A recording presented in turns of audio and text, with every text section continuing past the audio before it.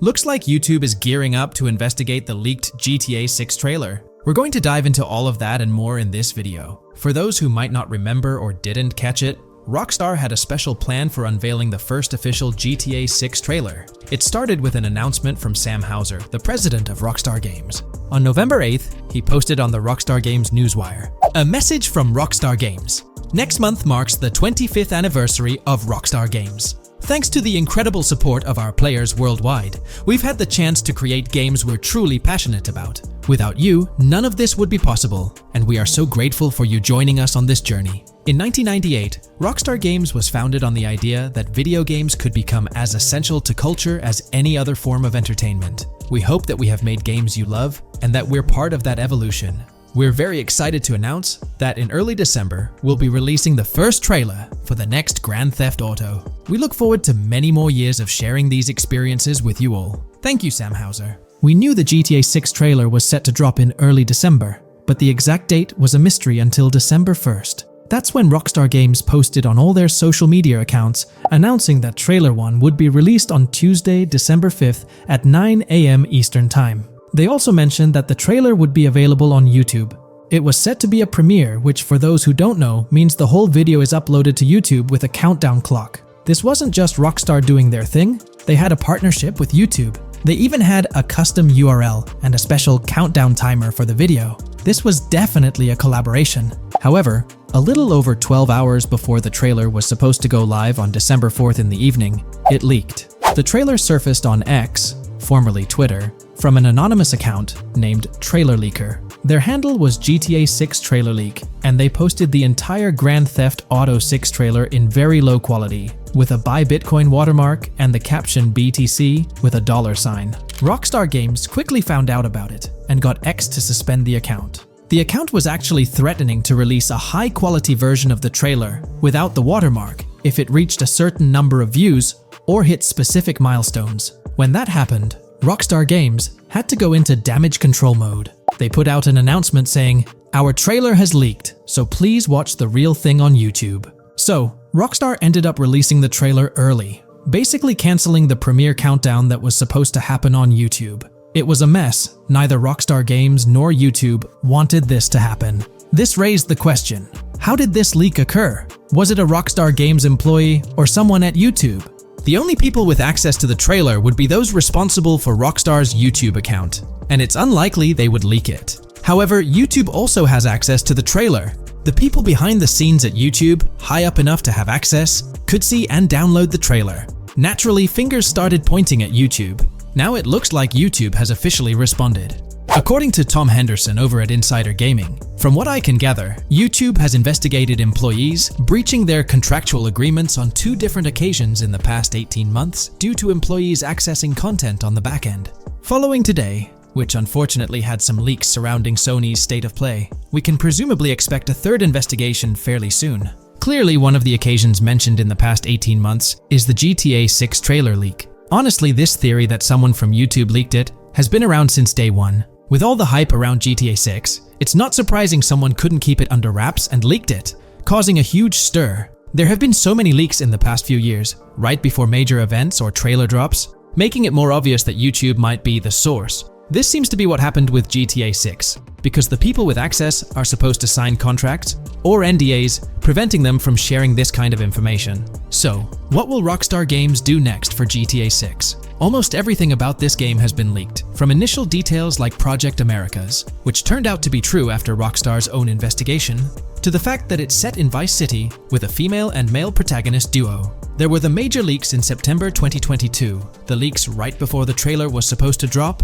and then the trailer itself leaking 12 to 15 hours early. It's unclear what Rockstar will do for the next trailer, character reveals, or gameplay footage. Will they risk uploading it to YouTube again after this disaster? Or will they stick to their newswire, despite insiders and data miners being able to access and share that information? Rockstar is definitely in a tricky situation. At least it's good news that YouTube is trying to crack down on this.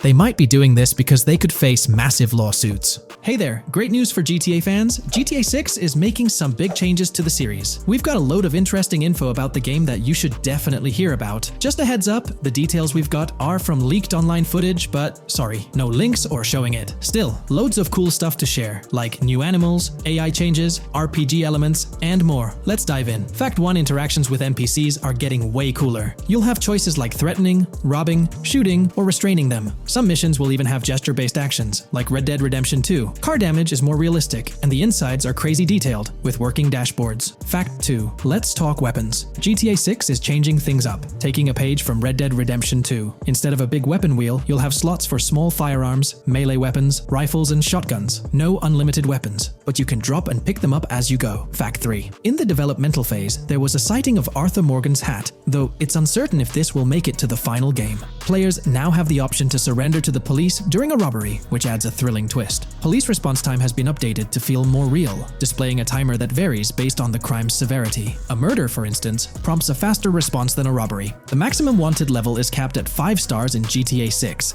and the possibility of a 6-star level seems improbable in the current gameplay being developed. By the way, I'm holding a monthly giveaway for a PlayStation 5. You just need to subscribe and you're entered. Now, back to the video. Fact 4: police AI has significantly improved from the last game. Instead of rushing in blindly, they now exhibit more realistic and intelligent behavior. If you commit a crime and flee in a vehicle, cops will note the specific vehicle and license plate, making evading them more challenging. Fact 5: let's talk about the strong emphasis on indoor locations in GTA 6. There's a bunch of different interiors to explore, like nightclubs, motels, hotels, restaurants, pawn shops, supermarkets, fast food joints, gun stores, shooting ranges, and the Vice City metro station. Plus, they've added working elevators for a more immersive feel. Interestingly, there's a risk of players getting banned from stores, which adds a twist.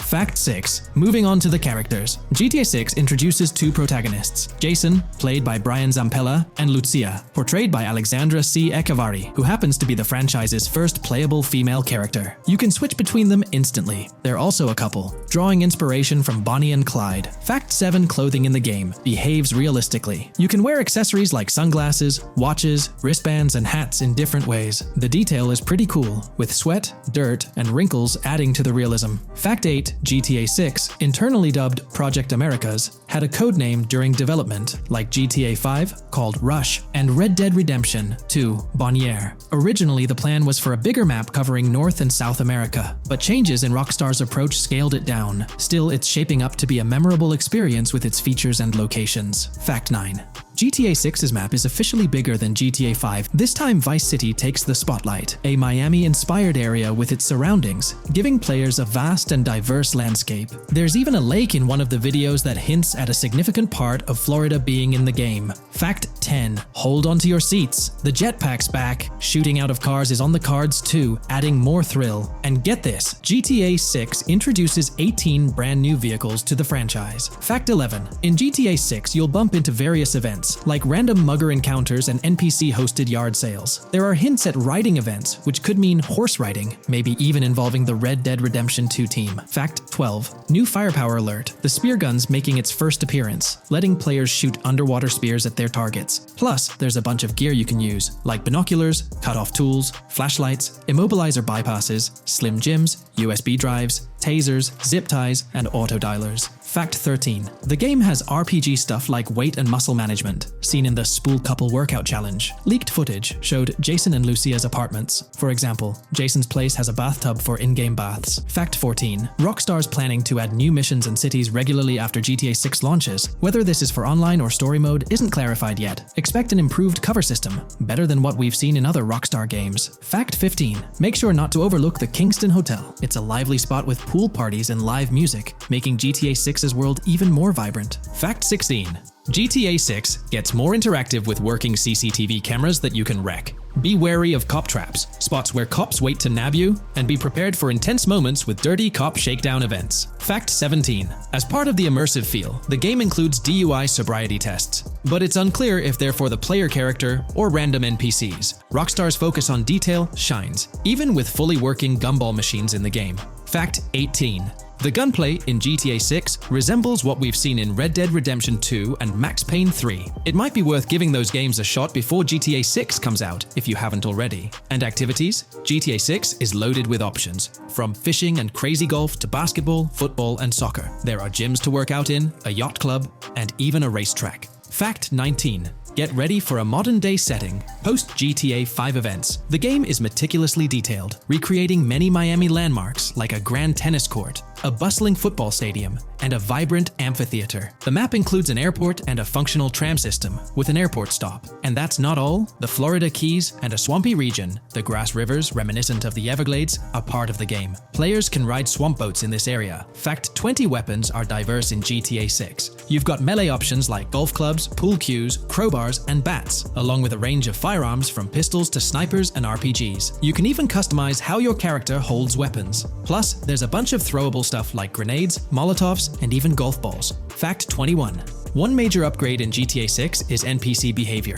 NPCs will come in different sizes and shapes, and their reactions will feel super real. If you wave a gun around, folks nearby might freak out. The game's also getting an intense injury system, including concussions. Fact 22. Next up, the amazing visuals and new features. Your character will grow facial hair naturally over time. Plus, the GTA 6 world will have a social platform called What's Up, kinda like a fun version of WhatsApp. And good news for fans, spoof versions of social media like Life Invader, Facebook, Bleeder, Twitter, and Snapmatic, Instagram, are making a comeback. Fact 23. Now let's talk about our main characters, Jason and Lucia, each with their own and a shared inventory. Your inventory can carry various items like wine, soda, and fruit. Also, there's a duffel bag system for easy transportation of supplies and weapons. Fact 24. Rockstar's being more cautious in storytelling, steering clear of offensive jokes, and being considerate about groups that might feel targeted. The story goes through chapters, like Red Dead Redemption 2's approach. Fact 25. GTA 6 is loaded with side activities, from backyard wrestling and racing to UFO events and beach bonfires. Small stuff matters too, like picking up cans from the ground.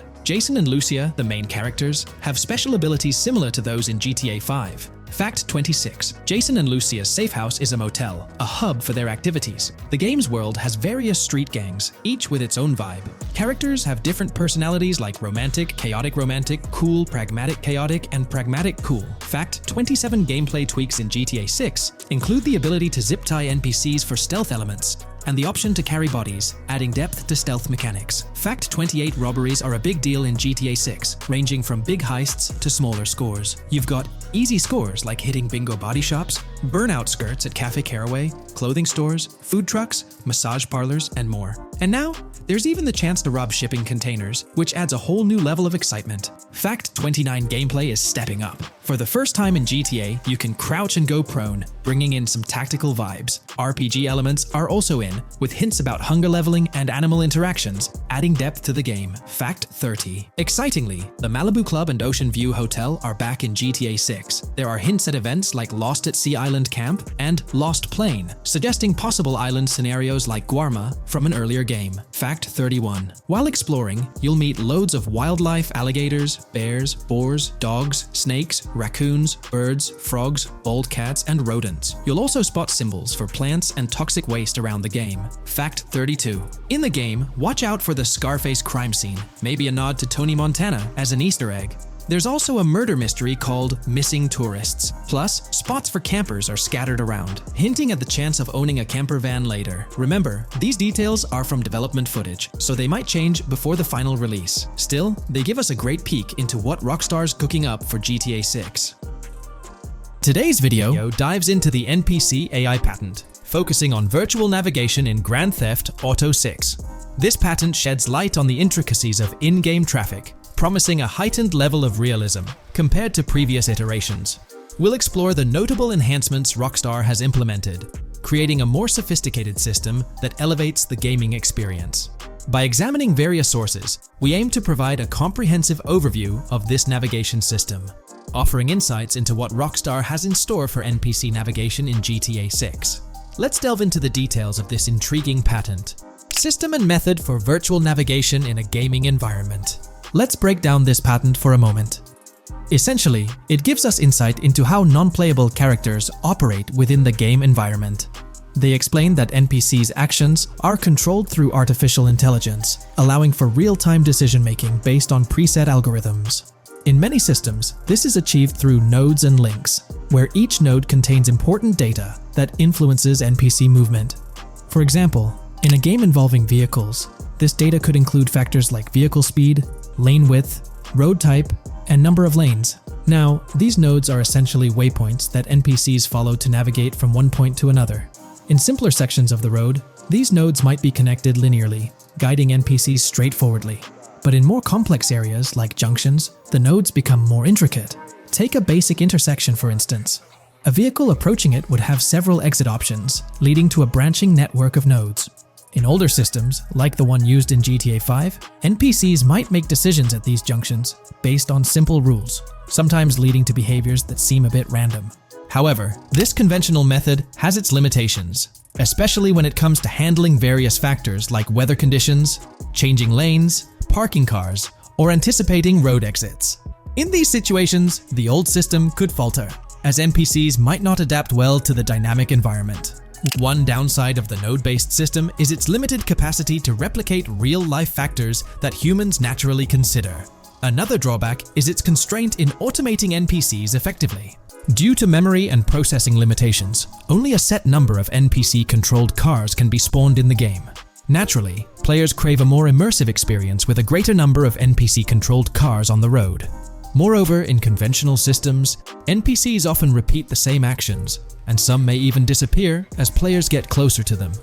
Additionally, in GTA 5, the system relies on local traffic avoidance for NPCs to steer clear of collisions. This means that NPCs continuously scan their immediate surroundings each frame for any obstacles like vehicles, pedestrians, or objects. Using a front-facing polygon, they gather data about the road layout and calculate the optimal steering angle to dodge obstacles or stay on the road. It's worth noting that this process occurs independently for each frame, without any reference to previous frames. This results in slower detection, as the system may not recognize a road blockage promptly. Instead, it interprets the obstruction as something to be avoided, without distinguishing it as a complete road blockage. Recognizing these limitations, Rockstar has engineered an NPC system that addresses these shortcomings of conventional systems.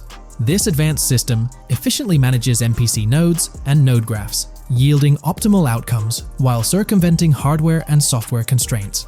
NPCs in this system demonstrate heightened spatial awareness and adaptability, capable of altering routes based on real-time data from the environment. Moreover, this innovative system synergizes with the tagging mechanism discussed in earlier discussions. Through node analysis, the system identifies tags, such as indicating a road leads to a junction unsuitable for large vehicles. Consequently, large vehicles are deterred from entering.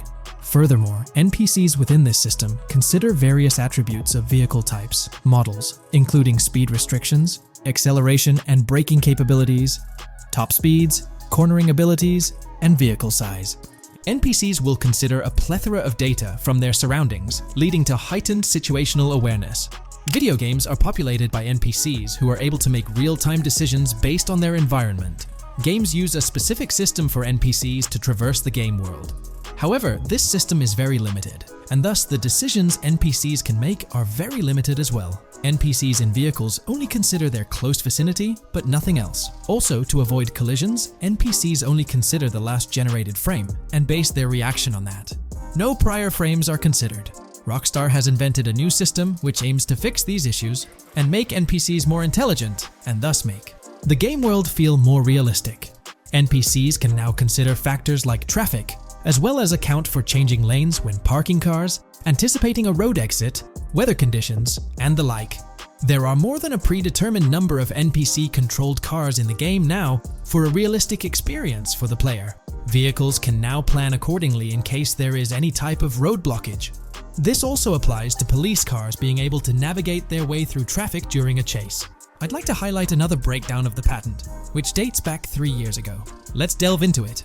Takeaway from yesterday's patent post. I've read over the patent post from yesterday, and I noticed a lot of people missed the most exciting information in it. I'll sum it up in non-technical language. It's essentially a method to improve vehicle AL when driving currently. When NPCs drive on the road, they can sense a few cars around them to determine crashes or other things to drive around. This is dumb AL, as it has very few factors to take into account, and requires a lot of computational resources. This is why vehicles despawn when far away to free up the CPU. Rockstar's patent describes a system that primarily will change this and give NPCs more situational awareness. They will essentially have an objective of navigating from one location to another. Simplified, but is essential in making routines similar to RDR2, and be able to take into account other external factors. Coolest of all, NPCs will still exist when your game isn't rendering them in this implementation. Specific examples mentioned by Rockstar state they will be able to use weather conditions, traffic, and crashes to determine where to go. Some areas might be dangerous in the rain, they might avoid it. If an area has too much traffic, they will avoid it. Possibly destructible environmental areas could be reacted to. Similar to bridges in Just Cause, this point is speculation, however. Cars will also be able to take into account number of lanes and speed in their decisions. NPCs will be also able to take into account high-speed chases and be able to navigate if they themselves are speeding. There will also be other reactions that are mentioned specifically, such as changing lanes before a highway exit appears, and as Rockstar puts it, driving slower on residential-type roads, or having to perform certain maneuvers to avoid oncoming traffic on single-lane streets. The large part they also mention is this implementation uses a lot less processing power. The NPC schedules can be relayed by a central server.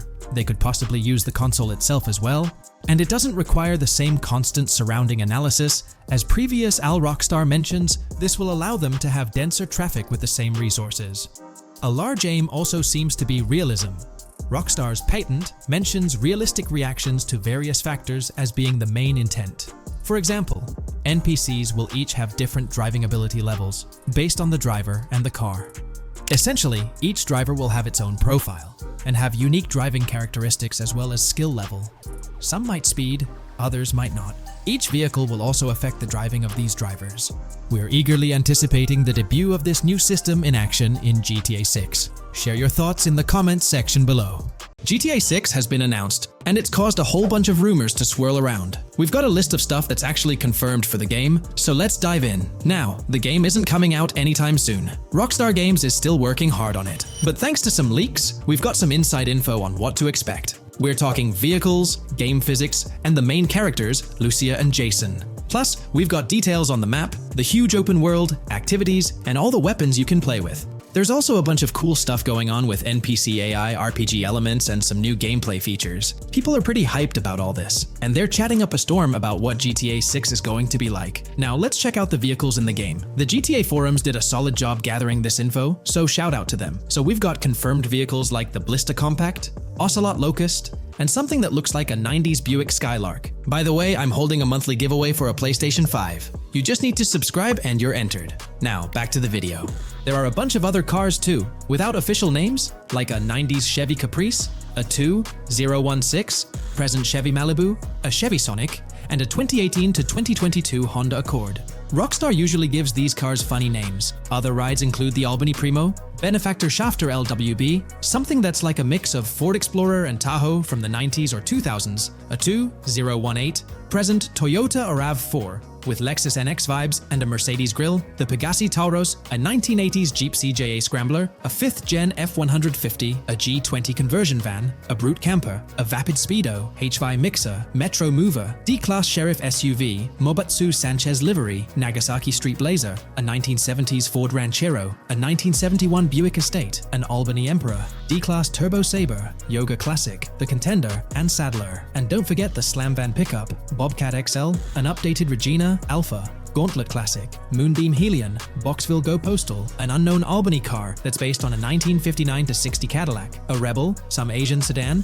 Ferrari or Feroci, Baller, Novak, Buffalo STX, Alpha and Feudo, a Benson, NF 890, Buffalo with no sports bumper, and the Stanier and Landstalker. With all these vehicles, GTA 6 is going to be quite the ride. Now let's talk about some gameplay clips making the rounds on social media. They give us a sneak peek at missions and what Rockstar is up to. One clip shows Lucia, our main character, trying to rob a place called Hank's Waffles, a diner. In this early test, the non-player characters look kinda generic and are jokingly called dummies in the game. The NPCs react to Lucia's aggressive moves, and their animations show they're pretty freaked out, kind of like what we saw in Red Dead Redemption 2. During the robbery, Lucia can aim her gun at a hostage, giving you the choice to rob or have a face-off. Taking a hostage adds some spice to the crime.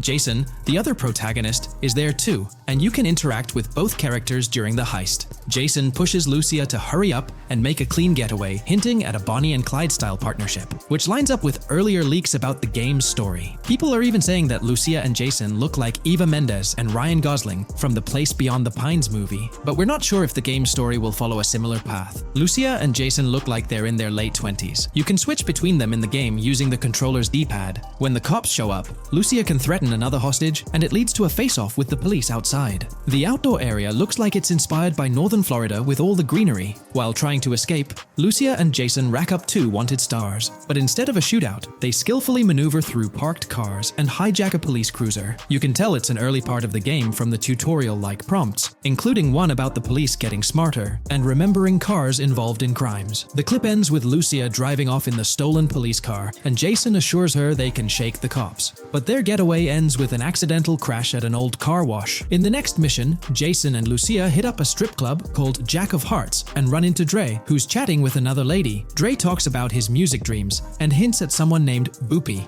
During this chat, we get messages from 2 new contacts, Billy and RB Shaw, through a WhatsApp parody. The early footage shows a minimap that looks like the one in GTA 5, with icons that probably stand for missions from characters labeled WM and YJ. As they head up to the VIP second floor, Dre has a run-in with DJ Tip, who's upset about waiting for drinks. Dre steps in, but it's clear that Tip isn't the most popular guy. Dre moves on, and that's where the clip ends. Just remember, this is early development footage, and things might change as the game gets closer to release. Another leak spills the beans on more than 500 world events, encounters, and Easter eggs you'll come across while playing. There's too much to cover, but I'll mention a few interesting ones. You'll find stuff like missing tourists, yard sales with new clothes, an event that's a bit like the insurance fraud thing in Saints Row, a voice in the storm drain that might remind you of Pennywise, a Bonnie and Clyde mystery that spans different places, and a workout challenge that suggests fitness activities are back. Players can also stumble upon an island camp, DUI tests, UFO sightings, an animal house, a swamp safari, and even the possibility of playing some crazy golf. There's a hint that the basketball court might be back too. Events like fishing, Satanist houses, backyard wrestling rings, and mansions with big cats offer a bunch of different experiences in the game world. Now, let's talk about the main locations in Grand Theft Auto 6. Ambrosia has Ambrosia Farms and the Tarmac. Bayside Copperhead, the Everglades or Grass Rivers, Fairyland and Fairyland Forest offer different environments. The Keys region includes places like East Key, Low Key, and spots like a garage, gas station, and liquor store. Lake Okeechobee has a motel, prison, and racetrack, while Little Haiti, North Beach, and North Miami come with places like gas stations, hideouts, and liquor stores. Port Gellhorn offers a variety of spots to explore, like an abandoned building, basketball court, beach, bingo hall, bowling alley, car wash, fishing store, fruit stand, gas station, motel, pawn shop, police station, quick shop, raceway, soccer field, and trailer park. Red Hill has a forest, South Beach features a boardwalk,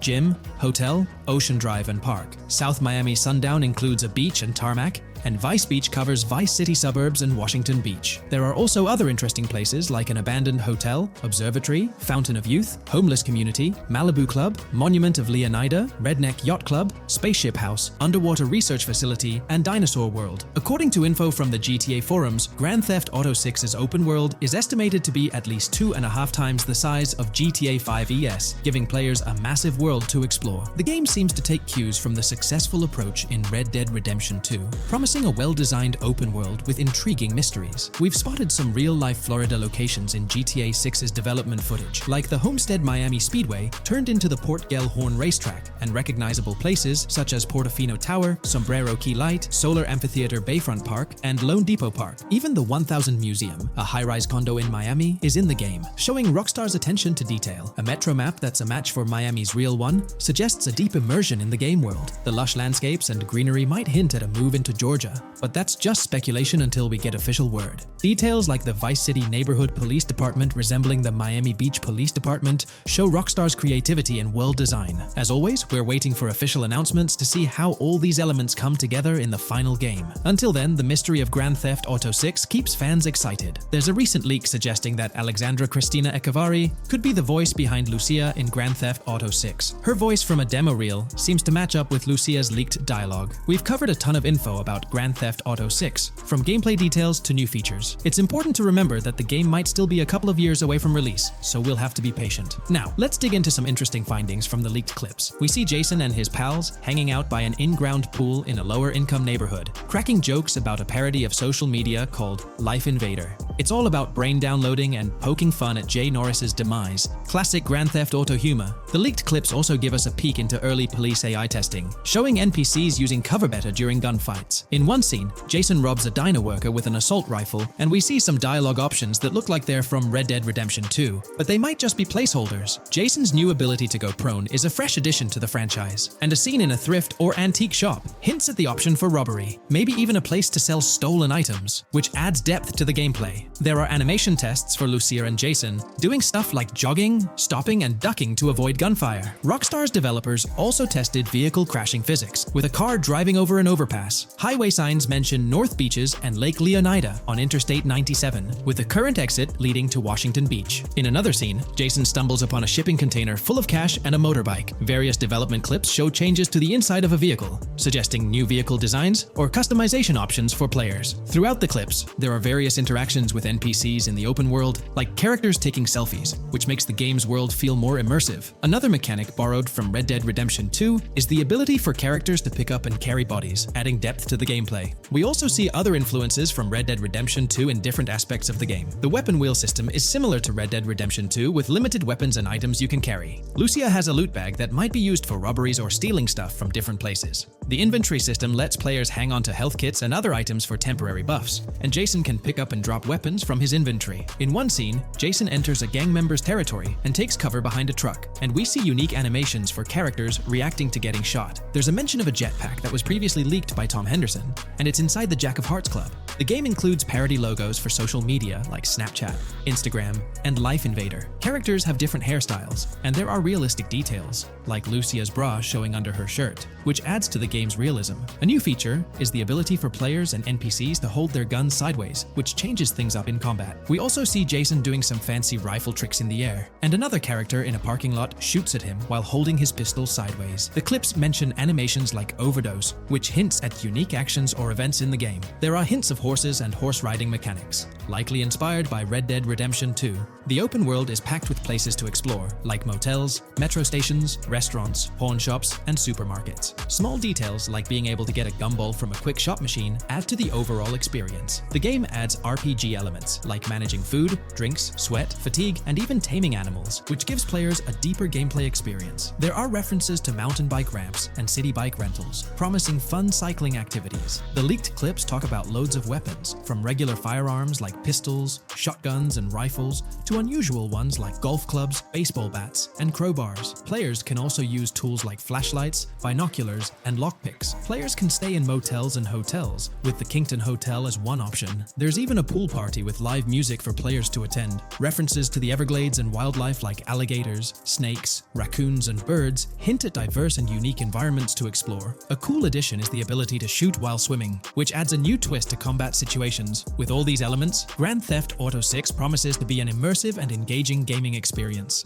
Hey, big news for all you GTA fans out there. GTA 6 is shaking things up with some major changes in the series. We've got a ton of fascinating info about the game that you absolutely need to hear. Just a heads up, the details we've got are from leaked footage online, but unfortunately we can't provide any links or show it. Nevertheless, there's a bunch of exciting stuff to discuss, like new animals, AI enhancements, RPG elements, and more. Let's jump right in. Fact 1. Excitingly, the Malibu Club and Ocean View Hotel make a return in GTA 6. Events like Lost at Sea Island Camp and Lost Plane suggest potential island scenarios akin to Guarma from a previous installment. Fact 2. While exploring, players encounter a myriad of wildlife: alligators, bears, boars, dogs, snakes, raccoons, birds, frogs, bald cats, and rodents. Symbols marking plants and toxic waste are also scattered throughout the game. Fact 3. In the game, keep an eye out for the Scarface crime scene, possibly an Easter egg paying homage to Tony Montana. There's also a murder mystery named Missing Tourists. Additionally, spots designated for campers hint at the possibility of owning a camper van in the future. Fact 4. GTA 6 offers an array of side activities, from backyard wrestling and racing to UFO events and beach bonfires. Even seemingly small actions, like picking up cans from the ground, are significant. Jason and Lucia, the main characters, possess special abilities akin to those seen in GTA 5. By the way, I'm holding a monthly giveaway for a PlayStation 5.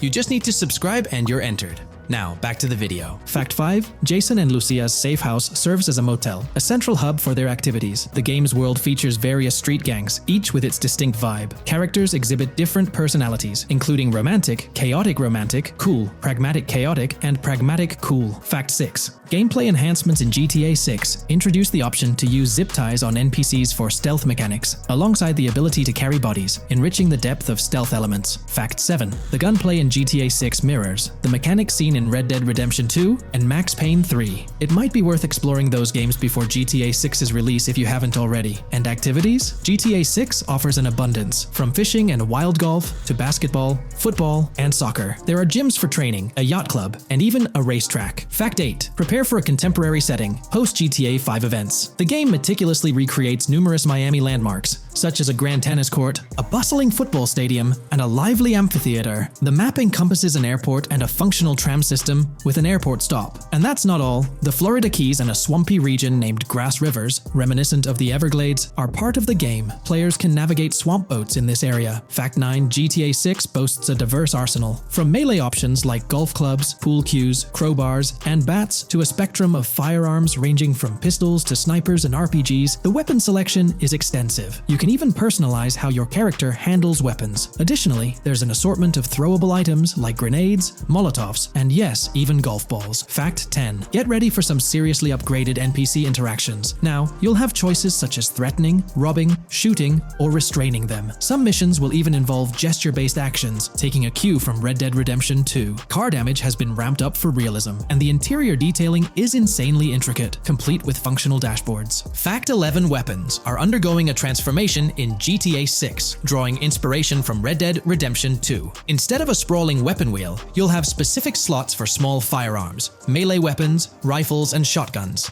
No more unlimited weapons, but you can drop and pick them up along the way. Fact 12. During development, there was a glimpse of Arthur Morgan's hat, although its inclusion in the final game remains uncertain. Players now have the option to surrender to the police during a heist, introducing a thrilling twist. Police response time has been revamped to feel more authentic, featuring a timer that varies based on the severity of the crime. Murder gets a quicker response than robbery. GTA 6 caps the maximum wanted level at 5 stars, and a 6-star level seems highly unlikely in the current gameplay. Fact 13. Let's focus on the characters. GTA 6 introduces us to two main protagonists, Jason, portrayed by Brian Zampella, and Lucia, played by Alexandra C. Echevarri, marking the franchise's first playable female character. You can seamlessly switch between them, and they also happen to be a couple, drawing inspiration from the legendary duo Bonnie and Clyde. Fact 14. Clothing in the game behaves in a remarkably realistic manner. You can accessorize with items like sunglasses, watches, wristbands, and hats, each with various wear styles. The attention to detail is impressive, with sweat, dirt, and wrinkles adding to the overall realism.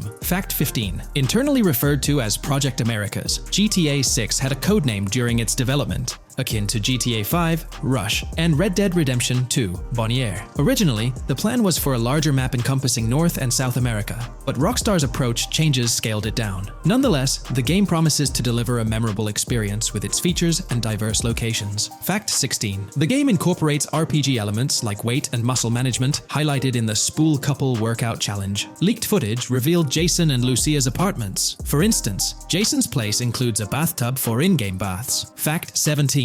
Rockstar plans to continuously introduce new missions and cities post GTA 6's launch. Whether this expansion is for online or story mode remains unclarified. Expect an enhanced cover system, surpassing what we've seen in other Rockstar games. Fact 18. Don't overlook the Kingston Hotel. It's a bustling spot with pool parties and live music, adding vibrancy to GTA 6's world. Fact 19. A significant enhancement in GTA 6 revolves around NPC behavior. NPCs come in varied sizes and shapes, and their reactions feel incredibly authentic. Wave a gun around and nearby folks might understandably panic. The game also features an intricate injury system, including concussions. Fact 20. Now, let's delve into the stunning visuals and exciting new features. Characters will naturally grow facial hair over time in GTA 6. Moreover, the game world will introduce a social platform called WhatsApp, resembling a playful version of WhatsApp. Excitingly for fans, spoof versions of social media platforms like Life Invader, Facebook, Bleeder, Twitter, and Snapmatic, Instagram are making a comeback. Fact 21. Let's focus on our main characters, Jason and Lucia, each with their own inventory and a shared one. Your inventory can hold a variety of items like wine, soda, and fruit. Additionally, there's a duffel bag system facilitating easy transportation of supplies and weapons. Fact 22. Rockstar approaches storytelling in GTA 6 with greater caution, avoiding offensive jokes, and being considerate about groups that might feel targeted. The narrative unfolds through chapters, akin to Red Dead Redemption 2's structure. Fact 23. Robberies take center stage in GTA 6, spanning from significant heists to smaller scores. There are easy scores like targeting bingo body shops, burnout skirts at Cafe Caraway, clothing stores, food trucks, massage parlors, and more. Moreover, the inclusion of robbing shipping containers elevates the thrill to a whole new level. Fact 24. Gameplay takes a significant leap.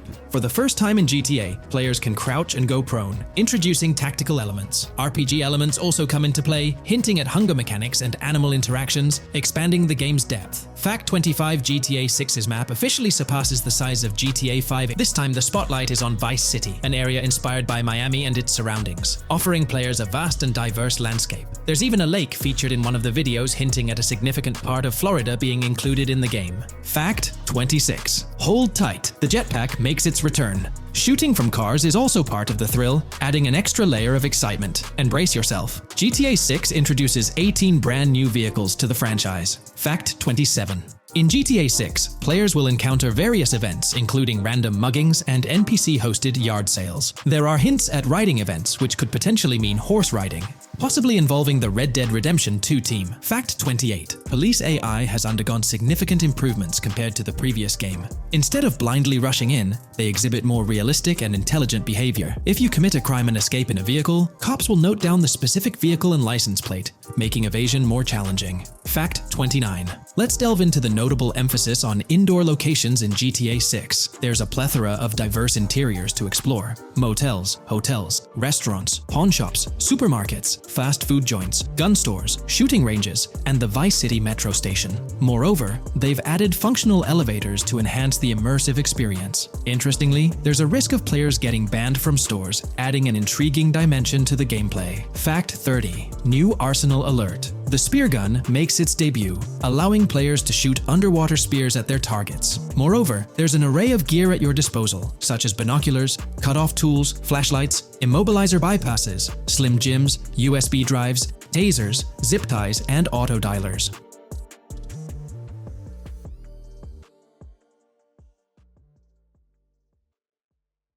In today's video, we're about to explore the intricacies of the Vice City mapping project, unraveling the mysteries of the latest map iteration. Join us as we meticulously analyze the details and draw insightful comparisons between the expansive GTA 6 map and its predecessors within the series. Our adventure doesn't stop there. We'll be immersing ourselves in the leaked information from 2022, unveiling a treasure trove of open-world activities. Brace yourselves for a comprehensive list featuring every nook and cranny on the GTA 6 map, showcasing not only new additions, but also the anticipated return of beloved locations from the iconic GTA Vice City, as hinted in the leaks. Let's kick off this exploration by delving into the heart of the GTA 6 mapping project. For those familiar with it, this official endeavor aims to provide a scale-accurate representation of what players can expect in the actual game. The map sprawls across two major cities, Vice City and Fort Gorn, and every detail is meticulously curated from leaks and the official trailer. Now, for those wondering about the seemingly expansive green spaces on the map, it's important to acknowledge the limitations of our knowledge. The apparent emptiness serves as a stark reminder of the scarcity of information currently available. The top portion of the map, appearing cut off, isn't indicative of boundaries or future expansions, but is rather a canvas awaiting details yet to be unveiled. Addressing rumors about the map's size, speculation abounds that GTA 6 will boast 3 major cities. While Vice City and Port Gorn are confirmed, the third city remains shrouded in mystery. There's a buzz that it might be Yorktown, potentially located north of Port Gorn. However, specifics about the placement of these locations marked in red are still elusive. Now, let's delve into the exciting prospect of exploring key locations on the GTA 6 map. These names, extracted from the official trailer and leaks, offer a tantalizing glimpse into the rich and diverse world awaiting players. Get ready to traverse the landscapes of Yorktown Red Hill Fairyland Forest, near Berryland, a whimsical Disneyland parody, Ambrosia Lake, Leonida, Lore North, Beaches Belleville, Ica, Vice City, Hamlet, Grass Rivers, and the enigmatic Gator Keys. As our journey unfolds, stay tuned for more updates, insights, and speculations surrounding the continually expanding universe of GTA 6. The road ahead promises thrilling surprises, and we're here to navigate it together. Now, let's delve deeper into the intriguing details surrounding Port Gellhorn. The bustling streets and structures around Hank's Waffles Diner, a focal point for a heist according to the leaks, spark anticipation for dynamic in-game events. The meticulous rendering of these locales not only captures the essence of the city, but also invites players to immerse themselves in the narrative-driven experiences that Rockstar Games is known for. Examining the speculative changes in Port Gellhorn, the notable relocation of the Port Gellhorn airfield suggests a strategic reimagining of the city's layout. This shift, coupled with the adjustment of the Port Gellhorn Raceway, hints at a carefully planned urban evolution, potentially altering the dynamics of the airport's placement within the city. The industrial sector of Port Gellhorn provides a gritty backdrop, with the iconic United States Prison maintaining its imposing presence. The inclusion of the pawn shop, prominently featured in the trailer, underscores the developer's commitment to integrating real-world elements seamlessly into the game environment. Venturing southward, areas like Second Fina and Belleville remain enigmatic, their constant relocation adding an element of unpredictability to their final positioning on the map. Ambrosia La Pearl, steeped in mystery, teases players with its undisclosed location, heightening the sense of intrigue surrounding these diverse neighborhoods. Our exploration now takes us into the heart of Vice City, where a substantial chunk of the urban landscape unfolds before us. While speculation abounds regarding the placement of red buildings and names, the gray structures, sourced from both the trailer and leaks, serve as tangible landmarks, anchoring our understanding of the evolving cityscape. Vice Beach emerges as a vibrant district, adorned with numerous hotels that were meticulously analyzed in previous videos, providing a tangible link between the virtual world and its real-life counterparts. Washington Beach, with its diverse skyline, beckons players with promises of new adventures, enhanced by the improved streets of Stockyard, Little Haiti, Rock Ridge, and Crosstown, as showcased in the trailer footage. Descending further into the enchanting realm of Grass Rivers, we come across the enigmatic district of Hamlet, speculated to mirror the charm of Homestead. Yet, the persistent red designation leaves us tantalizingly in the dark about its precise location. This region reveals fascinating landmarks, including a power plant nestled at Turkey Point and a sewage treatment plant, painting a vivid picture of the industrial landscape, as gleaned from leaked footage. The presence of Grass Rivers itself, along with the mysterious Gator Keys and the alluring sundown, adds an extra layer of intrigue to this particular segment of the expansive GTA 6 map. A moment of appreciation is certainly due to the dedicated individuals steering the mapping project, whose commendable efforts grant fans an evolving and detailed peek into the GTA 6 world. Their commitment to accuracy and meticulous attention to detail foreshadow an immersive gaming experience, setting the stage for the excitement surrounding the official release. Now, let's delve into a truly mind-blowing comparison that has set the gaming community abuzz. Our gaze shifts to the juxtaposition of Los Santos from GTA 5, Liberty City from the iconic GTA 4, and the highly anticipated Vice Beach from GTA 6. The comparison not only highlights the need for potential adjustments in Vice Beach's size, but also emphasizes the extraordinary density and detail that players can expect. Acknowledging the observed need for a slight enlargement of Vice Beach, the visual impact remains nothing short of extraordinary. The comparison underscores the incredible density that GTA 6 promises, reminiscent of the lively streets and vibrant atmosphere experienced in the streets of GTA 4's Liberty City. Speculation regarding the buildings in Vice Beach, as showcased in the mapping project, heightens the anticipation, with the close proximity of structures promising an unparalleled level of immersion and detail, evoking nostalgia from the beloved GTA 4 era. This meticulously crafted map stands as a colossal playground, harking back to the bustling streets that made GTA 4 a standout title. The intricate detailing, the tightly packed urban landscape, and the anticipated density all point towards an experience that pays homage to the franchise's esteemed roots, while pushing boundaries in the expansive open-world genre. The enormity of GTA 6, both in size and detail, heralds a new era in gaming. The astonishing comparison, showcasing the potential density and intricacy of Vice City, is nothing short of a revelation. A special acknowledgement goes out to the mapping community for their outstanding work in envisioning an entire Vice City characterized by a multitude of buildings. The level of density and detail promised is unprecedented and is set to redefine the benchmarks of open-world gaming. The concept of an expansive map allegedly featuring 3 cities elevates the excitement, presenting players with a gaming landscape of unparalleled proportions. Now, delving into the realm of open-world activities revealed in the 2022 leaks, the thrill intensifies. With 4 confirmed activities and the potential inclusion of DICE, GTA 6 promises a diverse range of immersive experiences. Golf, fishing, and races are confirmed elements that contribute to the dynamic and engaging environment that Rockstar Games is crafting. A particularly intriguing moment unfolds in the trailer, as Jason, visibly nervous, speeds away from a robbery scene, with Luke clutching the ill-gotten cash. In the distance, the iconic Topgolf in Doro makes a cameo, a real-world entertainment destination located in Doro, Florida. The climate-controlled hitting bays, HD TVs, and sports bar elements create an enticing backdrop for players to explore. This real-world integration adds a layer of authenticity, bridging the gap between the virtual and real worlds.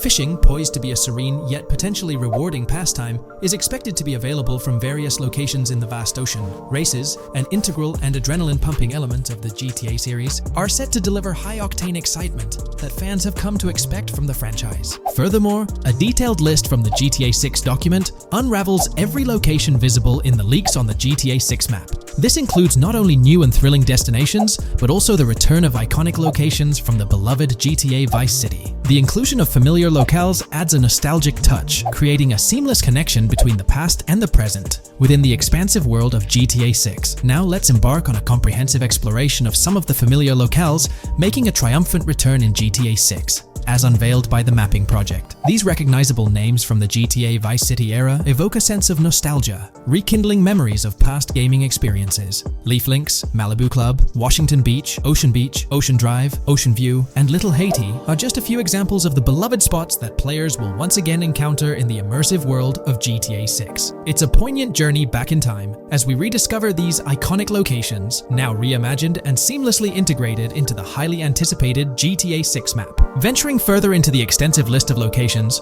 our focus remains on the map, unveiling an array of intriguing places that contribute to the game's richness. Among these, the Jack of Seas nightclub takes center stage, having made appearances in both the official trailer and the leaks from 2022.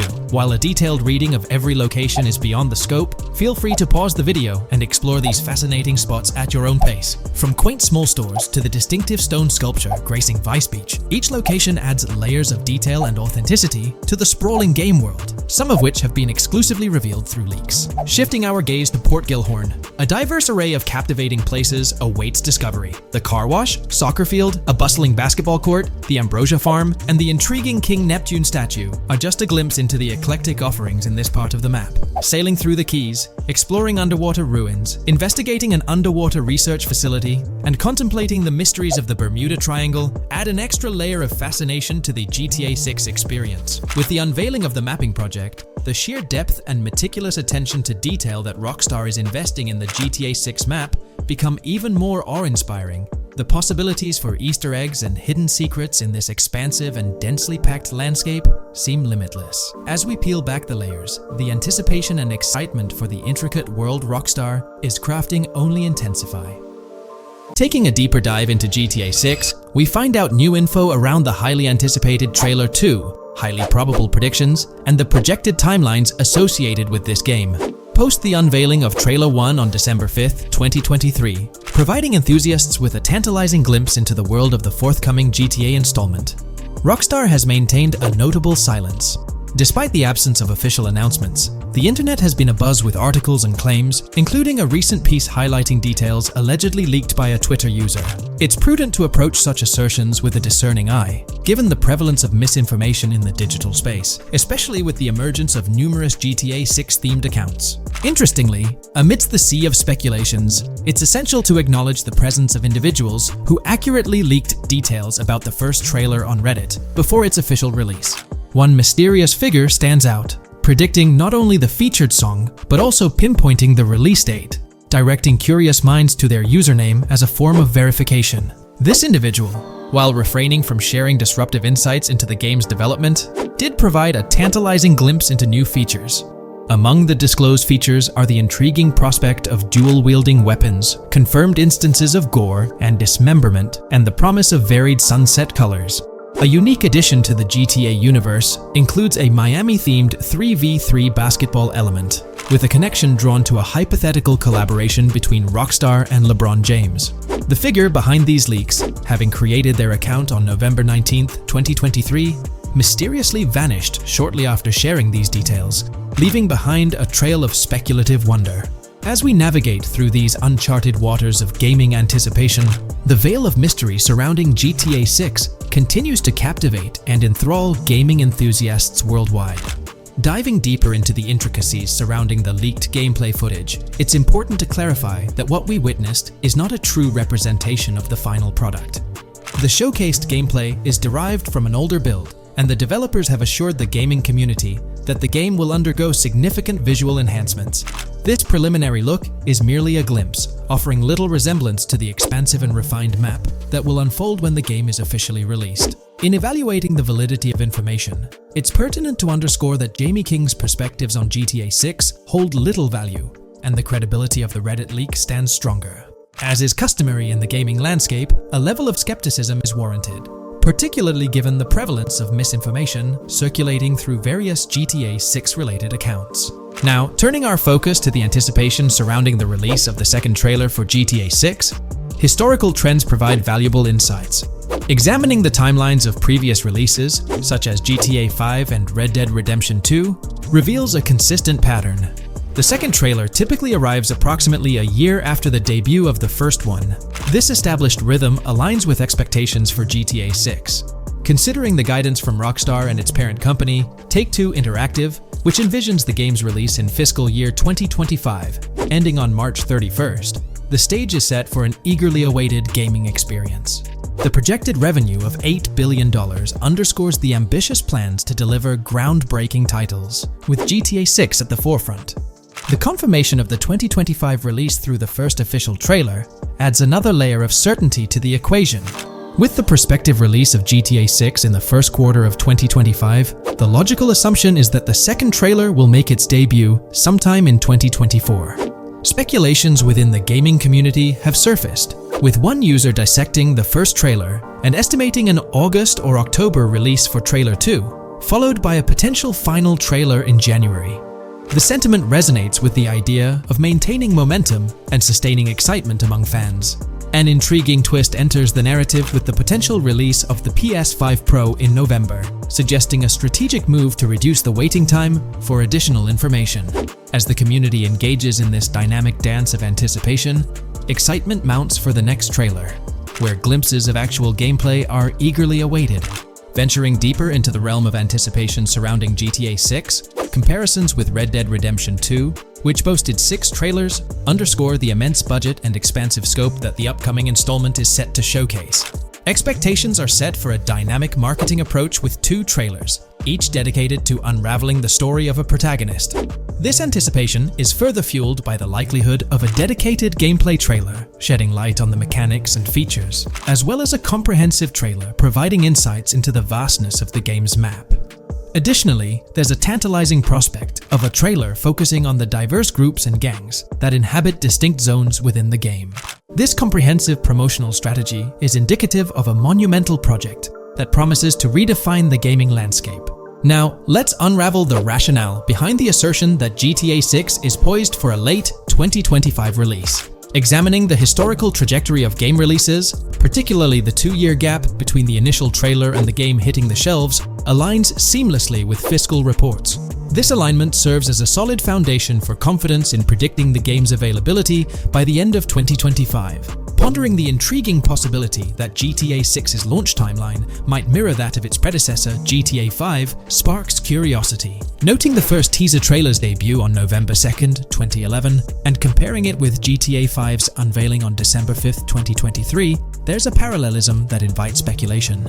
Expanding this analogy to include the release of the first 2 screenshots for GTA 5 on July 12, 2012, suggests a timeline for potential content drops for GTA 6. If we entertain the notion of a 1-year gap between the first and second trailers, mirroring historical patterns, and factor in Rockstar's potential aim for a fall release, an intricate timeline unfolds. Of course, acknowledging the industry's unpredictability, potential delays could sway this projection. Encouraging the community to share their insights, the script opens a channel for predictions regarding the release of GTA 6 Trailer 2. For those intrigued by a personal timeline, a meticulous projection is presented. The anticipation of Trailer 2 making its debut around April or May 2024, strategically ahead of the summer. is poised to keep the gaming community buzzing. Subsequent to this, the prediction of a third trailer, potentially a gameplay trailer, surfacing around October or November of the same year, with the possibility of extending into December, adds to the excitement. Early 2025 is earmarked for another critical trailer, presumably a launch trailer, complemented by TV spots to amplify the buzz. During the interim periods, additional content drops are anticipated, featuring new screenshots, short-form videos, and artworks, ensuring a sustained engagement with the gaming audience. Acknowledging the evolving landscape of marketing, the script posits that character trailers, a hallmark of GTA 5's promotional strategy, may not be a focal point this time. The shift from 3 protagonists in GTA 5 to 2 in the current installment lends credence to this assertion. The first trailer introduced Lucia, and the prediction is that the second trailer will shift the spotlight to Jason, offering glimpses into his character and potentially unveiling more facets of the game's map, including Sport Gilhorn. Furthermore, a dedicated story trailer is envisioned, delving deeper into the narrative, characters, and plot. If Rockstar aims to sustain the momentum generated by the first trailer and is eyeing an early 2025 release, the likelihood of witnessing the second trailer before the summer of the current year becomes plausible. This expansive and speculative exploration of GTA 6's potential trajectory invites the gaming community to share their perspectives, fostering an engaging discourse in the comments section. New scoop just dropped. GTA 6 gears up for the last leg of development, with Rockstar calling back its staff to the office full-time. This intel's straight from Bloomberg journalist Jason Schreier, fresh in his latest Bloomberg piece. Today, we're diving deep into what Schreier shared. Known as a trusted voice in the gaming sphere, let's unpack his insights. Let's not waste time any longer and dive right into Jason Schreier's article. Grand Theft automaker Rockstar Games asks workers to return to office 5 days a week. Rockstar Games, a division of Take-Two Interactive Software, will ask employees to return to the office 5 days a week beginning in April, as the video game maker enters the final stages of development on its next game, the hotly anticipated Grand Theft Auto 6. In an email to staff on Wednesday, reviewed by Bloomberg, Rockstar head of publishing Jen Kolber said the decision was made for productivity and security reasons. The company has faced several security breaches, including a massive dump of early footage from the new Grand Theft Auto and an early trailer that leaked in December. Kolber wrote that the company also found tangible benefits from in-person work. Making these changes now puts us in the best position to deliver the next Grand Theft Auto at the level of quality and polish we know it requires, along with a publishing roadmap that matches the scale and ambition of the game, she wrote. Return to office mandates have been a hot topic across various industries since the pandemic forced myriad employees to work from home. More recently, many employers have asked staff to return to the office for 2 or 3 days a week. A study last month found that remote work did not have an impact on productivity. The issue has been particularly controversial among video game workers, thanks to the volatility of the industry and its lack of a centralized workforce.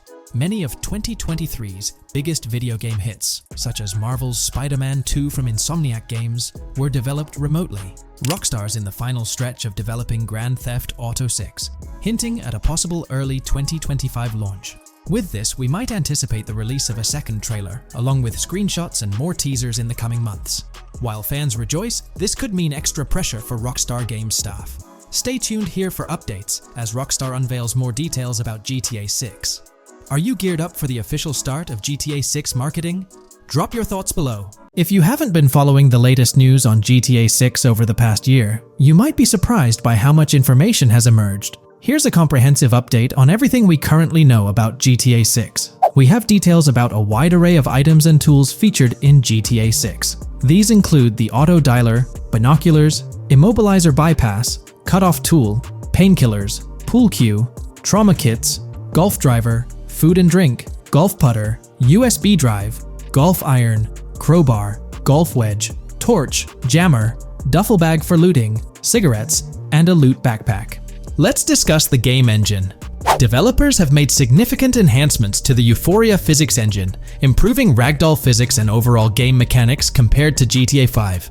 Now let's discuss the multiplayer aspect. In a leaked clip from GTA 6, we observed a multiplayer session with a player count. This suggests there were 2 players present in the lobby, out of a maximum capacity of 32 slots. This mirrors the setup seen in Red Dead Online and GTA Online, where the capacity is stated as 32, but practically accommodates 30 players plus 2 spots reserved for spectators. While hopes for larger lobbies persist, it appears the testing phase involves 30-player lobbies. Leaks also suggest advanced weather systems, including heavy fog, a feature that was less common in GTA 5. Moving on to collectibles, there's mention of Wyman car parts. In a clip featuring Lucia, a developer is seen placing a cardboard box with a circular icon, indicating it as lootable. Debug text on this box identifies it as collectibles car parts, and Wyman car parts boxed generic used, suggesting players can collect car parts, possibly tied to a character named Wyman who shares a passion for classic cars with Jason. Regarding collectible hats, there's footage of Jason in an apartment where a developer interacts with a hat labeled as an ambient collectible hat. According to debug text, this hints at the inclusion of clothing items as ambient collectibles within the game. Additionally, a comprehensive list of all brands featured in the game is provided. While some brands may be integral to the story, many are included for realism and immersion. The list is displayed on screen for viewers to pause and inspect at their leisure.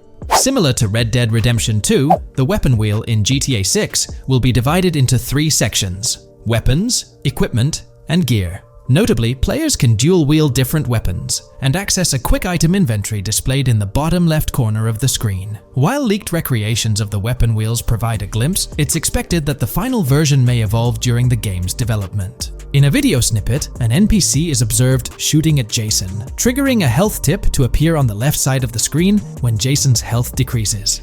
Additionally, the game will feature lighting and skybox systems, similar to those in Red Dead Redemption 2.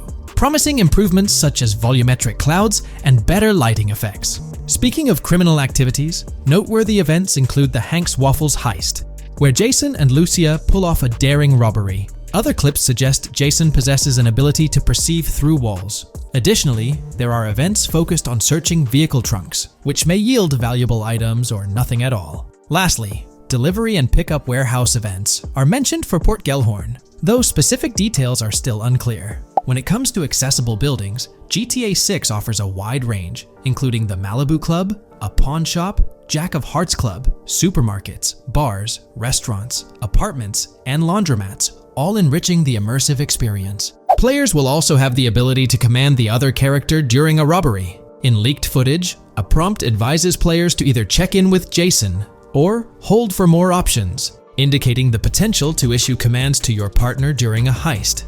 This feature aims to streamline gameplay, enabling effective control of both characters simultaneously. Unlocking doors and gates is also demonstrated, as shown in a video featuring Jason in the San Forsan area. Debug text indicates locked door panels, suggesting the necessity to unlock specific entry points. In addition, a new police system called Time Until Cops Dispatch has been implemented. Now, when you commit a crime, the police won't immediately arrive. Instead, you'll have a brief window to evade capture before law enforcement begins to converge on your location. Security cameras play a role in surveillance, but their function differs from GTA Online. Instead of instant detection, there's a detection meter similar to games like Payday 2 or 3. As the meter fills up, you must break line of sight within a certain time frame to avoid detection. Players also have the ability to restrain NPCs using zip ties, as seen in leaked footage. This feature enhances the realism of robberies, offering greater control over the situation.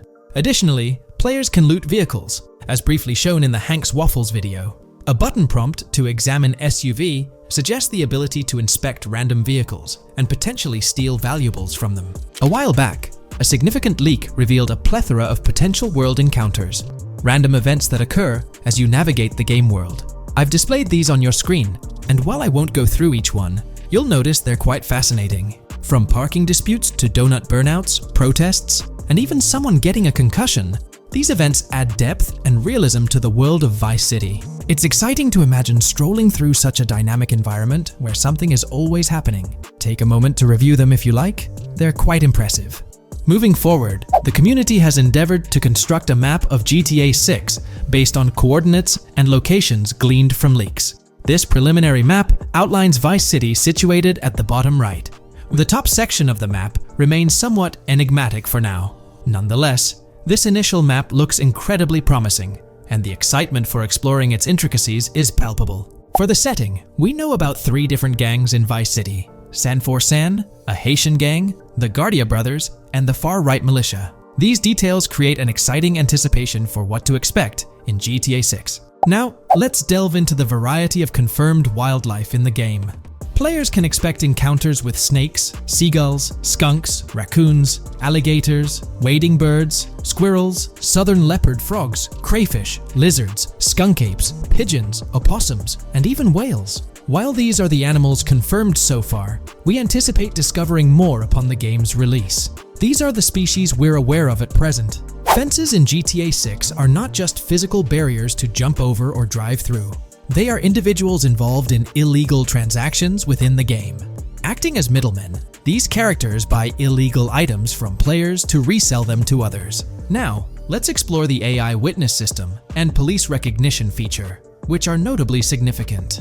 In the Hank's Waffles robbery video, beneath the wanted level stars, there's a mention of full description, suggesting that witnesses can provide detailed information about you. This implies that once identified, the police will recognize you. When Lucia enters a police vehicle, there's initially no vehicle description, but this quickly changes to a full vehicle description. This indicates that law enforcement will possess detailed information about your vehicle. Moreover, the text warns that any vehicle seen entering will be noted by the authorities. This suggests that even after losing a wanted level, if spotted again in the same vehicle, the police will pursue and apprehend you. During the robbery scene, Jason attempts to prevent customers with yellow icons above their heads from calling the cops or fleeing. Additionally, a female NPC inside the diner exhibits similar behavior, with her icon flickering as Lucia leaves, turning red when surrounded by cops, and then fleeing upon spotting Lucia.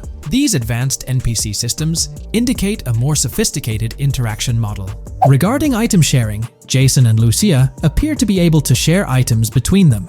For instance, in one clip, Jason steals items from containers, keeping some for himself while sharing others. Regarding sound design, it's no surprise that GTA 6 will feature more realistic soundscapes. Weapon sounds are crisper and more authentic, with increased volume for a more immersive experience. The impact of bodies hitting the floor will have a deeper thud, creating a more visceral effect. Police sirens will reverberate off buildings and environmental elements more realistically, while the sound of items will vary depending on the surroundings. For instance, if you're in a shipping container, sounds will echo more, adding depth to the auditory experience. Overall, these sound enhancements aim to emulate real-life scenarios more accurately, contributing to the game's realism.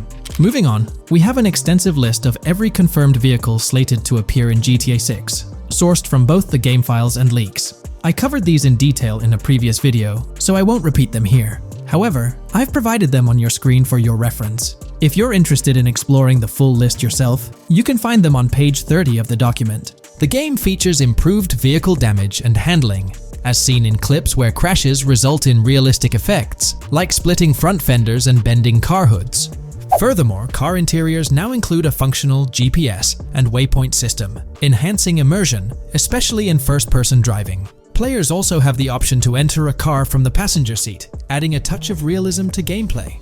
These details highlight GTA 6's commitment to intricate design elements, evident in its meticulous attention to detail throughout the game. In addition, several new gameplay mechanics have been revealed. Players will now have the ability to walk while in cover, a long-awaited feature that introduces prone movement for the first time in GTA gameplay. Loot bags will allow for storing additional items, and players can now drop and pick up weapons. A new under fire animation has been introduced where characters cover their faces during combat, and players can opt to self-revive after sustaining heavy damage. Other significant mechanics include the ability to switch shoulders while aiming down sights, grappling during hand-to-hand combat, and the introduction of buddy communications and a buddy ping system. This system, likely shared between protagonists Jason and Lucia, remains intriguing, with its full functionality yet to be revealed. Additionally, a new cover mode has been introduced, altering the way shooting from car windows is executed. Characters will now fully lean out of windows, enabling full 360-degree shooting. Furthermore, a new ability system has been introduced, potentially exclusive to Jason, allowing for a form of wall perception. Whether Lucia will possess this ability remains uncertain. Players can also interact with a greater variety of objects and NPCs, engaging in actions such as carrying bodies, committing robberies, issuing threats, and conversing during criminal activities. Moreover, the ability to pick up additional items, such as beer bottles and cans, enhances the overall gameplay experience. Let's explore some of the exciting new gameplay systems.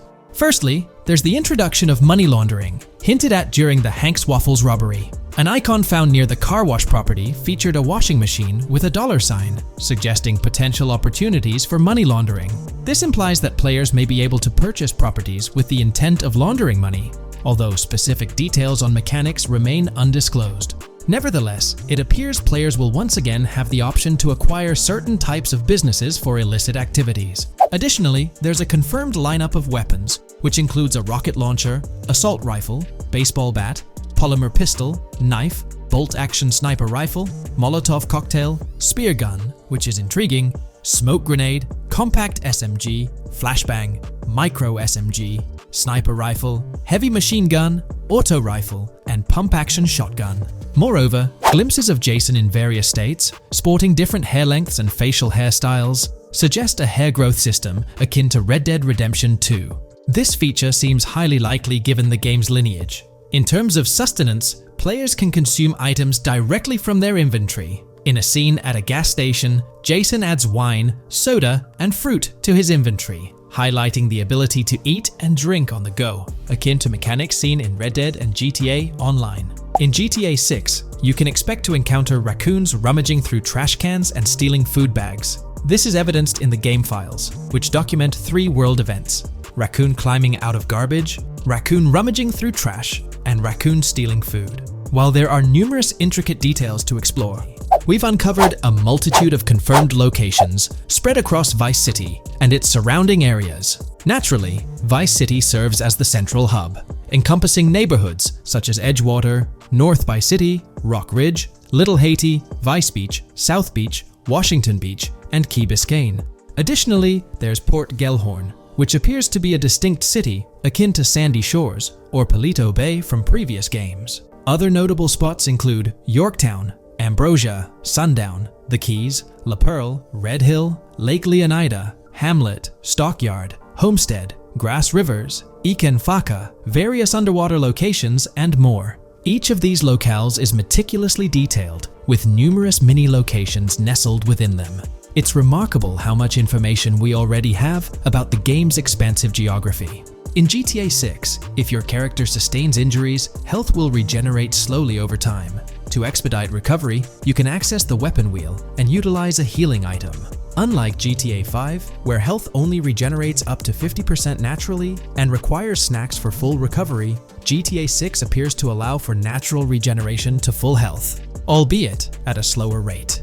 While not officially confirmed, it's implied that using a medical item will accelerate this healing process. Regarding open-world activities, there are 7 confirmed activities thus far: dice, golf, fishing, races, adventuring, shipments, and delivery van events. A video showcases a delivery van event near the industrial area of Port Gellhorn, featuring active security cameras that add complexity to potential heists. 2 distinct event types mentioned in the events list are Pragmatic Cool and Chaotic Romantic, introducing a new event type called Cop Trap, strategically placed in various locations across the map. The confirmed locations are displayed on your screen, indicating that law enforcement will deploy different tactics to apprehend you.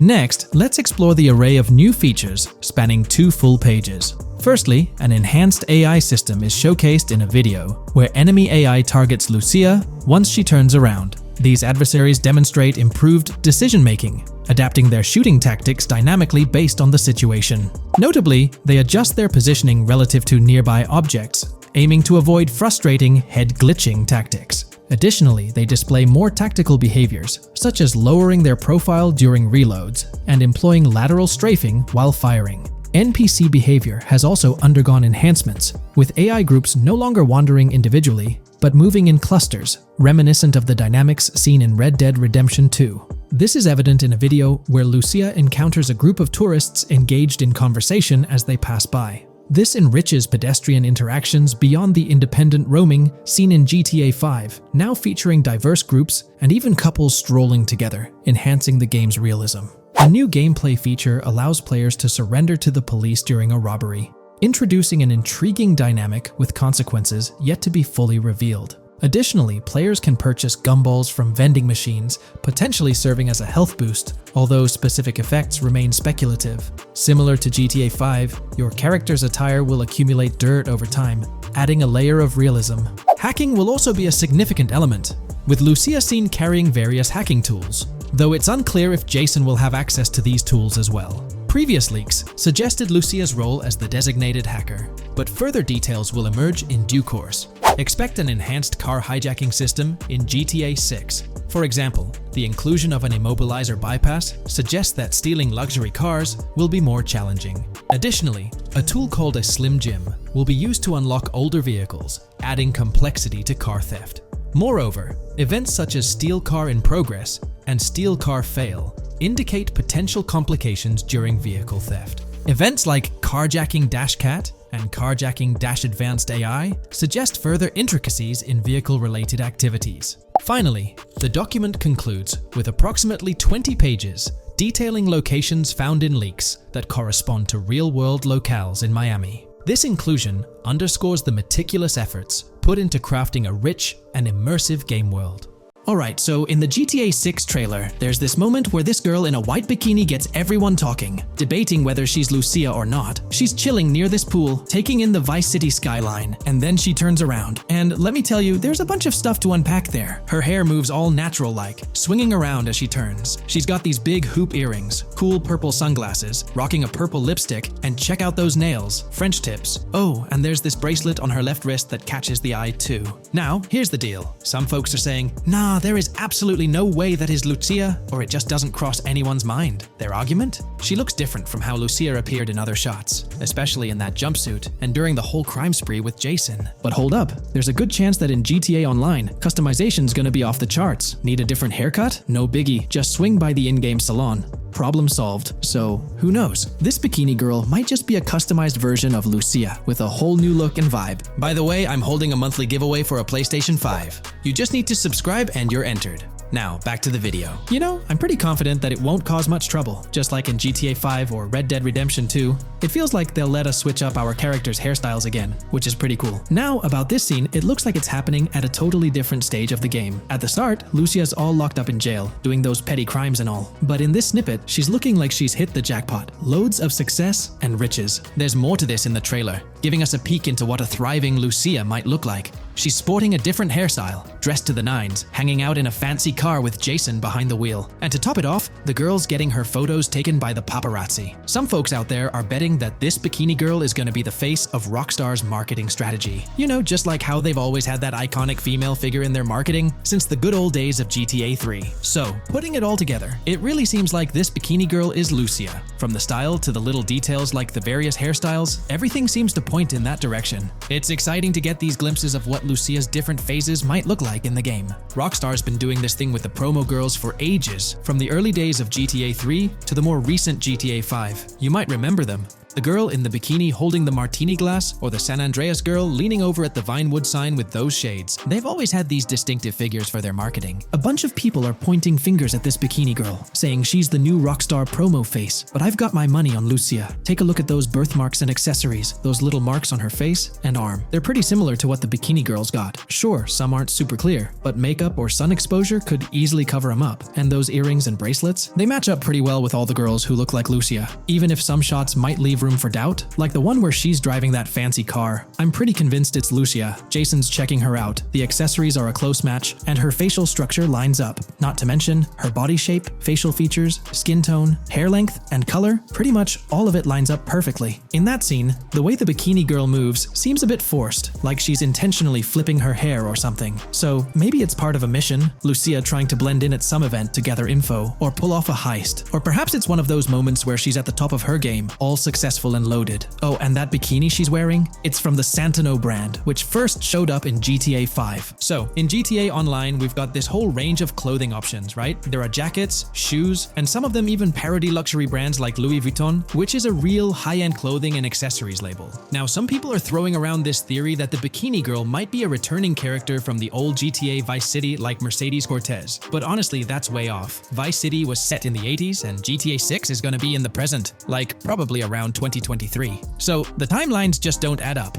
Even though this bikini girl looks a bit different and acts a bit like an influencer, I'm pretty convinced she's Lucia. She's got those same body features and face structure as Lucia, and Lucia's a game changer as the first leading lady in modern Rockstar games. Before her, female characters mostly played supporting roles or were just NPCs in GTA games, never the main focus. Rockstar tends to put a lot of effort into their main characters. The little differences like the sunglasses or lipstick don't bother me much. We know there'll be in-game stuff you can buy, like accessories. And hey, being able to change hairstyles was a big deal in games like Red Dead Redemption 2 and GTA 5. So I'm pretty confident that the girl in that white bikini on that Vice City rooftop is Lucia. But yeah, I get it, there's gonna be a lot of chatter and debate. Remember the crazy theories from past GTA trailers? Like people saying the homeless guy was Niko Bellic, or that Michael was an older Tommy Vercetti? It's always possible I might be wrong. But to me, it all seems to point to Lucia here. Let me know what you think about Lucia in the comments below. Is she really the white bikini girl or not? I'd love to hear your thoughts down there. If you enjoyed this video, a thumbs up would be cool. And hey, if you're new here and want to stay updated on all things GTA and Rockstar games, consider hitting the subscribe button. Also, click that notification bell, because sometimes YouTube acts up, and the bell helps you stay in the loop with new videos. Anyway, thanks for watching, folks. Take care and catch you in the next video.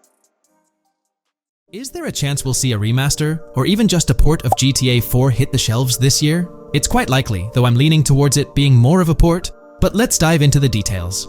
Back in July 2022, TezFunz2 made it known on Twitter that as per a reliable source with clear accuracy on Rockstar plans, remasters of GTA 4 and RDR1 were on the table a few years ago, but Rockstar chose not to proceed with the projects in mind. The poor reception of the Trilogy Definitive Edition might be a reason behind that decision. After that post surfaced, the topic went quiet for quite a few months, over a year in fact. Then, out of the blue last year, Rockstar Games dropped the bombshell and revealed a fresh project in the Red Dead Redemption universe. Although there hasn't been an official announcement regarding the GTA 4 remaster, there are indications pointing towards the existence of such a project, with a potential release date as early as March 2024. Take-Two, the parent company of Rockstar Games, had previously hinted at having 2 re-releases in the pipeline, set to launch by that specific month. The original Red Dead Redemption was among the 2 games mentioned, leaving room for speculation that the other could potentially be GTA 4, while it's also plausible that this could be an entirely different project unrelated to the Grand Theft Auto franchise. It's worth considering. This isn't the first time there have been murmurs about a GTA 4 re-release or remaster. Returning to the Red Dead Redemption 1 port, unfortunately, it wasn't the news fans were hoping for. Instead of a full remake or remaster, the developer revealed a port with no new content. Typically, when people hear about a remaster or remake, they expect incredible graphic improvements, higher resolution, better quality textures, and advanced graphical effects like ray tracing. Contrary to these expectations, many argue that this game needs significant improvements, particularly concerning inconsistencies in the story. In 2018, Red Dead Redemption 2 was released as a prequel, introducing story elements that created inconsistencies with the first Red Dead Redemption, where major characters like Arthur Morgan were never mentioned. When Rockstar opted for a port instead of improving the game, which was already 13 years old, disappointment arose. The desire for a remaster or remake persisted, fueled by rumors since 2021. These speculations continued until the summer of 2023. The uncertainty around whether a remake was genuinely being considered remains, with some recent rumors possibly being misunderstandings about the port project. It's been speculated that the cancellation of a Red Dead Redemption remake or remaster might be attributed to the poor reception of GTA, the Trilogy, the Definitive Edition. Alternatively, the developer could have redirected resources towards the development of GTA 6. Regarding GTA 6, in December, we were finally treated to the much-anticipated trailer for the upcoming installment. However, it came with a significant letdown: the announcement of a 2025 release date. As we approach the end of 2024, this seems like the ideal time to introduce a new game under the GTA banner to keep the franchise vibrant. Hence, a port of GTA 4 appears fitting for this year. Most players familiar with GTA 4 acknowledge the aging of the game. Despite being ahead of its time upon its 2008 release, over 15 years ago, it's showing signs of wear. Notably, the PC version faced persistent performance issues, maintaining its reputation as one of Rockstar Games' worst optimized titles. The irony lies in the fact that, despite these problems, GTA 4 is widely regarded as one of the best entries in the Grand Theft Auto series. Understanding the poor optimization of the PC version remains a mystery. Even with a series of patches, the issues persisted, suggesting a more profound problem. Originally designed for Xbox 360 and PlayStation 3 consoles with different hardware architectures, porting GTA 4 to PC necessitated significant modifications. Unfortunately, not all of these changes were executed appropriately. Compounding the matter, the game was built on the advanced and intricate Rage engine, adding complexity to its optimization. Unlike consoles with standardized hardware, the diverse range of PC hardware available at the time of GTA 4's release posed a challenge. The game's initial high hardware requirements excluded many players with less powerful computers from enjoying a smooth gaming experience. Unoptimized code contributed to performance issues, even on high-end PCs, with notable problems in managing CPU and GPU resources, leading to performance bottlenecks. How else can we gather indications that a GTA 4 remaster or port is possibly in development? Well, in September 2022, Take-Two Interactive, the parent company of Rockstar Games, made a notable move. They took down a fan-made mod for GTA 4, known as the Definitive Edition. This mod compilation, comprised of various mods and fan-made patches, aimed to significantly enhance the visual and experiential aspects of the 15-year-old game on PC. The roots of this remastering endeavor with mods trace back to 2016, when the mod pack for GTA Vice City, named Reborn, initiated the project. Over time, it expanded to encompass mods for GTA 3, San Andreas, Chinatown Wars, and other Rockstar games like Bully and the Warriors. According to information from the author's website, the group behind this project confirmed that their files, hosted on Mediafire, received a DMCA takedown notice. Presumably issued by Rockstar or its parent company Take-Two Interactive, this notice mandated the removal of the Definitive Edition project from their website. This development was communicated through a tweet from the Definitive Edition project. Bad news, guys. Appreciated if you got PPL to raise awareness. Spread the word as much as possible. I knew this day was coming. Here we are with a DMCA by Rockstar, I assume, on our GTA 4 Definitive Edition patch. Well, I suppose we need to remove all GTA 4 related stuff from the website. Curiously, from what I understand, the takedown specifically focused on the GTA 4 mod. As of now, the original Trilogy mods on the site remain untouched, but the project doesn't express a high level of confidence in the longevity of these mods being available. No DMCA for the original Trilogy yet, just GTA 4. So for now I think the Trilogy is safe. Just enjoy it when you still can, they wrote. This isn't the initial instance of Take-Two Interactive taking action against mods. Their track record indicates a protective stance towards their intellectual properties. They've previously taken down mods before, a practice observed prior to the unveiling of their own Definitive Edition for the original GTA trilogy. Despite its problematic release, that project proved to be financially successful. Many in the gaming community express a desire for Rockstar Games to follow suit and release a remastered version of GTA 4. Similar to what the studio accomplished with the trilogy. Xbox One, Series X and S users currently enjoy the luxury of playing GTA 4 through backward compatibility. However, this isn't the case for PS4 and PS5 users. Should Rockstar opt not only for re-release support, but also for substantial changes to the game, there are certain aspects of GTA 4 that could benefit from improvement. First and foremost, graphics are an apparent focal point, a common aspect of remasters to enhance the visual experience. It's worth noting that beyond the expected graphical upgrades, GTA 4 might require more nuanced improvements. One aspect that garnered criticism was the peculiar yellow filter present in the original game, making everything appear dull. This yellow tint, a characteristic of the late 2000s and 2010s, was often disparaged when employed in video games. For an open-world game like GTA 4, many argue that this filter made little sense. Various graphics mods for the PC version, such as the Ice Enhancer 4, have demonstrated that Liberty City can maintain its gritty atmosphere without this filter. For a glimpse of what a GTA 4 remaster could potentially achieve, the Ice Enhancer 4 graphics mod offers an illustrative example. Developed over several years by the skilled modder Haysam Kilani, this fan-made graphics overhaul aimed to elevate the game's visual experience well beyond its original state. On the flip side, individuals who have a fondness for the original yellow filter in the game may not find favor with this mod. If Rockstar opts to stay faithful to the original and preserve the color scheme, it would still be beneficial to update the environmental textures. Over time, these textures have aged considerably, featuring a noticeably low resolution that now appears outdated. Moving on, one of the most memorable aspects of GTA 4 is the recurring scenario where Roman calls Nico to go bowling. Nico, it's your cousin. You want to shoot some pool? Roman, I can't talk now. Damn!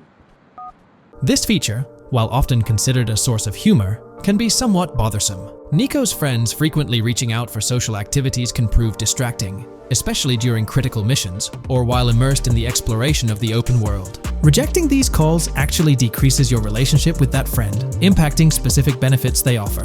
GTA 5 addressed this issue by making interactions with friends more user-friendly, introducing new activities to engage in. Incorporating similar friend activities in a remastered version of GTA 4 would be a positive and welcome addition. Another area of improvement is clothing and customization. The clothing options for Nico in GTA 4 are quite limited. Notably, the game lacks the iconic fingerless gloves seen in promotional art and trailers. A remaster could rectify this, especially considering the community's disappointment over their absence. Additionally, though hairstyles were planned, they were not included in the final game, as evidenced by the presence of barbershops in the game files. A remaster could enhance clothing options and introduce hairstyle changes, mirroring the customization available in GTA Online. Unlike GTA San Andreas or GTA 5, GTA 4 lacks car customization features. Players can only randomly change their vehicle's primary color at a pay and spray. While this might not have been a significant issue in earlier titles like GTA 3 or Vice City, it does feel like an oversight in a more modern title like GTA 4. A remaster could bring in more extensive vehicle customization options. Given the central role of vehicles in the Grand Theft Auto games, enhancing customization not only adds depth but also makes the gaming experience more immersive. In fact, acquiring new and rare cars is often considered the most appealing aspect of GTA Online, and a remaster could significantly enhance the appeal of GTA 4 through this single feature alone. While Rockstar Games has been dedicating their efforts to newer projects, it's intriguing to observe that GTA 4 hasn't been entirely neglected by them. Surprisingly, the game has received updates, albeit sporadically, even years after its initial release in 2008. A notable recent update, released in 2023, caught many fans off guard. This update primarily focused on security, aiming to safeguard the game's source code from potential leaks. It's interesting to reflect on the context surrounding this security update. Since Rockstar Games removed the multiplayer aspects of the GTA 4 Complete Edition on Steam and their launcher in March 2020, the need for such security measures raises questions. Without active official multiplayer components, this move appears to be a proactive response to a prior security breach. In that incident, a hacker infiltrated Rockstar's security system, leaking pre-alpha version footage of the highly anticipated GTA 6. While Rockstar's immediate focus is on bringing GTA 6 to fruition, the possibility of a GTA 4 remaster isn't entirely dismissed. There's a genuine belief that something related to GTA 4 is in the works this year. If not, the prospect remains open for the future, potentially after the release of GTA 6. The year 2028 marks the 20th anniversary of GTA 4, presenting a considerable time frame. Although it involves patience, the wait could be worthwhile if Rockstar decides to give GTA 4 the remaster treatment it deserves. It's crucial to acknowledge the dynamic nature of the gaming industry, with Rockstar consistently pushing boundaries with each release. By the time a potential GTA 4 remaster materializes, we might witness a game that not only enhances the original but also leverages the latest advancements in gaming technology. There's been a lot of talk since GTA 6 was announced, with rumors flying all over. But hey, here's a rundown of confirmed stuff like vehicles, items, weapons, and features for the game. Now, the official release of the game is still a good few years away. Rockstar Games is really putting in the work to make this game top-notch. But thanks to a leak, we've got some inside info. We're talking cars, new physics, main characters like Lucia and Jason, map locations, a massive open world, tons of stuff to do in-game, and a bunch of weapons you'll get to use. We've also learned about better AI for non-player characters, some RPG elements, and cool new gameplay features. All this has got the gaming community buzzing about what GTA 6 will bring when it finally drops. Let's dive into the primary video clips making rounds on social platforms, showcasing mission gameplay, and offering insights into Rockstar Games' vision for GTA 6. Among the widely shared footage is a mission featuring Lucia, the game's playable character, and a Latina protagonist attempting to rob Hank's Waffles, a diner. During this early test phase, the non-player characters lack distinct facial features and bear a dummy-like appearance, humorously dubbed in-game as such. By the way, I'm holding a monthly giveaway for a PlayStation 5. You just need to subscribe and you're entered. Now, back to the video. The NPC's responses are influenced by Lucia's aggressive actions, with various animations depicting the fear evoked by the robbery, akin to the dynamic NPC reactions seen in Red Dead Redemption 2. In the diner heist, Lucia has the option to aim her handgun at a hostage, providing players the choice to either rob or engage in hand-to-hand combat. Managing the hostage adds depth to criminal activities in the game. Jason, the white male protagonist, is also involved in the robbery, allowing players to interact with both characters during the encounter. Jason urges Lucia to act swiftly and escape without a trace, hinting at a relationship reminiscent of Bonnie and Clyde, aligning with previous leaks regarding the game's storyline. The character's appearance bears similarities to actors Eva Mendes and Ryan Gosling from The Place Beyond the Pines, though it remains uncertain if the narrative will mirror the movie's plot. Lucia and Jason appear to be in their late 20s, and the game incorporates a character switching mechanism seamlessly activated through the controller's D-pad. As the police arrive, Lucia can menace another hostage, leading to a showdown with law enforcement outside. The intricate design of the outdoor area suggests a setting modeled after northern Florida, characterized by lush vegetation. As Lucia and Jason make their getaway, they rack up 2 wanted stars but avoid a shootout, deftly maneuvering around parked cars before commandeering a police cruiser. This early mission stage is apparent with tutorial-like cues, one highlighting improvements in police AI, where law enforcement remembers vehicles linked to illegal actions. The scene wraps up with Lucia driving the police car, Jason reassuring her of their ability to shake off the cops. However, their escape comes to an abrupt halt, with an unintended collision at an outdated car wash. The early footage reveals a minimap reminiscent of Grand Theft Auto 5, with icons possibly denoting missions from unfamiliar characters labeled WM and YJ. As they ascend to the VIP second floor, Dre interacts with DJ Tip, who appears irked by drink delays. A brief spat implies Tip's unpopular status. Dre moves on, and the clip ends. It's important to note that these clips depict early development stages, subject to changes throughout the game's progress. Another intriguing leak spills details on over 500 in-game events, encounters, and Easter eggs. While we can't cover them all, here are a few highlights. Various events like fishing, Satanist houses,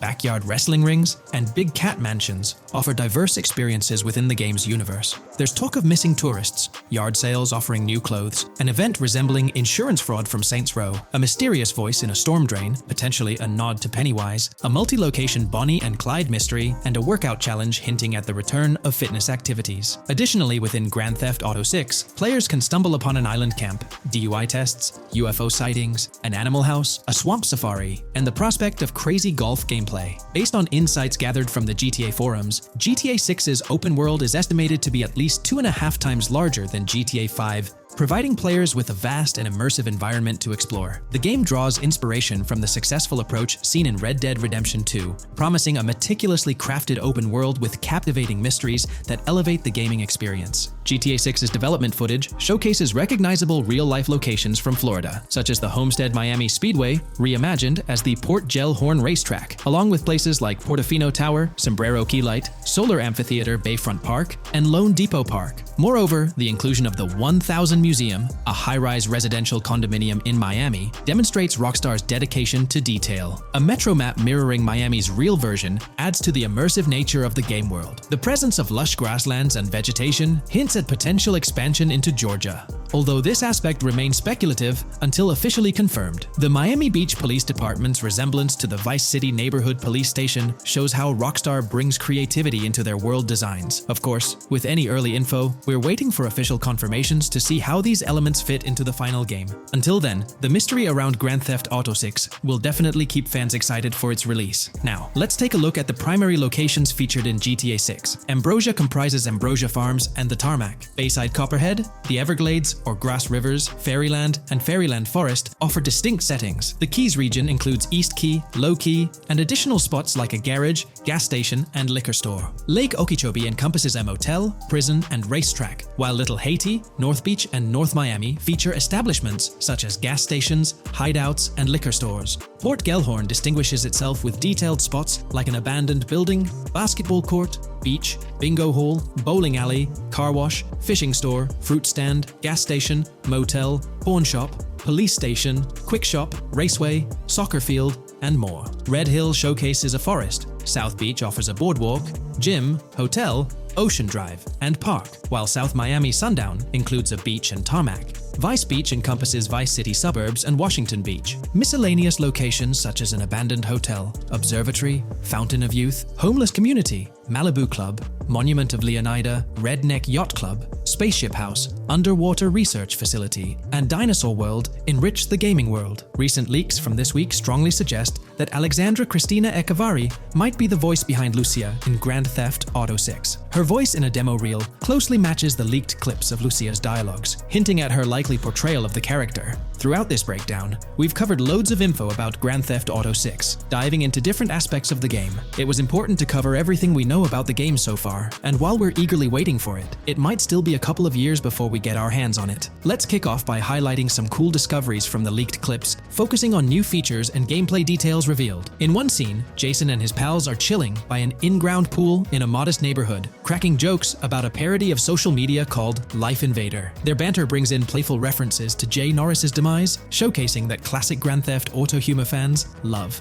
Lucia and Jason are shown in animation tests doing different actions like jogging, stopping, and ducking to avoid gunfire. Rockstar's developers also tested vehicle crash physics on an overpass. The highway signs on Interstate 97 mention North Beaches and Lake Leonida, with the current exit leading to Washington Beach. In another interesting scene, Jason finds a shipping container filled with stacks of cash and a motorbike. Various development clips reveal tweaks being made to a vehicle's interior, hinting at potential new designs or customization options for players. Throughout the clips, interactions with NPCs in the open world are demonstrated, including characters taking selfies, which adds depth to the game's environment and immersion.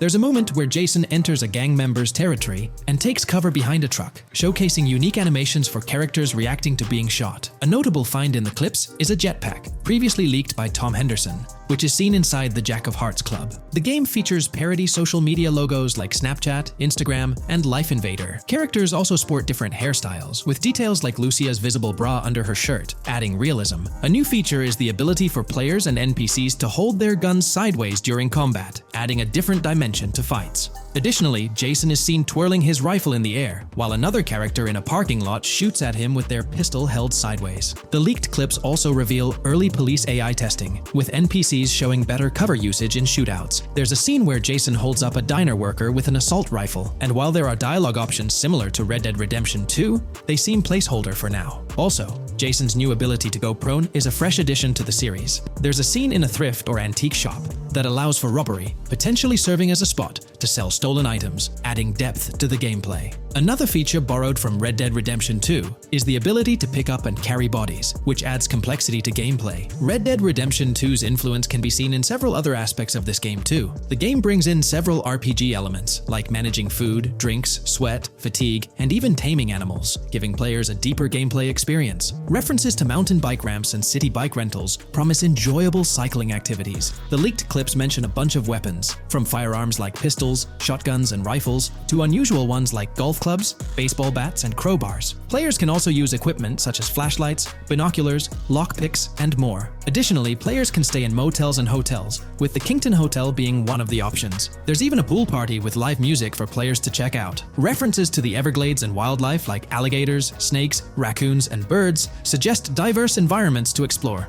The weapon wheel system, similar to Red Dead Redemption 2, limits the number of weapons and items players can carry. Lucia can carry a loot bag, possibly used for robberies or stealing from different places. The inventory system allows players to carry health kits and other items for temporary boosts, and Jason can pick up and drop weapons from his inventory. The clips hint at animations like overdose, suggesting unique actions or events in the game. There are indications of horses and horse riding mechanics, possibly inspired by Red Dead Redemption 2. The open world is full of accessible places, including motels, metro stations, restaurants, pawn shops, and supermarkets. Little details like grabbing a gumball from a quick shop machine add to the overall vibe. A cool feature is the ability to shoot while swimming, adding a new layer to combat situations. All these diverse and interesting elements together promise an immersive and fun gaming experience in Grand Theft Auto 6. Let's dive into the cars of GTA 6. Shout out to the GTA forums for putting together this info. You can find links below to join the discussions. There's a bunch of confirmed vehicles. We're talking the Blista Compact, Ocelot Locust, and a car that looks like an early 90s Buick Skylark. Then there are some new cars without official names, like a 90s Chevy Caprice, a Chevy Malibu from 2016 onwards, a Chevy Sonic, and a Honda Accord from 2018 to 2022. And you know how Rockstar rolls, they'll give these cars their own funny names like they always do. There's more on the list too: Albany Primo, Benefactor Shafter LWB, a mix of Ford Explorer and Tahoe from the 90s or 2000s, a Toyota RAV4 from 2018 onwards with a mix of Lexus NX style, and a Mercedes Grill, Pegassi Tauros, a 1980s Jeep CJA Scrambler, a 5th Gen F150, a G20 conversion van, a Brute Camper, Vapid Speedo, HV Mixer, Metro Mover, D-Class Sheriff SUV, Mobatsu Sanchez Livery, Nagasaki Street Blazer, a 1970s Ford Ranchero, a 1971 Buick Estate, an Albany Emperor, D-Class Turbo Sabre, Yoga Classic, the Contender, and Sadler. Moreover, gamers can anticipate a range of vehicles in Grand Theft Auto 6, including the Slam Van pickup,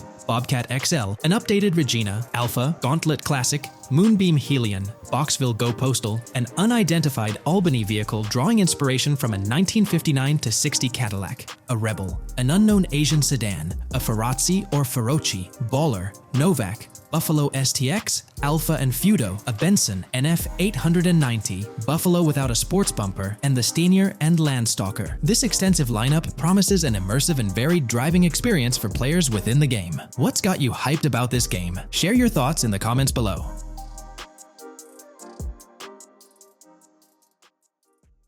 Today's video will delve into the upcoming changes to the AI systems in Grand Theft Auto 6 by Rockstar. We'll explore a patent that introduces a groundbreaking system unprecedented in gaming, promising a revolutionary shift in how AI operates within games. Additionally, we'll delve into other intricacies concerning AI and non-playable characters in GTA 6, including insights from a job listing at Rockstar's new LA studio, shedding light on NPC dialogue. We'll also examine NPC behaviors in response to their environment and their integration with social media, enhancing immersion and complexity in player interactions.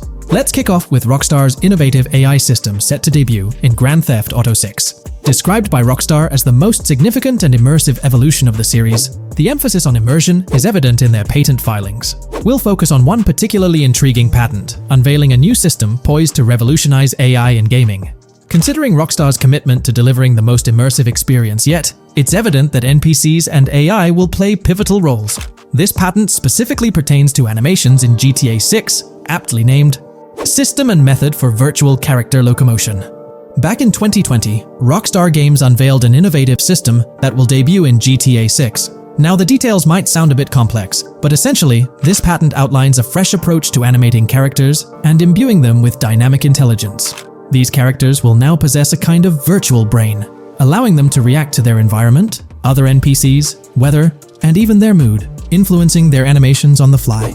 Before this advancement, each character's animation had to be painstakingly recorded in a studio equipped with motion capture technology. This process involved attaching markers to actors' suits and compiling animations into what's called an animation tree. This method was resource-intensive, limiting the variety of animations Rockstar could include in their games. For instance, in GTA 5 and Red Dead Redemption 2, each NPC had its own animation tree, containing all their actions. Animation trees essentially stack animations, blending them together seamlessly and transitioning between them based on player input and in-game conditions. Additionally, motion matching, a feature seen in GTA 5 and RDR2, automatically selects animations based on player actions and the surrounding environment. This results in fluid and lifelike character movements, such as running while shooting, creating a more immersive experience for players. With GTA 6, Rockstar introduces an innovative system designed to optimize resources and streamline animation data.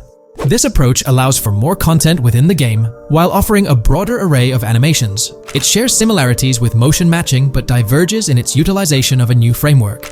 Rather than relying on conventional animation trees, character animations will be predominantly data-driven, adapting dynamically to environmental cues. These animations will be categorized into distinct motion types, representing unique character styles. Each character will possess a designated motion type, enhancing the depth and realism of their movements. As an illustration, let's consider various states such as tired, injured, and normal, each corresponding to a set of animations. Additionally, every character will possess their own blackboard, a virtual representation of their current state and surroundings. This blackboard stores crucial data including the character's condition, location, weather, temperature, and more. Utilizing this information, the game's code dynamically selects appropriate animations or styles for the character, enhancing their responsiveness to the virtual world. For instance, in the Ocean Drive scene from the trailer, we observe a character seated on the sidewalk. As a group of NPCs pass by, he attentively observes them, reacting accordingly to their presence. With this system, the gameplay experience is poised to become even more immersive. It will prioritize environmental data, including the presence of other NPCs and vehicles, alongside factors influencing the character's mood. Consequently, NPCs will exhibit previously unseen levels of reactivity, shifting focus to a noteworthy job listing from Rockstar's recruitment opportunities. Last year, Rockstar opened a new studio in Los Angeles. From what we know, it's purely a new motion capture studio, so they have another one besides the one in New York, mainly to record NPC dialogue probably. This discovery confirms that. I checked Rockstar's careers page just now, and there's a job offer at Rockstar LA for Associate Writer Pedestrian and Ambient Dialogue. This could indicate that they are still writing and recording GTA 6 NPC dialogue right now. This suggests that the development team is currently engaged in scripting and recording NPC dialogue for GTA 6. You can find the specific responsibilities outlined in the job description provided. It says, write funny, character-driven, and unique dialogue for our ambient population. Work with key stakeholders to understand and support the technical requirements for player-led, dialogue-based interactions with our ambient population. Provide exciting dialogue that works within the strict constraints of a complex game system. Undertake self-motivated research and leverage that research to enrich your writing. Understand and match the tone of our games.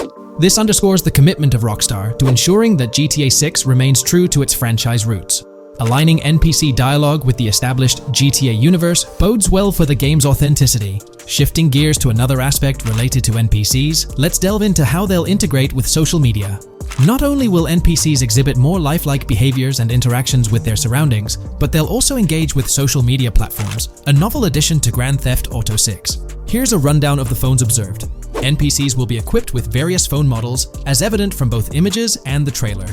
Notably, NPCs will actively engage with their phones, which boast fully functional cameras and displays, an improvement over GTA V.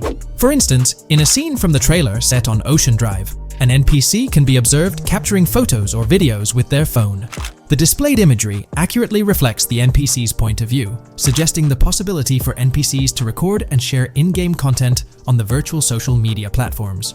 Let's delve into an intriguing Reddit post that delves into this aspect further. Here's why NPC-recorded TikToks aren't as far-fetched as you think. A common speculation point I see on this subreddit is the potential for NPC-recorded TikToks for the game's social media that was teased in the trailer, like someone filming you commit a crime and you later seeing that post online.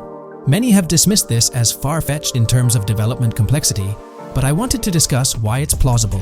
Firstly, I think we've already seen a system that could serve as a base for building a TikTok-like system, the Instant Replay, Rockstar editor from GTA 5. Given this game is more of a sandbox with physics rather than a competitive shooter, where replay systems are typically seen, it's even more impressive to consider this system in GTA 5. It accurately records and replays events just as they happened, with every car, ragdoll, etc., moving just as it did originally in the moment. The tech behind this isn't actually recording like a camera and replaying, it's really just recreating it, which again makes it impressive how much time Rockstar put into it, making it accurate. To me, this feels like what could be used as a base for a system where NPCs record their own videos from their perspective. This next thing is something I could have sworn I remember hearing long ago, but can't seem to find, and was hoping someone on here remembers too. Back before GTA 5's launch, there were details revealed through various interviews, magazines, etc., and I remember hearing or reading something about being able to watch your own crimes on Weasel News on the TV. This obviously didn't end up in the game, but there is a slight remnant of it in GTA Online. Am I the only one who remembers this being mentioned for single player though? Maybe my mind is playing tricks on me. Anyways, this last point is actually from the trailer, at the 0:33 mark. In this scene, we see a lot of NPCs hanging out on a busy street, and one NPC in particular recording on his phone. As we know, Rockstar's trailers are always all in-engine, no CGI cinematics, so I think it's worth noting that it looks as if his screen is accurately showing what he's looking at. My screenshot is zoomed in, but if you got Hatmark on the trailer, you can see it matches up to what he's looking up at. Could this be a hint towards said system, or just a nice detail? Rockstar has a reputation for delivering what they showcase in their trailers, often exceeding expectations. Their dedication to enhancing NPC interactions in GTA 6 underscores their commitment to creating a vibrant and authentic game world. I'm curious to hear your thoughts on these developments. Feel free to share your opinions in the comments below.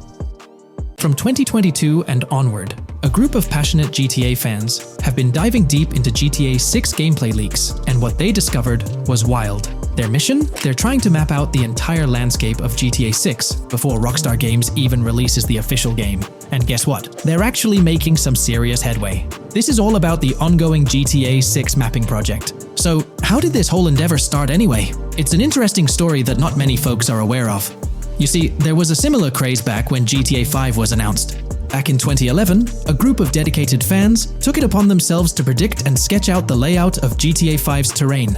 How did they do this? By meticulously analyzing every single trailer that Rockstar Games dropped in the year leading up to the game's eventual release in 2013. The surprising part? When the game finally hit the shelves, a substantial chunk of what these fans had mapped out turned out to be surprisingly accurate. Sure, there were a few locations that were a bit inaccurate, like the military base being off and the dam placed in the wrong spot. Also, there were some variations in the overall shape of San Andreas, but considering they solely relied on Rockstar's official footage and had put in 2 years of work, their accuracy was pretty commendable. Now imagine this, if they could pull off that level of detail with just the trailers, think about what these enthusiasts could achieve with the leaked, under-the-radar stuff that slipped out prematurely. Plus, add in an extra year of combing through details and data. This mapping project is being led by a user called Dupzor, who is the project manager of this whole thing. On September 18th, 2022, when a massive leak dropped over 90 minutes of GTA 6 footage, the map enthusiasts went into full gear. While I can't exactly showcase the leaked content here, what really sparked the interest of the community were the coordinates embedded within the developer's HUD. These sneaky numbers revealed the exact whereabouts of the player concerning the game map. And let me tell you, GTA 6 fans wasted no time diving into this goldmine of information. With these coordinates in hand, the community went Sherlock Holmes mode, meticulously mapping out the game's terrain and identifying key locations. For instance, in one intriguing clip from the leaks, Lucia and Jason were caught in the act, robbing what seemed to be a Waffle House. This incident was marked by a simple white dot on their evolving map project. But it wasn't just a random dot, it was a significant clue. By cross-referencing the coordinates provided in this clip with other glimpses from the leaked footage, they managed to calculate the spatial relationships between different spots showcased in the leaks. This detective work allowed them to gauge distances and plot out the relative positioning of these places within the game world. However, it didn't stop there. The community didn't solely rely on leaked footage.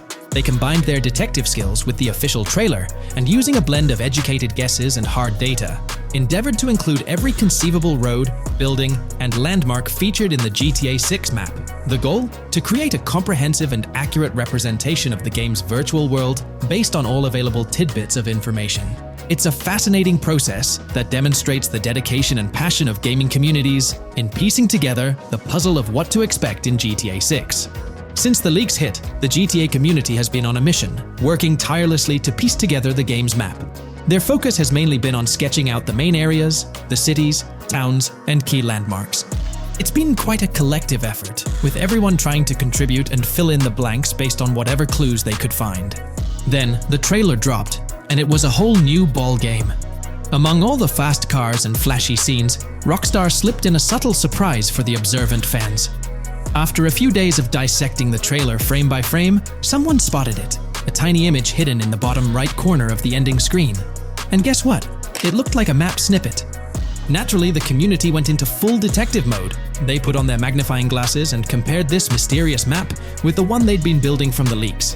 There were some similarities, especially with the layout of the right side and the presence of separate islands at the bottom, surrounded by water. But here's the catch. That image was pixelated to the max. It was like trying to figure out a puzzle with half the pieces missing. The lack of detail made it nearly impossible to confirm if it matched their map. This whole revelation sparked a heated debate among fans. Some folks started wondering if Rockstar deliberately threw this low-res map nugget to mess with their heads. Could it be that Rockstar is messing with the community, leading the GTA 6 mapping project into the wrong path? It's pretty odd for Rockstar to include this map, as it was deliberately placed. When it comes to safeguarding the details of their upcoming games, Rockstar is notoriously tight-lipped. So, when those leaks dropped in 2022, it really threw a spanner in the works for the company. It's kind of a deja vu situation, considering a similar thing happened back when GTA 5 was in the spotlight. I can't help but wonder if Rockstar did this deliberately, as a deliberate move to shake things up and keep everyone guessing. But then again, we, the GTA fans, are pretty good at concocting theories out of thin air. Now, about that mysterious, highly detailed artwork nestled in the official wallpaper, that's what's really piqued my interest.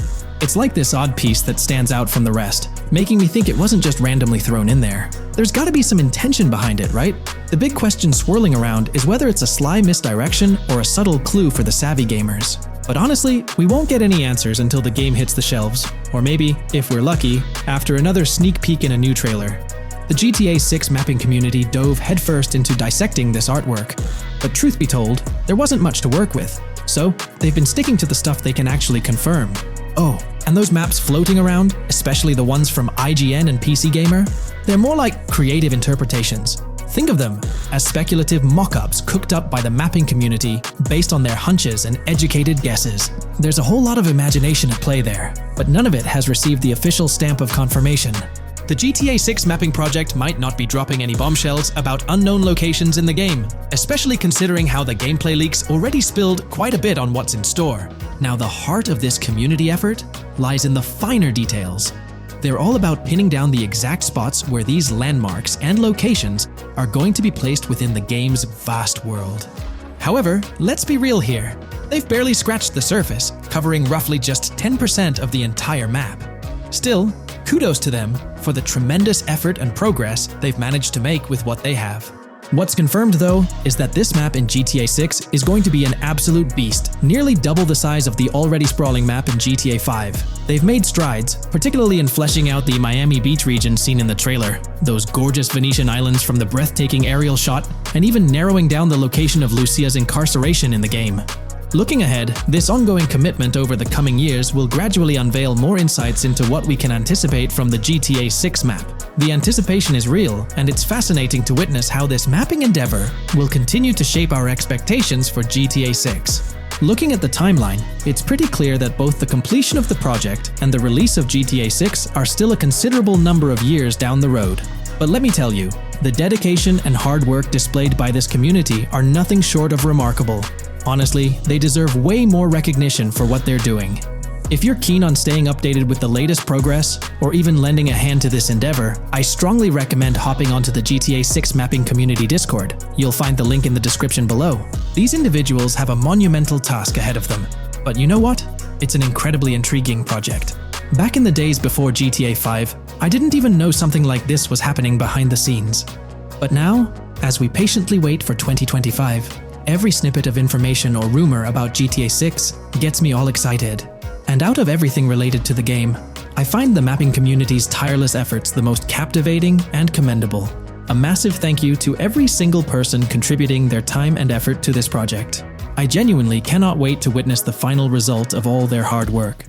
Today, we're delving into the realm of GTA 6 Online, the upcoming multiplayer aspect of Rockstar Games' Grand Theft Auto 6. We'll dissect all the insights gathered from leaks back in 2022, alongside an intriguing anti-cheat patent filed by Rockstar's parent company, Take-Two Interactive. This patent offers a glimpse into how the forthcoming online experience aims to ensure a safer environment compared to the current GTA Online. Furthermore, we'll explore a novel method Rockstar plans to implement in GTA 6 for managing online sessions.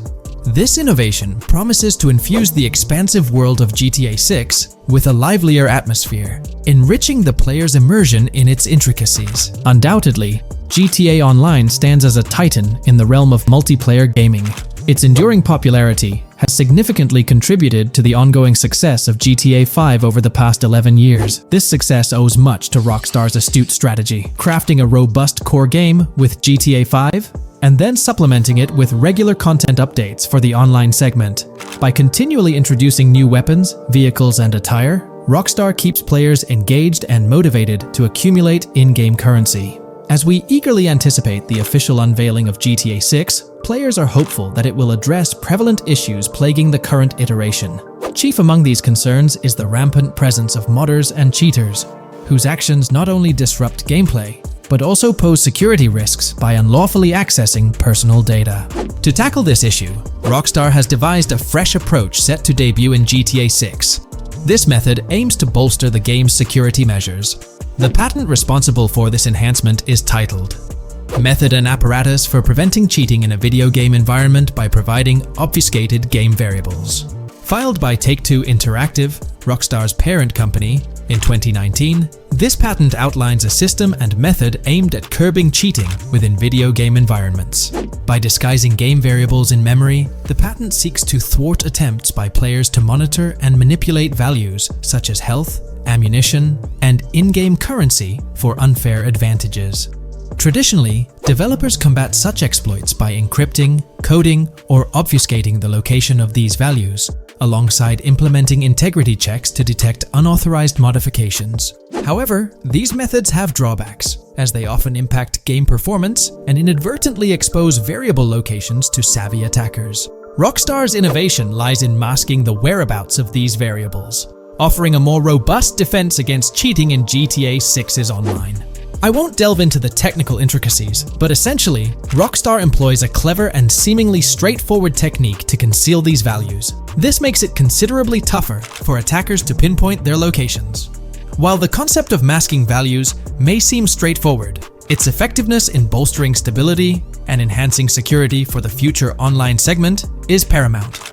Moving forward, let's turn our attention to the next patent, titled System and Method for Session Management in a Multiplayer Network Gaming Environment. Filed by T2 Interactive in 2021, this patent addresses disclosed are systems and methods for session management. The disclosed system allows for seamless merging and splitting of network sessions in a multiplayer network gaming environment. Seamless session management allows dynamic movement of players in a virtual world during gameplay without unnecessary loading and/or stalling. As the players in the virtual world move around, the management of active game sessions can be improved to affect a more realistic perceived population. In this patent, Rockstar highlights the crucial role of online components in the success of many games, citing GTA Online as an example. They emphasize the challenges of managing network technology and resources to create a vibrant virtual world. Traditional MMO games often face limitations in session management, with some opting for single sessions that may restrict the depth of content due to increasing player counts. Others utilize multiple sessions, which can hinder feasibility, especially in peer-to-peer exchanges like in GTA Online. To address these issues, Rockstar has developed a pioneering system for seamless session management. This innovative approach enables fluid splitting and merging of network sessions, allowing for a more immersive virtual world free from hardware and software constraints. Allowing players from different sessions, but in the same virtual area of the map, for example, to be merged into a single session. This allows players from previously different sessions to come across one another, thereby making the virtual world seem more populated. As an additional advantage, seamless session merging handles many network failures silently. In prior art systems, a player who loses network connectivity can be kicked out of a session and may not be able to rejoin because they are in a session by themselves. However, the Session Management System 100 allows for a disconnected player to exist in a session by themselves for a predetermined period before they are reconnected to the remaining players in the session or can be joined with another session.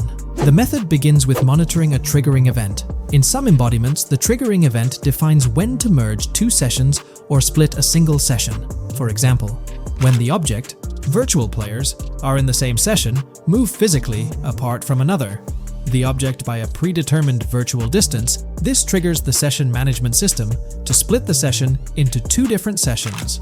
Likewise, if objects from two different sessions are within a predetermined virtual distance from one another, the session management system and merge the sessions to allow interaction between objects of the respective sessions. Other instances of monitored triggering events encompass various player and object actions, including changes in position or visibility, player entries and exits from the virtual world, and game-related activities like mission completions or tutorial beginnings. Rockstar's solution ensures seamless management of these events, preventing inconsistencies such as duplicated objects during session transitions. This approach accounts for factors like virtual geography, team management, networking resources, and social relationships to maintain continuity across sessions. For example, once a session is split, there can be 2 sessions, each with their own distinct copy of an object. Avoiding this split can avoid players that intentionally duplicate valuable objects to exploit virtual game economics. If these 2 sessions were to later merge, there can then be 2 identical objects in the same session.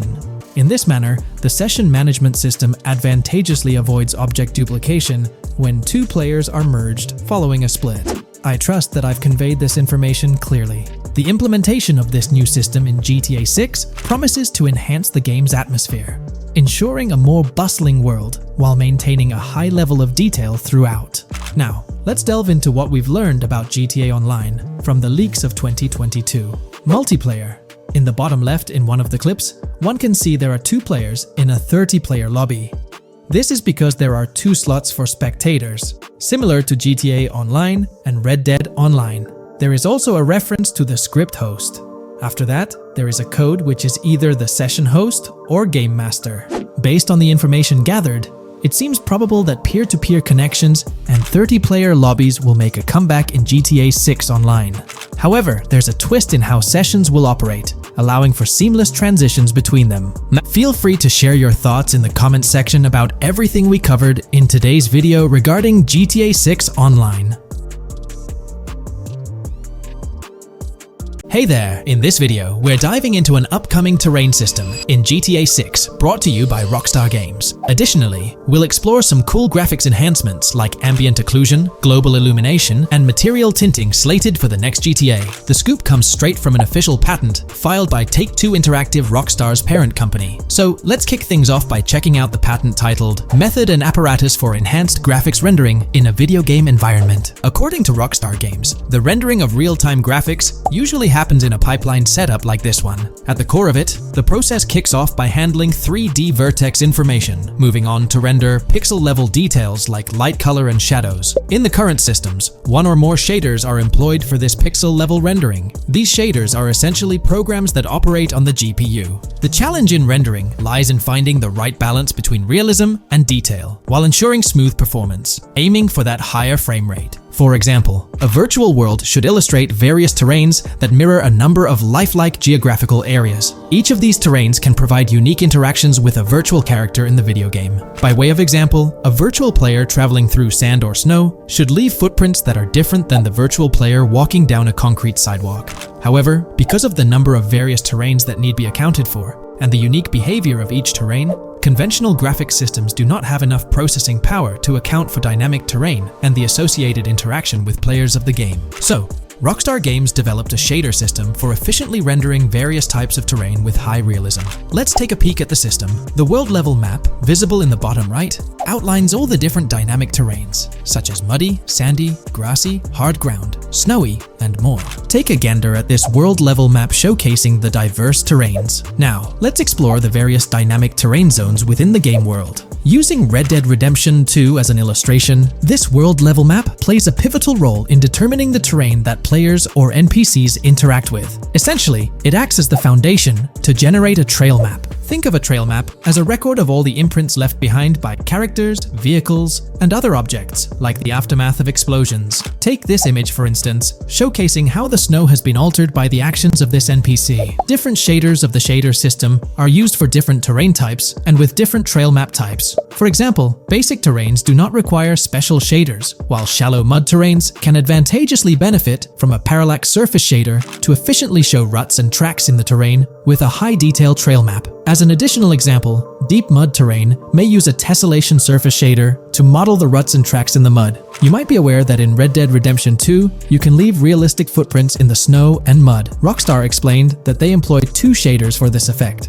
parallax maps and desolation. These shaders create a convincing illusion of high-level deformation, where footprints appear on the terrain's surface. In reality, the surface is warped but not physically deformed, ensuring a smooth and polished movement experience. In GTA 6, they're applying the same technique to bring an extra layer of realism. This will be particularly noticeable with explosions, firing RPGs at the ground, walking through mud, or driving vehicles through it, each leaving distinct tracks based on the terrain. RPGs, for instance, will create craters on the ground. This adds a significant level of interactivity, making it feel like you're genuinely impacting the game world in real time. Despite it being an illusion, the result will be remarkably realistic, akin to the snow in Red Dead Redemption 2. To sum it up, this graphics rendering patent encompasses the dynamic terrain, ambient occlusion, global illumination, and material tinting, all exciting new features making their way to GTA 6. Rockstar has invented and patented new graphics rendering systems, which aims to fix some of the problems of traditional graphics rendering systems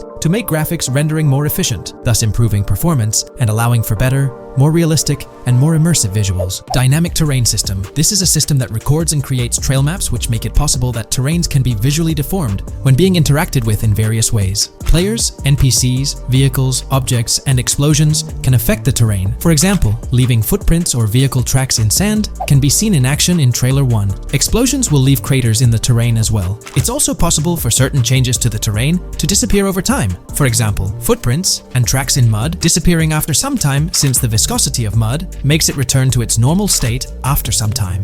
There are different types of terrains, for example, muddy, sandy, hard ground, grassy, or snowy terrain. Each type of terrain will react differently. A sandy terrain will be more easily deformed than a grassy terrain, for example. In the initial part of our video, we delved into the rendering pipeline, which also incorporates a lighting stage. While conventional systems often utilize cube maps for pre-rendering lighting, it's worth noting that this is mainly for static elements. When it comes to dynamic characters, pre-computed lighting falls short in accommodating changes from objects within the scene. Although ambient occlusion can be pre-baked, it lacks the capability to update dynamically. Realism takes a hit due to this. Conventional systems often incorporate static lights to mimic reflected light, like sunlight bouncing off the ground and under a table. However, this static approach fails to update with changes in the light source. To address these challenges, Rockstar has patented new systems. Ambient occlusion. This is a graphics technique that can be utilized in multiple forms to determine how light and shading are displayed on an object. It can lead to darkened areas, enhanced contrast, and improved surfaces due to this technology. This patent's ambient occlusion system offers some special advantages. Determined by either preset or randomized assets based on developer discretion, the lighting can greatly provide a new vision to world building to make certain areas stand out, akin to a real-life setting. Global illumination. Global illumination is a graphics rendering technique that models how light is bounced off of surfaces onto other surfaces in direct light, rather than being limited to just the light that hits a surface directly from a light source, direct light. Rockstar's system detailed in this patent uses a bounce map that is projected in a top-down fashion to determine reflected light off of the ground. This bounce map is then converted into a texture that provides an approximation for the expected bounce back of light. This simulates the effect that would be achieved rendering the multiple passes of lighting to account for the natural bounce reflections. The bounce map can then be integrated into the lighting pipeline. During this, a technique is used to determine the area that needs this extra pass for each frame. This way, only the visible and required area is rendered with this technique, thus making it very efficient and less performance intensive. Overall, this provides many of the benefits of ray tracing without the computational expense. Ray-traced global illumination will probably still be in the game.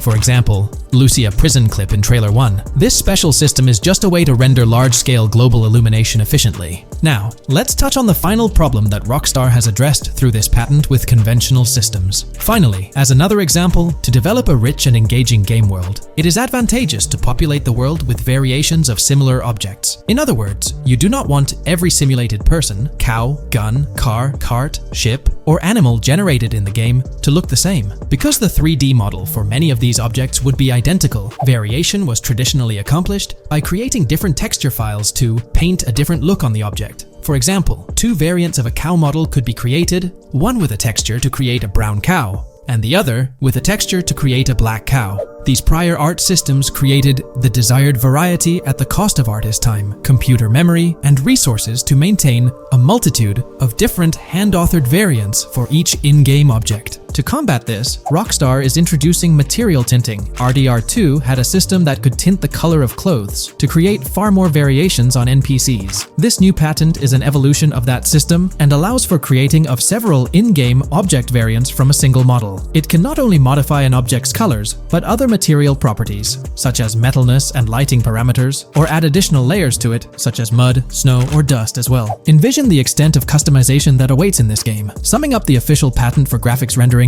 it's evident that Rockstar has elevated numerous systems from Red Dead Redemption 2. Share your thoughts on everything covered in today's video in the comments below. This video, we're delving into the most recent iteration of the GTA 6 mapping project. Our focus centers on a comprehensive analysis of the map's latest updates, incorporating newly unveiled areas and event coordinates derived from leaked information.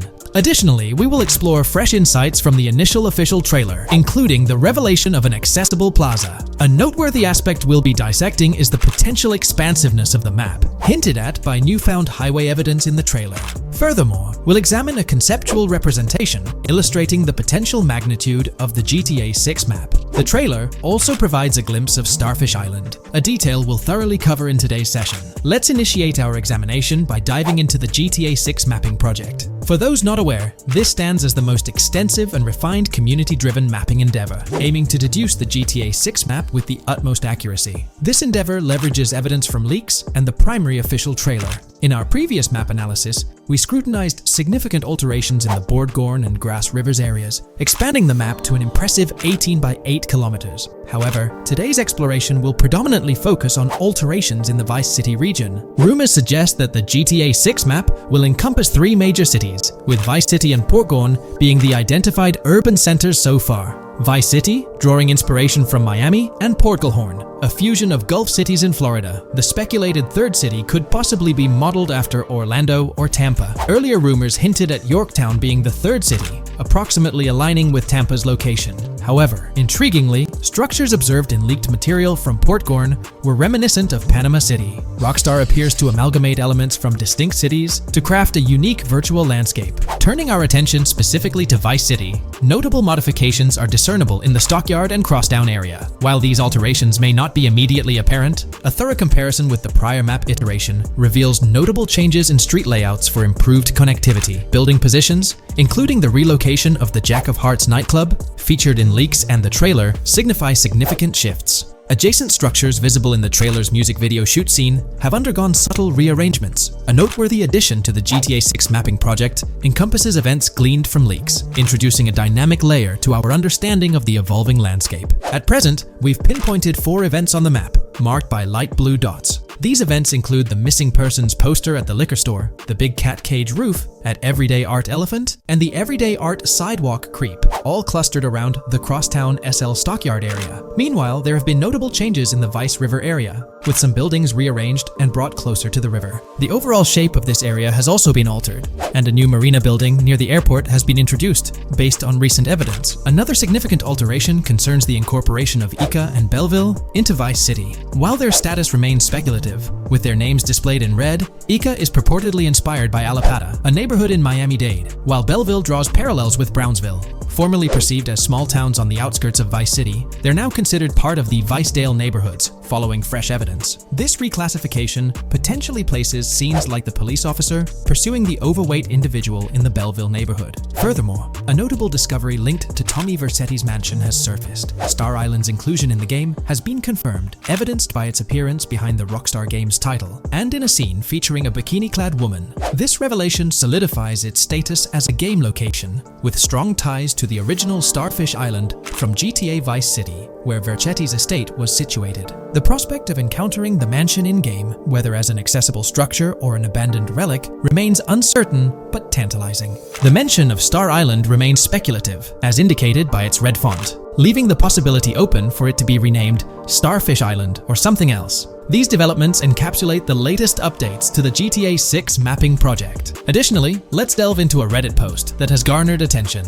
I'm still very intrigued by the prospect. This is a full accessible plaza, The full access plaza featured in the trailer has piqued my curiosity. This snapshot is captured during a scene where Jason and Lucia evade the police momentarily. Positioned on the right side of the frame is a sign, presumably denoting a mall within the game. Notably, several brand names, including Kowalski, Callis, Scala, and Alpha, are visible on this sign. Furthermore, a portion of the mall's name briefly appears, starting with Ever. Could it be Evergreen Plaza or another variation? The answer remains elusive, and we'll have to await further developments to unravel this mystery. I can pretty much bet on it that this shit will indeed be fully accessible. Most of the signs on that structure look to be clothing and accessory shops, which would easily mean it's accessible to us. I'm really hoping the mall makes a return in this one and will serve kind of as a player hub when online drops. Oh, that would be good. Maybe a spot where you can't attack. Could meet people to join up for races, heists, etc. That would be pretty neat. Now let's shift our focus to some additional findings that might provide evidence for the existence of the third major city in GTA 6. Furthermore, we'll explore why the actual map size of GTA 6 could potentially surpass the estimations derived from the mapping project.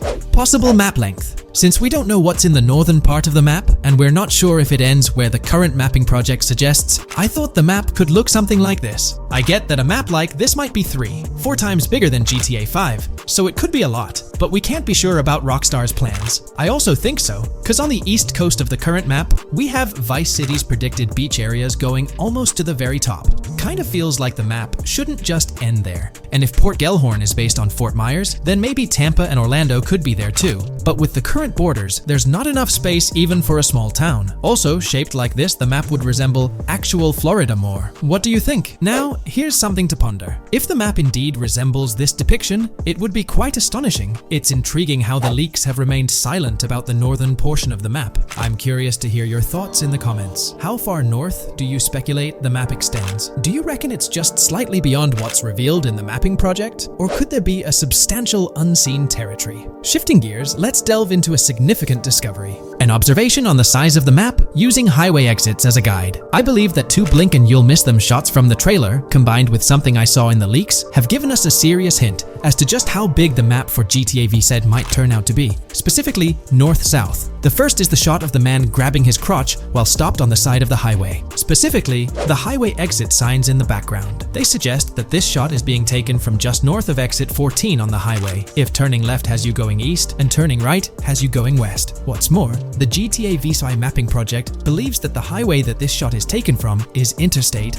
97. Adding to this, there's this shot from earlier in the trailer of the woman in the gold dress hanging out the top of a convertible traveling down I-404, heading towards a junction with 197. At the very start of that clip, you can catch the exit number on the sign she's driving under. You can't see all of it, but to me, it looks more like exit 18 than exit 1B. This one is more speculative though. Now, I'm about to get into the leaks, so I can't post any pictures. There's a clip in the leaks of a red ute heading northbound on 197 towards the exit 13 AB junction that takes 1 to Washington Beach and Ekanfinaka before crashing. The mapping project has been using the leaks to create their maps, and they've placed that stretch of 197 north of Mr. Crotch Grab from the trailer, running through the Stockyard neighborhood. This to me indicates that the highway exits are going to follow a realistic number pattern, with the number increasing or decreasing for every mile traveled. The question is, where does this put exit 12? Exit 11? All the exits going up to 1? I've taken the latest version of the mapping project's map and pointed out where exits 14 and 13 are located. Then, extrapolating from there and using the map's grid as a handy guide, I drew where all the exits further down the numbering scheme might be located. I ran out of room to put exit numbers at #9. If 197 is going to keep following the same numbering scheme all the way north until it hits exit 1, then it's likely that the map is going to be far bigger than we currently think it is, and what's been shown and plotted out so far. In fact, I think the only reason nothing's been plotted up there so far is because so much so far has focused on Vice City and its environs. 404.2 could wind up running just as far north, allowing for a few extra miles and exit numbers to accommodate it crossing the Everglades grass rivers before turning north, as I-75 in real life does. Bottom line, the map for this game is going to be enormous. There's been some chatter among you all about another potential scenario, the possibility of I-97 serving as a loop highway encircling the map's perimeter, similar to GTA 5. While this is a valid consideration, I've largely dismissed it due to a straightforward reason. As previously mentioned, I-44 boasts exit numbers and highway markers that suggest its considerable length, likely extending westward until it reaches the Gulf of Mexico before veering north, mimicking the real-life trajectory of I-75. If the map's northern boundary remains close to its current cutoff point, and I-97 extends west and south extensively, then it's plausible that I-44 would mirror this pattern in the opposite direction. While the notion of two loop highways isn't entirely implausible, it could potentially introduce redundancy. Additionally, in GTA 5, the loop highway wasn't simply labeled under one name. The segment along the coast was dubbed the Great Ocean Highway, while the inland stretch traversing the desert was referred to as the Sonora Freeway. Moreover, within Los Santos, various freeways possess distinct names and numbers, even when merging seamlessly, such as the Del Perro, La Puerta, and La Mesa freeways. My hypothesis currently is that there is a loop highway, but that one, 97 and I-404, are two halves of it. They both start in Vice City and intersect in Crosstown. 97 runs up the Atlantic coast. 404 runs west through the Grass Rivers, and then turns north to run up the Gulf Coast, and they both meet at a point further north. Whether that point is a city, a smaller town, or something else, that is still unknown. Feel free to drop your thoughts in the comments regarding everything covered in today's video, particularly this astonishing discovery. There's substantial evidence hinting at a larger map size, but I'm eager to hear your input, so don't hesitate to leave a comment below.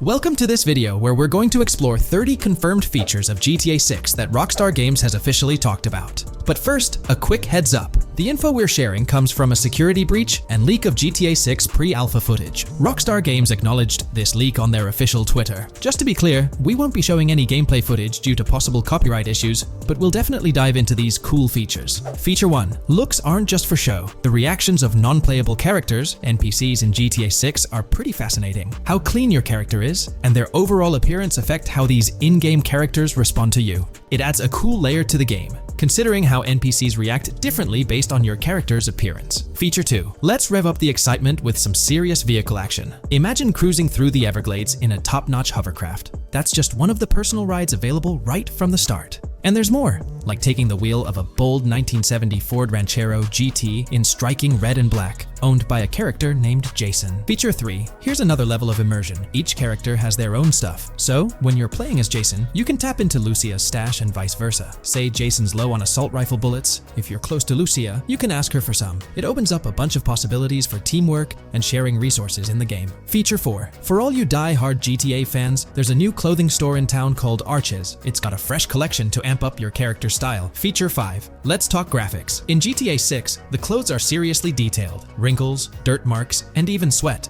Paying so much attention to clothing details makes the characters look super real, adding a ton of authenticity and making the game more immersive. Feature 6. While exploring the vast game world of GTA 6, you'll see a seamless mix of modern vehicles in urban areas and older ones in rural spots like the Everglades. It gives that cool GTA vibe, whether you're cruising in a flashy city car or taking a nostalgic drive in the countryside. GTA 6 has a bunch of wheels to fit whatever mood you're in. Feature 7. During certain heists, there's a timer showing when the cops will show up. Some think it's a developer thing, but it could mean players need to plan their heists well, syncing with the police response for a perfect score. That'd definitely add an exciting twist. Feature 8. I'm buzzing about this one. GTA 6 will feature a massive aquarium. Yes, you heard that right. Players get to explore an aquarium within the game, adding a cool new element to the gameplay. Feature 9. There's a limit on inventory space. Players can't stockpile an endless number of items. A smart move would involve rummaging through crates and storage spots at the docks to earn cash and gather valuable stuff, spicing up the gameplay. Feature 10. Here's something cool. In GTA 6, you're not stuck with your character's right side view like in GTA 5.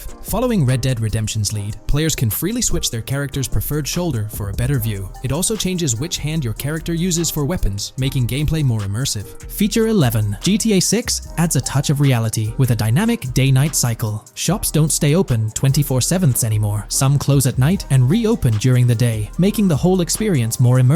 At night, the city changes vibe, less traffic, and a different feel altogether. Feature 12. Adding to the mix are special abilities, somewhat like what we saw in Red Dead Redemption 2. From leaked gameplay, it looks like Jason has a unique skill. He can spot valuable stuff in the surroundings. They light up like hidden treasures, adding a whole new twist to the game. Feature 13. Let's dive into some of the confirmed stuff in GTA 6. It's quite a mix. There are spear guns, bolt-action sniper rifles, and a bunch of golf clubs, wedges, irons, drivers. Also, Players can use a crowbar to open containers and grab valuable stuff. There's more: smoke grenades, flashbangs, golf balls, and tracker jammers to dodge the cops. Snatching fancy cars might need special tools like the immobilizer bypass. Loads of choices to make gameplay super immersive and fun. Feature 14. Moving on to the awesome in-game places we've seen. There's a bunch: tennis courts, a huge stadium, and even a museum, all with interactive insides. It's bringing back the exploration vibe we loved in GTA 4, and that's got us hyped for GTA 6. Feature 15. In a cool scene during a diner robbery, a non-playable character, NPC, was visibly relieved when the cops showed up, saying, "Finally, thank heavens." This shows how smart the AI is in GTA 6, and it's a sign of Rockstar's attention to detail. Feature 16. Get ready for a huge and diverse map to roam around. GTA 6 covers the whole shebang of Vice City and its surroundings, offering tons to explore. You've got the bustling city, scenic beachfronts, Everglades-like grass rivers, the charm of Florida Keys, and the quaint Port Gellhorn. Port Gellhorn even gets its own police department, showing different areas with their own rules, kind of like what we saw in Red Dead Redemption 2. So, where's your first stop in GTA 6? Drop your thoughts in the comments. Feature 17. Time for a tour of interiors in GTA 6. There's a bunch of places waiting to be discovered. One cool spot making a comeback is Escobar International Airport, giving us those Vice City vibes. Exploring the airport could unlock a load of side missions, opening up endless possibilities for adventures. Feature 18. Tourism's a big deal in GTA 6, making the game world feel alive. You'll stumble upon a clever take on a famous theme park, kinda like Disney World. It's a thrilling spot to dive into, and get this, there's even the International Space Station. Rockstar's really going all out to make GTA 6 an awesome experience. Feature 19.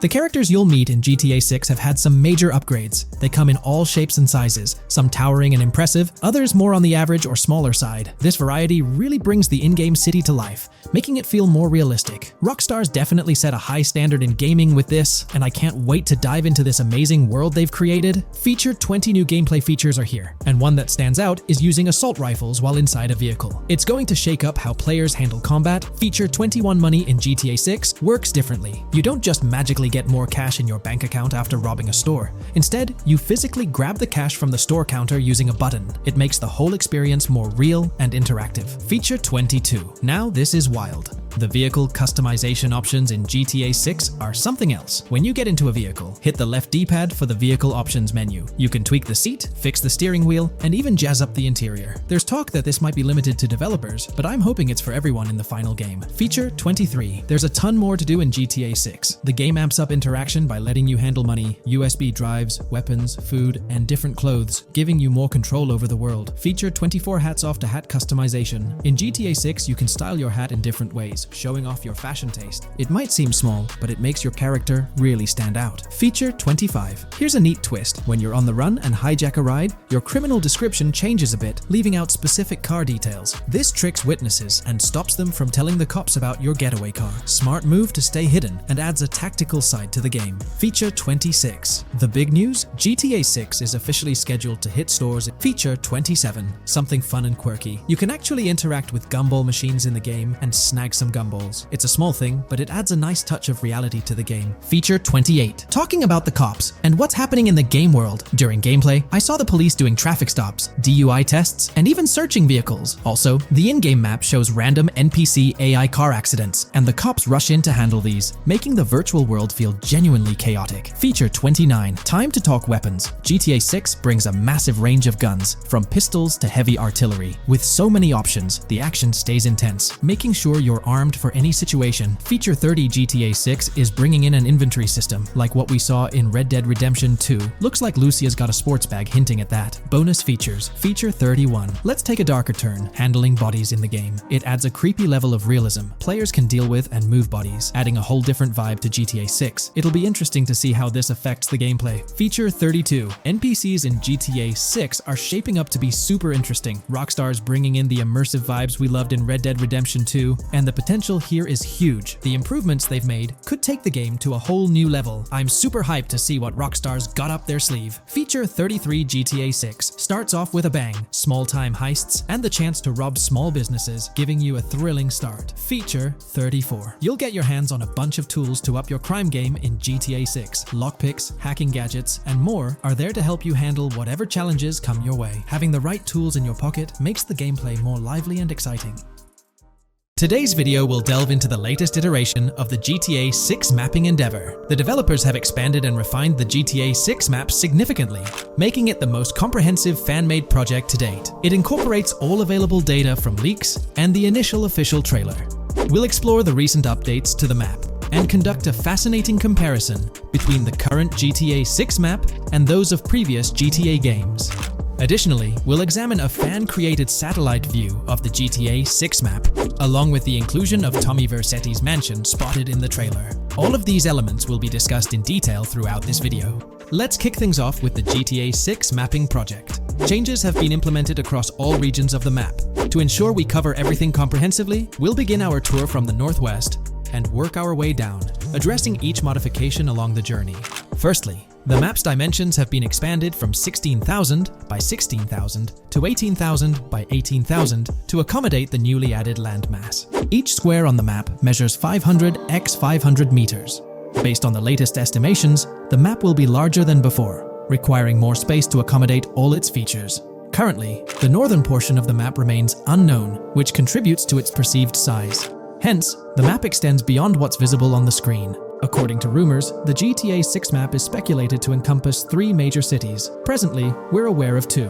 Vice City, the largest city, and Port Gorn, which has undergone further expansion in the latest map update. The third location, Yorktown, is anticipated to be modeled after Tampa. Rumors suggest that it could be the third major city featured on the map.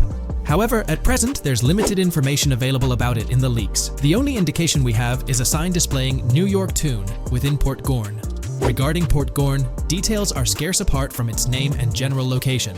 It's positioned north of Fort Killorn and east of Yorktown. Moving on, we encounter Hank Hill, one of the notable elevations in the game. Despite Florida's predominantly flat terrain, Rockstar has incorporated hills sporadically to diversify the landscape. Adjacent to Hank Hill are the Domed Hills, another series of elevated areas. Notably, the border of a river is highlighted in orange, indicating speculative terrain. Nonetheless, it appears to be situated in the vicinity of Red Hill, a small town positioned near Lake Leonida. The largest body of water, Lake Leonida, sits approximately at the map's midpoint, drawing parallels to Lake Okeechobee in real life. To the north of Lake Leonida lies Fairyland Forest, a wooded area neighboring Fairyland, a playful nod to Disney World. To the east of Lake Leonida, you'll find Ambrosia and Laurel, 2 additional small towns, along with North Beaches. Heading south from Yorktown, we reach Port Gorn, which has undergone expansion westward. The buildings and roads depicted in black and grey correspond to those visible in leaked footage and the trailer. Roads highlighted in red, along with orange borders, remain speculative. However, the port area shows 2 speculative buildings and a portion of the border that's confirmed. The Bay Area has seen overall enlargement, including modifications to the speculative islands near Port Gorn. Additionally, a newly added section featuring small islands and a confirmed border indicates further expansion. With these developments, Port Gorn's size may rival that of Vice City. It might not match Vice City's scale, but it could rival, if not surpass, GTA 5's Los Santos, which is remarkable, considering it's our second city on the map. Additionally, the confirmed borders of Port Goro have been adjusted based on new evidence. The remaining areas in Port Goro largely remain unchanged. We still have Han Waffles Diner, surrounded by its buildings and structures, along with Port Gorn Motel, Gorn Bluff, the Pawn Shop, Port Gorn Raceway, Port Gorn Airfield, and the United State Prison. Belleville and Econfina remain situated near Vice City. Now, focusing on Vice City itself, much of it retains its layout from the previous map update. We observed the increasing density of the map, particularly with the Stockyard and Crossdown area now filled in, along with the hotels in the Vice Beach area. The proximity of the buildings to one another is quite striking. Additionally, the buildings on Pelican Harbor Island remain consistent with the previous update. However, there's been a recent discovery. I'd appreciate your thoughts on this matter in the comments below, as it could potentially be significant if confirmed. According to this viewer, they claim to have identified Tommy Vercetti's mansion in the trailer. They're referring to this specific mansion situated on the middle island, directly behind the enormous yacht. It bears a striking resemblance to his iconic abode, raising the possibility that it could indeed be the one. However, it's challenging to make a definitive judgment, since it's nighttime in the footage. It could simply resemble it, but it's difficult to confirm. Nevertheless, it would be fantastic if it indeed makes a return in the game. The recent update brought significant changes to Vice City, particularly with the Vice City port. This is where the scene featuring the bolt shot from the trailer takes place. Now, we have a clearer understanding of its entire border. with some buildings identified. There are 2 speculative buildings, along with some confirmed ones. The bridges have been updated, and there have been adjustments to the speculated Raya Way. Furthermore, the FLP Solar Amphitheater has been relocated northward based on new evidence. The Vice City International Airport metro station has also undergone updates, aligning with new information from leaks. Notably, the airport now appears more complete, with an additional hangar. These encompass all the changes made to Vice City. Now let's shift our focus to the Grass Rivers, as they've also received updates. The speculative landmass along the west coast has been adjusted to accommodate the map expansion. Notably, the Lake SLW waterway now connects to the Grass Rivers, providing insight into the potential appearance of this swampy region on the map. A scene from the trailer showcased the Airbolt, a vehicle likely used for traversing these areas. Hamlet remains in its original position, serving as a parody of Homestead. It's interesting to note the location of the Shaka Shed, situated in the middle of the Grass Rivers, reminiscent of the shacks seen in Lemoyne in Red Dead Redemption 2. This suggests that this area may draw inspiration from its counterpart. Furthermore, I anticipate hunting to be quite intense in this region, given the presence of alligators, snakes, and lizards. The diverse wildlife, particularly at night, is bound to create a thrilling atmosphere. Additionally, changes have been made to the Gator Keys and the surrounding islands, as observed in the trailer. More specifically, there have been additions to speculative locations, such as Bird Key, based on new evidence. Additionally, some speculative areas across the map have been updated. That wraps up the analysis of the latest version of the GTA 6 mapping project. It'll be intriguing to see how closely it aligns with the actual map. Moreover, let's delve into a fascinating comparison between this latest version and all the other maps in the GTA series. Take a look at this comparison. On the left side, you'll find the latest version of the GTA 6 mapping project. Above it, there's the map of North Yankton from GTA 5. To the right of the North Yankton map, you'll see the island of Copico from GTA Online. Next to Copico, there's the GTA 5 map. Below that, we have the GTA 4 map. Below the GTA 4 map are the maps of Liberty City and GTA 3. And finally, at the bottom, there's the map of GTA San Andreas. One of the first things I noticed is how compact the GTA 4 map appears compared to others. Despite its small size, it boasted greater density than the GTA V map. Streets were closely packed, and every inch of space was utilized efficiently. Anyone who's played GTA 4 can attest to the unparalleled density of its city, brimming with intricate details. I anticipate a similar level of density and attention to detail in the GTA 6 map. Considering the vastness of the GTA 4 map, despite its modest size, I expect the density in GTA 6 to match, if not surpass, that level. Even though GTA 6 is already approximately twice the size of the GTA 5 map, the addition of intricate details will make it feel even more expansive. Now, let's examine a comparison between the old GTA Vice City map and the latest version of the GTA 6 mapping project. The old Vice City map has been superimposed onto the new one, allowing for a visual comparison of the two. What caught my attention was the size of the GTA Vice City map, which is quite substantial. However, in GTA 6, improvements are expected across the board. There will be more buildings, positioned closer together, enhancing the overall design and creating a denser environment. I also wanted to discuss a map that's been generating a lot of buzz within the community. Someone utilized images from Google Maps to supplement the mapping project. This method offers a clearer perspective on how the game's environment might appear in terms of scale and layout. While this representation may exaggerate the city's size with an abundance of buildings, it provides insights into the length and layout of highways, which have been overlaid with speculative areas. Additionally, looking at Yorktown, despite the lack of details, its size hints at the potential scale of both Yorktown and Port Gorn. Furthermore, the top portion of the map may resemble the depiction, although details remain uncertain. Considering the vast array of features such as multiple airports, cities, small towns, mountains, hills, and swamps, it's evident that GTA 6's map is poised to be the most impressive in the series. There's little doubt that it will set a new standard. In today's video, we're delving into the character creation aspect of Grand Theft Auto 6 and exploring how in-game NPCs will be generated. We'll take a look at a recent patent filed by T2 Interactive, the parent company of Rockstar Games, which sheds light on the character creation process within the world of GTA 6. The patent reveals details about a new system developed by Rockstar Games, designed to streamline character creation and leverage the capabilities of current generation consoles more effectively. As game worlds grow in size and complexity, filling them with diverse and compelling characters and environments becomes increasingly challenging. Artists are tasked with creating every individual in-game object, from characters to buildings and interiors. As these worlds expand, the computational and design efforts required also increase. However, Rockstar Games has once again demonstrated innovation by developing a system that optimizes the rendering of 3D objects, ensuring efficiency without compromising on detail. This system addresses the challenges posed by the ever-expanding scope of game worlds.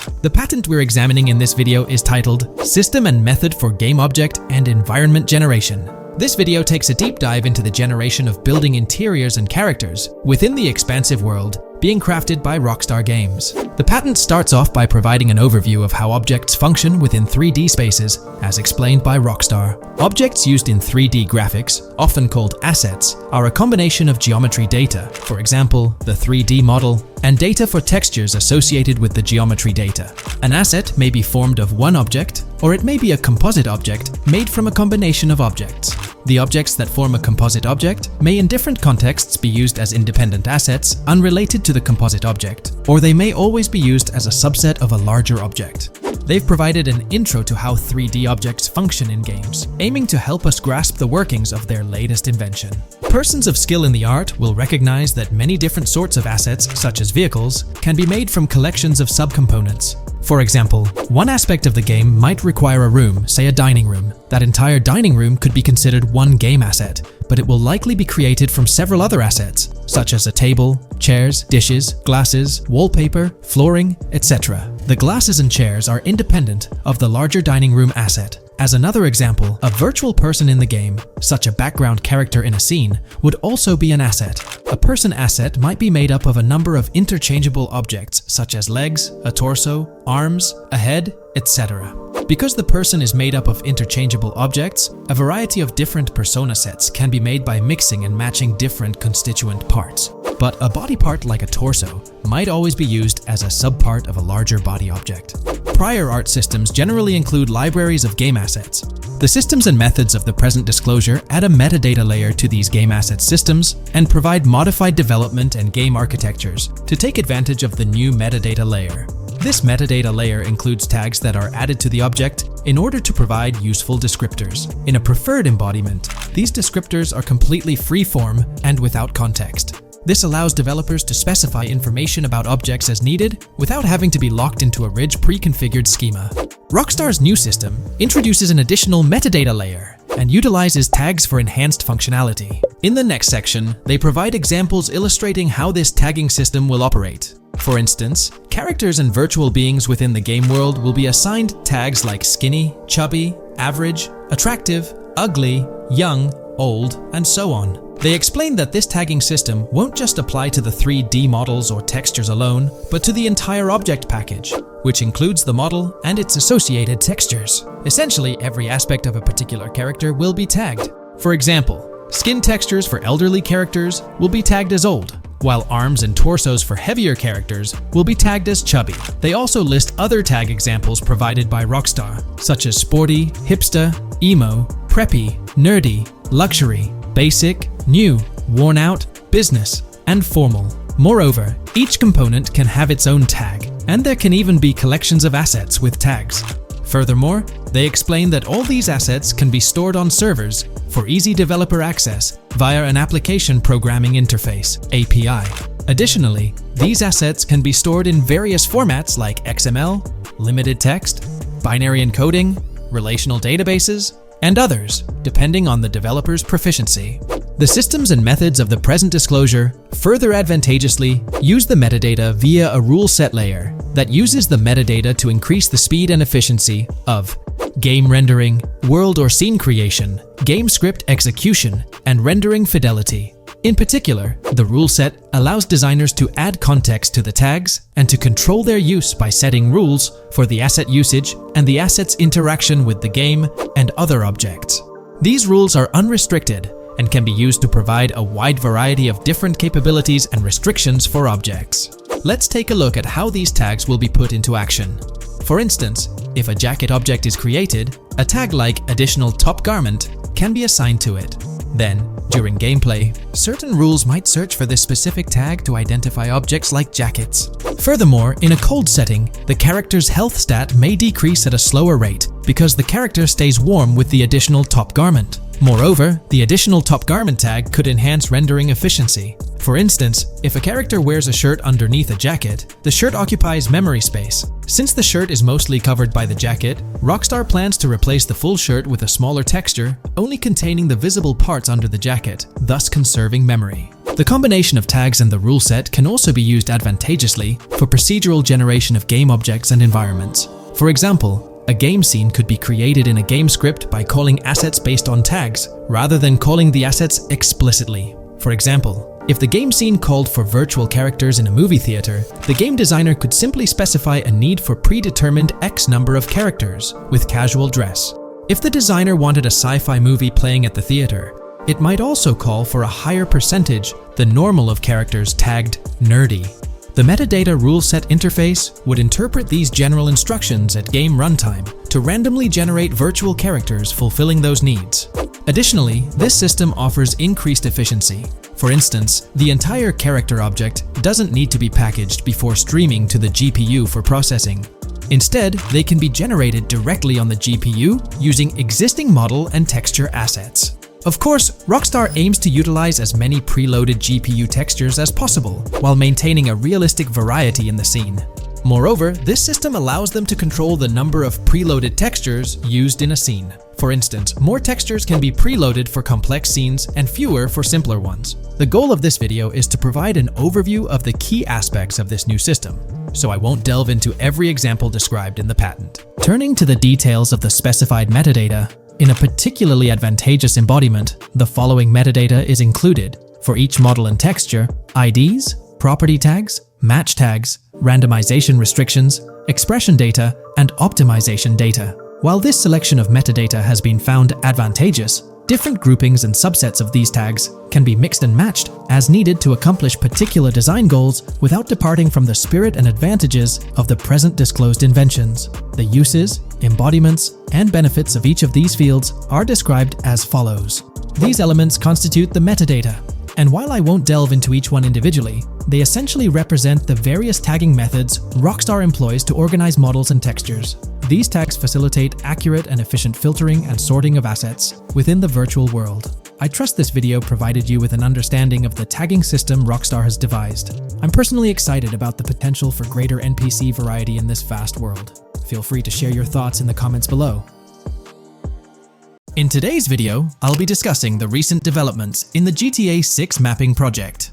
We'll delve into the latest additions, including new locations featured in Trailer 1, adjustments to existing locations, refinements in certain areas, and exciting discoveries from the latest trailer, such as the yacht interior, surfboards, Princess Robot Bubblegum, and more. Let's start by examining the mapping project itself. It's been some time since our last update on this front, and there have been notable changes to the map since then. This iteration represents the most recent version of the GTA 6 mapping project, spearheaded by Dupi's Zero R. Below, you'll find a roster of individuals who have contributed to this endeavor, and it's worth noting that this list has been recently updated. This project stands as the largest and most comprehensive effort within the fan community, with the goal of predicting the map of GTA 6 as accurately as possible prior to its official unveiling. Dupi's Zero R mentioned that there's still an extensive list of elements to incorporate and modify, but for now, this update suffices. Anticipate further alterations to the map in subsequent updates. This iteration represents the latest version of the GTA 6 mapping project. Notable adjustments have been made to the legend and the manner in which various elements are annotated on the map. All markers now include viewing cones to indicate their general viewing direction. However, it's important to note that the angle of these cones is merely symbolic. Additionally, speculative location markers have been updated with red outlines to differentiate them from non-location markers. Furthermore, coordinate markers now display their corresponding clip names for easier identification. Changes have also been made to the naming conventions in the key section. For instance, you'll notice that the markers now include the names of the clips they are derived from. Let's delve into the alterations specific to Vice City. The angles of Rock Ridge and Stockyard have been tweaked to align with calculations/evidence and to better match the coordinates. By observing the outlines, you can see that both the Rock Ridge and Stockyard areas have been subtly adjusted, ensuring a more cohesive layout. There's a noticeable improvement in alignment. A notable update to the map is this section here. Previously, absent features have been incorporated from the edges of one of Rockridge's minimaps, and adjustments have been made to the water's edge in that vicinity, now depicted in dark green to indicate the genuine boundaries of this section of the Vice River. Additionally, several buildings in the Rockridge area have been identified, including the Rockridge Community Research Center, Miami Police Department, Venture Apartments, Orange and Pink, 7071 Warren Thacker Manor, inspired by Martin Fine Villa, Palace Cafe and Diary, all sourced from leaks. Furthermore, there are 2 speculative markers outlined in red, representing locations from the trailer. One in Rockridge is speculated to be the Hammer Hamlet Ladies location, while the other marks the high roller scene from the trailer. You can find the timestamps for both scenes on the map. Updates have been made to the route of the I-404, incorporating new evidence. This includes adjustments in Vice Beach and the positioning of the road near Rockridge. Notably, there have been alterations to the highway section near the airport. Additionally, speculative terrain and building positions in Washington Beach have been revised to align more closely with the evidence. Changes have been made to the shapes and locations of the Ritz-Carlton Bal Harbour, Akoya condos, and Jade Ocean condos. Furthermore, alongside the speculative road and landmass in the Bayfront Heights area, the Y Vice City and Gate/Continental hotels have been included in the Vice Beach vicinity. Additionally, several minor adjustments and fixes have been implemented. Regarding the Vice Beach area, there have been additions of new buildings supported by recent evidence. These include 200 Ocean Drive, 260 Ocean Drive, 1043 Washington Avenue, Beach Park Hotel, and Council Towers North. Moreover, over at Brickell Key Island, 2 new buildings, Brickell Key 1 and Brickell Key 2, have been introduced. Additionally, corrections have been made to the names of the Tequesta Point locations, accurately reflecting their respective positions. Now, let's shift our focus away from Vice City. Firstly, an error regarding St. Joseph has been rectified. Previously labeled in purple, it should have been marked in red to signify that this name hasn't been confirmed in the leaks, but is either speculative or based on real-life data. Moving westward towards Port Gellhorn, there have been notable additions to the leaked industrial area opposite the state prison, along with improvements to the prison itself. Several speculative structures, highlighted in red, including a water tower and industrial buildings, have been incorporated, along with a cell tower across from the prison. Heading south to the Keys, significant improvements have been made.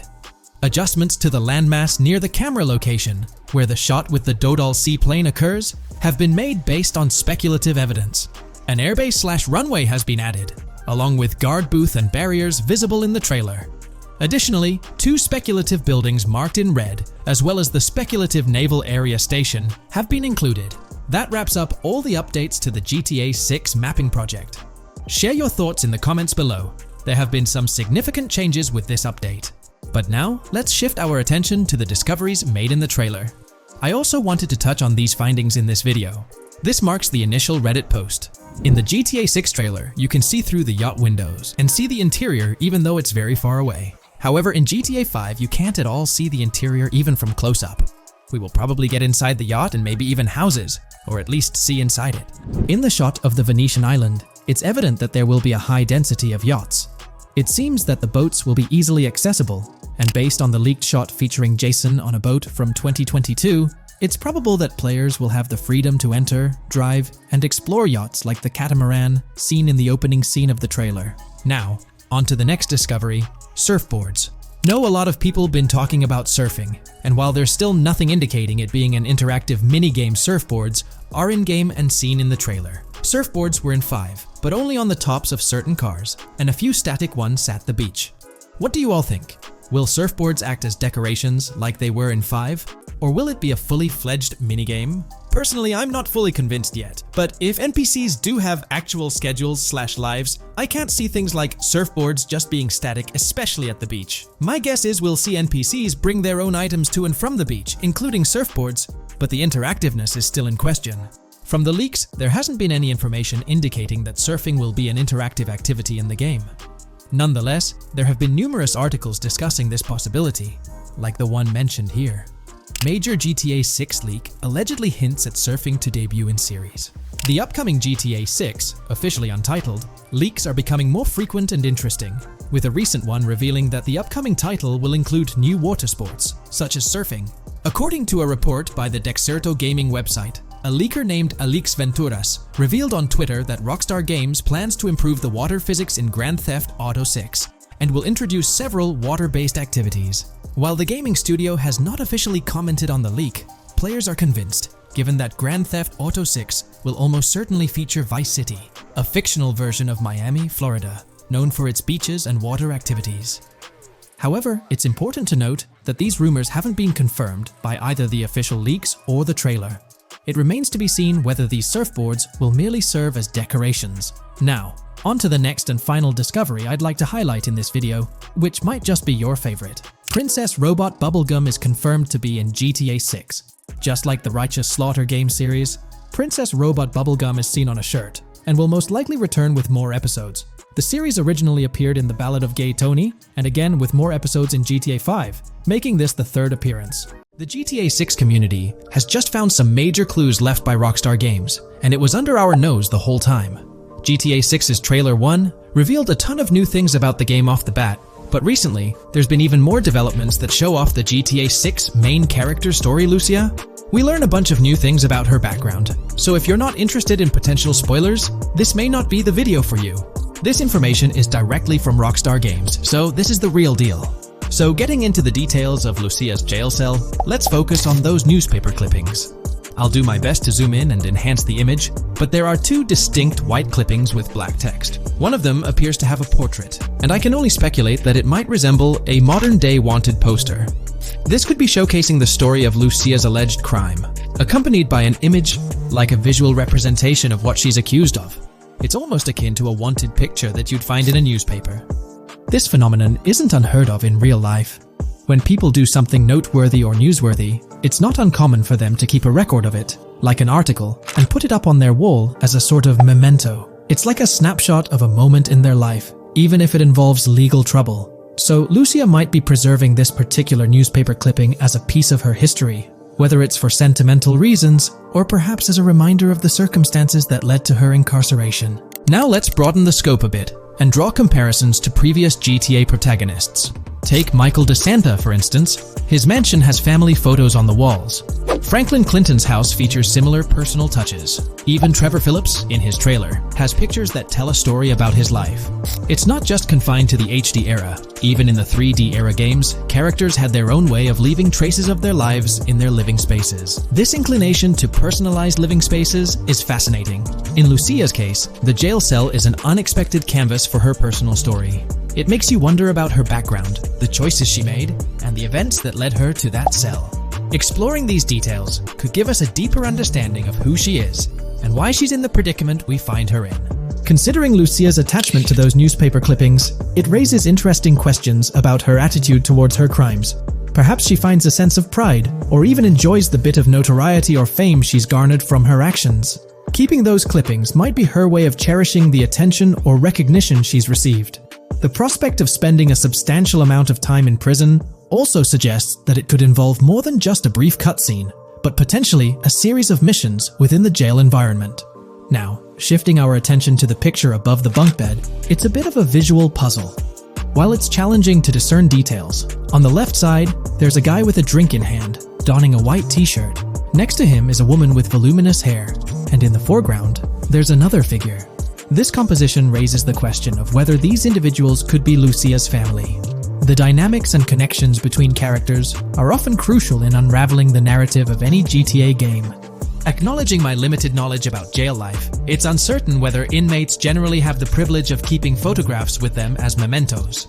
However, in this specific scenario, it appears that Lucia can. This might imply that the prison depicted isn't a maximum security facility, given the freedom for inmates to keep personal items. While the setting is far from casual, it offers a level of interaction and mobility, allowing inmates to go outside, engage in conversations, sit at tables, and soak in sunlight. The orange jumpsuits signify their status, but the absence of being handcuffed to the ground suggests a certain level of relative freedom.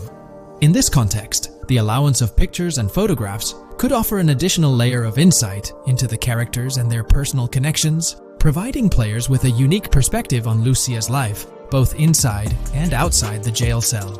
Taking a closer look at the latest image, which I've adjusted to bring out more details, there's another intriguing photograph. A A guy in an orange shirt catches the eye, positioned alongside two women on the right. The one on the left appears to be sporting a hat and sunglasses, although discerning whether any of them is Lucia remains challenging. They could very well be family members, close friends, or simply individuals from her social circle. Amidst all the uncertainty, Lucia seems notably fixated on reflecting upon her actions and the community's response. Beyond this, it's evident that Lucia maintains a distinct connection with a specific group of people, as indicated by the presence of their pictures in her jail cell. It's not just about her individual experience. There's a shared history captured in those photographs, hinting at relationships that go beyond the confines of the jail cell. Directly below the image featuring the guy in the orange shirt and the other girls, there's yet another photograph. Although the details are obscured, the presence of someone standing in the picture is noticeable. Lucia is seemingly constructing a collage of photos, creating a visual narrative that serves as a repository of memories.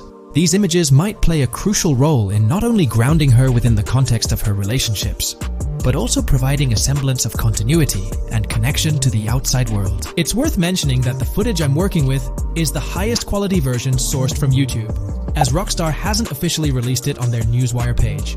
Despite being in 4K, the YouTube upload might introduce some compromises in image quality, so there could be nuances in the pictures that we might miss.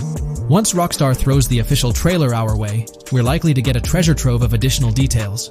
But for now, let's roll up our sleeves and dissect the snapshots from Lucia's jail cell. Apart from Jason, there's another player in Lucia's story.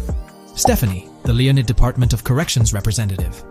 Picture a different scene though. Lucia's cell is a far cry from Stephanie's office.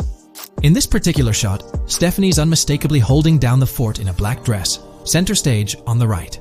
Flip to the left frame, and there she is again, donning a red dress on the right side. Behind her, there's a framed message teasing with "if you miss," but the rest remains a mystery due to some pesky screen glare. Now let's make a full turn and voila, another Stephanie pic in the bottom right corner. This time, the backdrop suggests a domestic scene, perhaps with a partner. She's got on some bluish shades, slightly different from what we catch a glimpse of later. The background paints a more vivid picture, a collection of books, pamphlets, a conspicuous high-visibility vest, and yet another potential newspaper clipping. Whether it's a routine thing or an anomaly, the jury's still out. So, what's the inside scoop on Lucia's backstory gleaned from her jail cell environment? Well, the state of the jail suggests it's seen better days. Peeling bits off the windows hint at a place with some history. That initial shot with the barbed wire strongly implies it's not a newly minted spot. It's got the wear and tear of time etched into its surroundings. As we immerse ourselves in the intricacies of Lucia's life within the jail cell, the narrative unfolds as a captivating tapestry, each element contributing to the rich story. The subtleties, from the cryptic newspaper clippings shedding light on her alleged crimes to the carefully chosen photographs depicting relationships with family and friends, create a vivid and compelling portrait of Lucia's existence, both within and beyond the jail confines. The personal touches within her confined space evoke a rawness that harks back to the legacy of previous GTA protagonists. Lucia's jail cell, unexpectedly, becomes a canvas revealing a story that transcends the conventional GTA narrative. It prompts curiosity about her past, the decisions that led her to incarceration, and the intricate web of relationships that define her.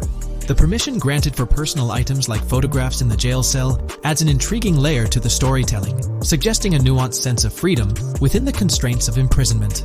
Lucia's attachment to these items, whether they be newspaper clippings or family snapshots, beckons players to ponder her perspective on her own actions and the recognition she may have garnered. While we eagerly await the official trailer release from Rockstar, it is clear that Lucia's story is woven with complexities and mysteries that leave us yearning for more. The weathered appearance of the jail environment, with peeling bits off the windows and subtle signs of aging, hints at a setting steeped in history, amplifying the anticipation for the unfolding narrative. Thus, with these glimpses into Lucia's world, we find ourselves surrounded by a plethora of unanswered questions. When did she find herself behind bars, and what duration does her stay entail? Your insights are eagerly awaited in the comment section. If this exploration into Lucia's jail cell has piqued your interest, a thumbs up would be much appreciated. Comment down below what you believe caused Lucia to go to jail. And did you spot these hidden Easter eggs in the trailer on your first watch? I'm interested to hear back from you guys. Thank you for watching. If you would like to support our analysis content on GTA 6, make sure to subscribe and leave a like. Here's all the information we've managed to gather about Grand Theft Auto 6 so far. Dedicated fans have compiled a 60-page document that meticulously covers every new feature revealed in last year's leaks. These features have been officially confirmed by Rockstar Games, as they originate from the footage Rockstar themselves acknowledged as part of Grand Theft Auto 6. Keep in mind that the game is still in development, so some details might evolve. However, as of now, these are the features you can expect to find in the game. If you're interested in delving into the full document, you can find a link in the description. But bear in mind that it's quite an extensive read, so we'll break it down for you. Let's begin by discussing the game engine. Euphoria physics has undergone adjustments, and improvements have been made to the ragdoll physics and overall game physics compared to GTA 5. Additionally, Grand Theft Auto 6 will incorporate lighting and skybox systems similar to those seen in Red Dead Redemption 2. This means you can anticipate enhancements like volumetric clouds and better lighting, which mark a significant leap forward,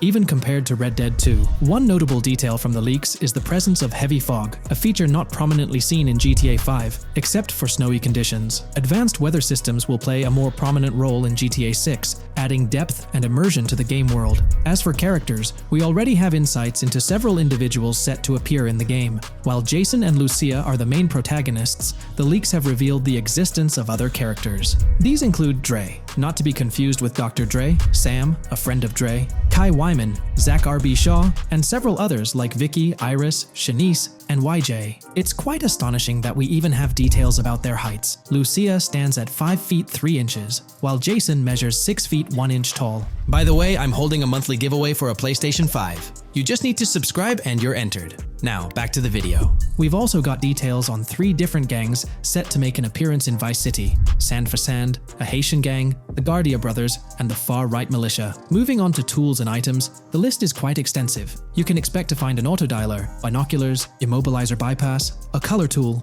painkillers, a pool cue, trauma kits, a golf driver, various food and drink items, a golf putter, a USB drive, a golf iron, a crowbar, a golf wedge, a torch, a Slim Jim, a tracker jammer, a duffel bag for stashing your loot, cigarettes, and a backpack, again for storing your loot. When it comes to weaponry, the leaks confirm several options: a rocket launcher, an assault rifle, a baseball bat, a polymer pistol, a knife, a bolt-action sniper rifle, a Molotov cocktail, a spear gun, which is intriguing, a smoke grenade, a compact SMG, a flashbang, a micro SMG, a hunter sniper rifle, a heavy machine gun, an auto rifle, and a pump-action shotgun. The weapon wheel system will be divided into 3 sections: weapons, equipment, and gear. This setup is reminiscent of Red Dead Redemption 2, where you had access to your weapons, items, and horse all in one interface. Notably, we've seen glimpses of the ability to hold different weapons in each hand, and there's an additional quick item inventory in the bottom left corner of your screen. In a video clip,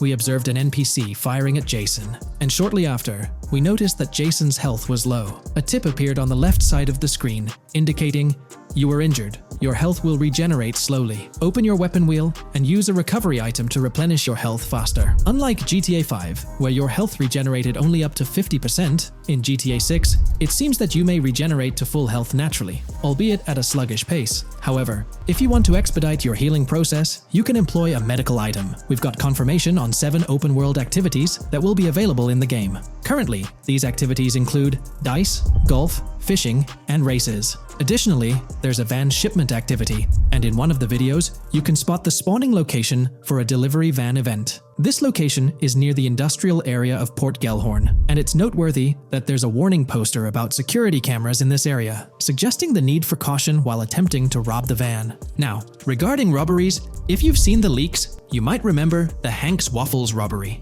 which was quite impressive. Jason and Lucia took on the challenge of robbing this massive diner. In another clip, when Jason was entering a store for a robbery, it became apparent that he possessed an ability allowing him to see through walls. The leaks also mention events related to searching vehicle trunks for something valuable, or perhaps finding nothing at all. Moving on, there's another event type called deliveries mentioned, specific to Port Gellhorn. It's somewhat challenging to predict the exact nature of these events, but that's all the information we have for now. As for enterable buildings, Grand Theft Auto 6 is set to offer more opportunities for exploration. Confirmed locations you can enter include the Malibu Club, a pawn shop, the Jack of Hearts, supermarkets, bars, restaurants, apartments, and laundries.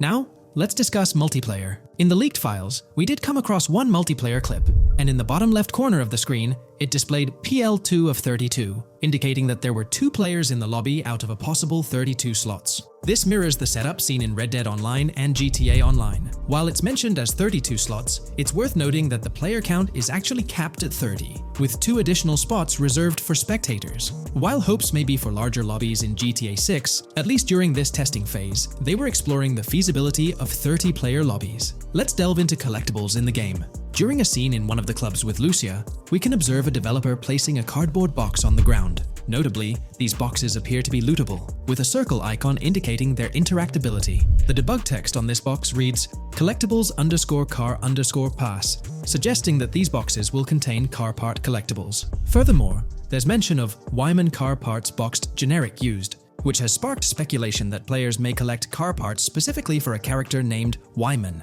It's inferred that both Jason and Wyman share an interest in classic cars. Moving on, we've got collectible hats. In a video featuring Jason in an apartment, a developer is seen interacting with a hat labeled as an ambient collectible hat in the debug text. This implies that one of the ambient activities in the game will involve gathering various articles of clothing, which adds an intriguing layer to gameplay. Now there's a comprehensive list of brands featured in the game, which I won't read out individually, as many may not be of significant importance to the storyline. Instead, I'll display them on your screen for your reference.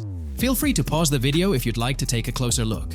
Moreover, we have a list of confirmed animals in the game. As of now, the roster includes snakes, seagulls, skunks, raccoons, alligators, boars, wading birds, squirrels, southern leopard frogs, crayfish, lizards, skunk apes, pigeons, opossums, and whales.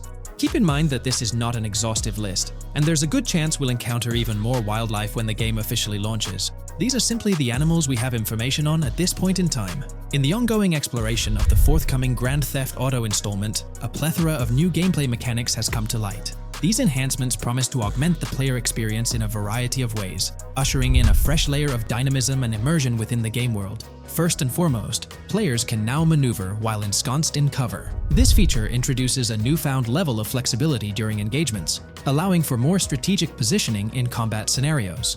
Additionally, the ability to assume a prone position, a feature conspicuously absent in previous iterations of the game, adds an exciting dimension to gameplay, affording players the capacity to lie flat on the ground, potentially enhancing stealth and tactical maneuvers. Furthermore, the inclusion of loot bags offers a means to store surplus items, expanding inventory management options. An interesting addition is the capability to both drop and retrieve weapons, affording players greater adaptability in response to evolving circumstances. During intense firefights, a novel under-fire animation engages, wherein the player character instinctively shields their face from incoming projectiles, providing a more immersive combat experience. In the aftermath of enduring a severe blow, players are granted the opportunity to enact self-revival, potentially turning the tide of adversity. In aiming down sights, the option to seamlessly switch shoulders grants players a tactical advantage, facilitating improved positioning and target acquisition. Moreover, hand-to-hand combat now includes the ability to execute grabs, diversifying the melee combat mechanics. A noteworthy addition to the game is the implementation of buddy communication, embodied in the Buddy Comms and Buddy Ping system. Although specific details remain undisclosed, it is plausible that these features will facilitate coordinated actions between the two main characters, Jason and Lucia. Vehicle combat has witnessed a transformation, as shooting from car windows now entails the complete egress of the player character from the window, enabling full 360-degree firing capabilities, thereby revolutionizing vehicular combat dynamics. The intriguing Eagle Eye system, seemingly exclusive to Jason, allows for a form of wall-penetrating vision, although its applicability to Lucia remains uncertain. Enhancements also extend to interactions with in-game elements. Players will find themselves endowed with a broader range of interactions, such as the capacity to carry bodies, engage in robberies, issue threats, and converse with non-playable characters, NPCs, during heists. Moreover, the ability to collect additional items, including beer bottles and cans, enriches the gameplay experience. Shifting the focus to new gameplay systems, one particularly exciting addition is the concept of money laundering.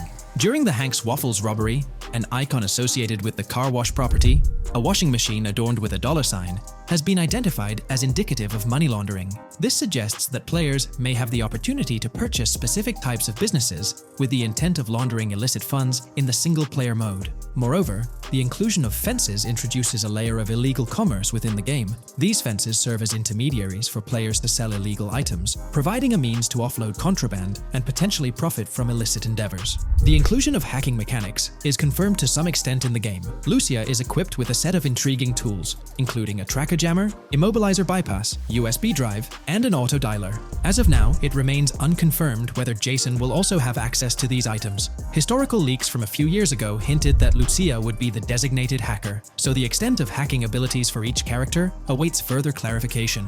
Among the event types within the game, two distinct categories emerge: pragmatic cool and chaotic and romantic cool. While specific details surrounding these events are not fully disclosed, they introduce intriguing possibilities for players to navigate. Furthermore, during robberies, players will have the capacity to issue commands to the other character involved.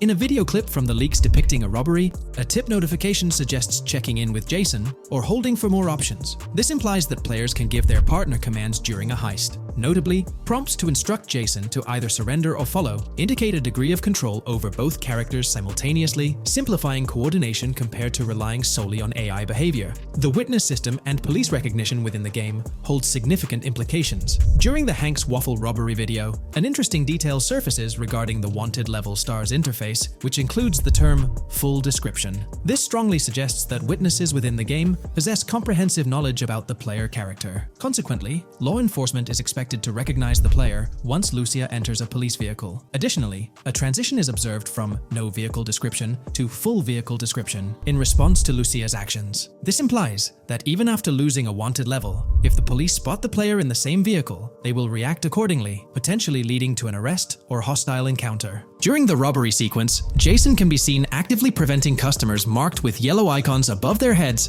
from calling the authorities or fleeing the scene. Notably, an NPC within the diner exhibits a yellow icon above her head. Following Lucia's exit from the diner, the icon begins to flicker. Subsequently, as Lucia approaches a police car surrounded by law enforcement, the icon shifts to red. The female NPC then departs from the diner, making eye contact with Lucia before hastening away. These developments underscore the sophistication of NPC interactions, presenting a notable advancement in the game's artificial intelligence systems. The prospect of item sharing between the characters Jason and Lucia is on the horizon. A notable example emerges from a video clip where Jason pilfers items from containers, opting to retain some while distributing others. This cooperative element extends to the unlocking of doors and gates, exemplified in a video featuring Jason within the Sand for Sand area, which, if you recall, is the moniker of a gang in GTA 6. In this particular clip, Jason stealthily maneuvers past a red truck, revealing a door from an import garage building bearing the descriptor "door panel locked" in its debug text. In juxtaposition, a gate within the same clip indicates "door unlocked," signifying the necessity of unlocking specific access points. Subsequently, we delve into an extensive catalog of new features, commencing with an upgraded AI system.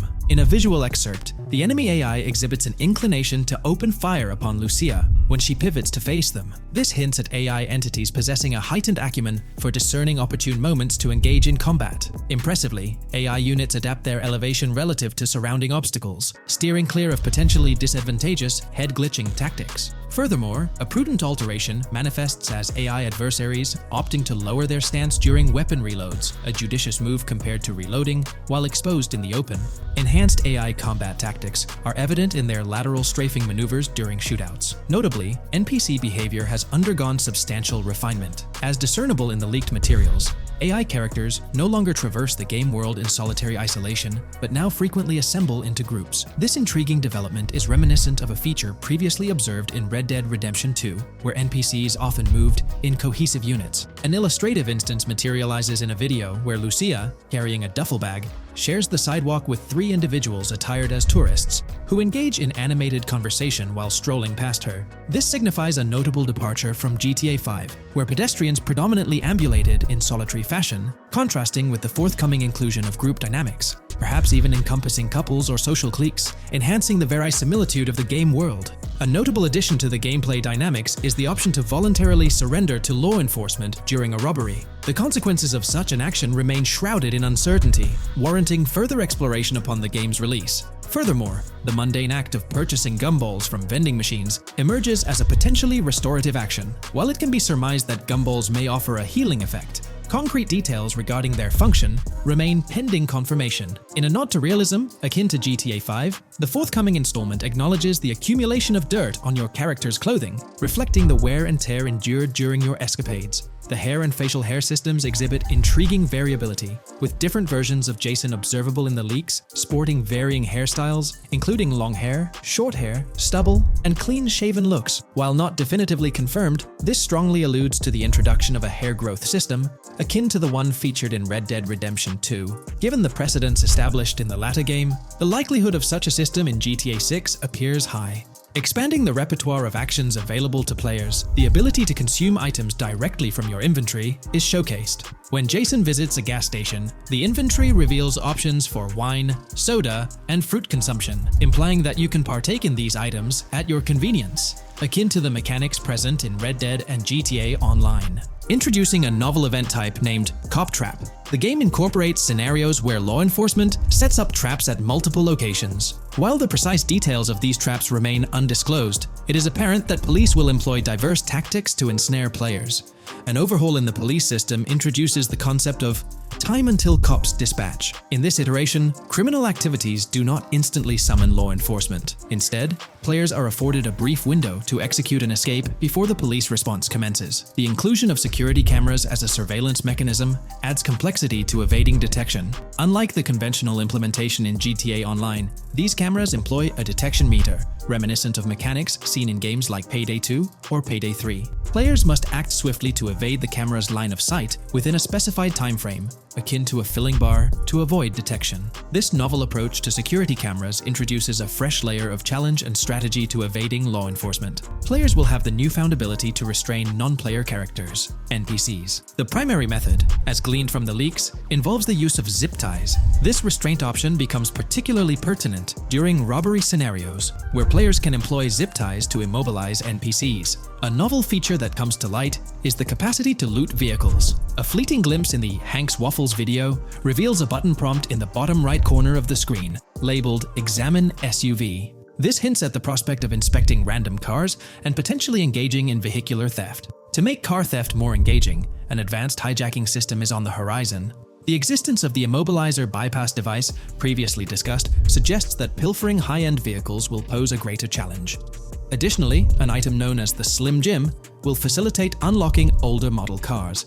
These mechanics collectively point to the notion that hijacking automobiles will become a more intricate endeavor, with the potential for car theft endeavors to end in failure. Furthermore, two intriguing event types emerge, namely carjacking, CAT, and carjacking, advanced AI. These events suggest that the vehicular hijacking process will incorporate nuanced elements, potentially involving the interference of an AI-controlled entity. GTA 6 promises to deliver an augmented vehicular experience through improved vehicle damage and handling. In a displayed video clip, as Lucia attempts to evade pursuing law enforcement, cars suffer more impactful damage. Notably, various parts of the vehicles, such as the front fender and hood, demonstrate more realistic deformation and fragmentation. The in-game interiors now feature functional GPS and waypoint systems on the dashboard, enhancing navigational convenience for players driving in the first-person perspective. Additionally, players have the option to enter a car via the passenger seat, offering flexibility in vehicle interaction. A hallmark of GTA 6 is its meticulous attention to detail.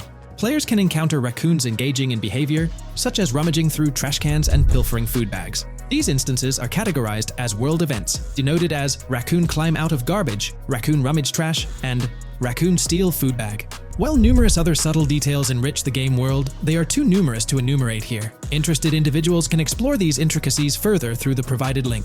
Expect a heightened level of auditory realism in GTA 6. Weapon sounds exhibit enhanced clarity and realism, with greater volume. The sounds of bodies impacting the ground will resonate with a more substantial thud, evoking a heightened sense of impact. Police sirens will reverberate off buildings and environmental elements with heightened realism, while items will produce varying auditory responses contingent on the surrounding context. In essence, sound design in GTA 6 aims to authentically replicate real-life auditory experiences. Fascinating developments. Several months ago, a colossal trove of leaked data unveiled a wealth of intriguing random events, world encounters, that promise to enrich the GTA 6 experience. While I won't delve into all of them, the list is nothing short of captivating.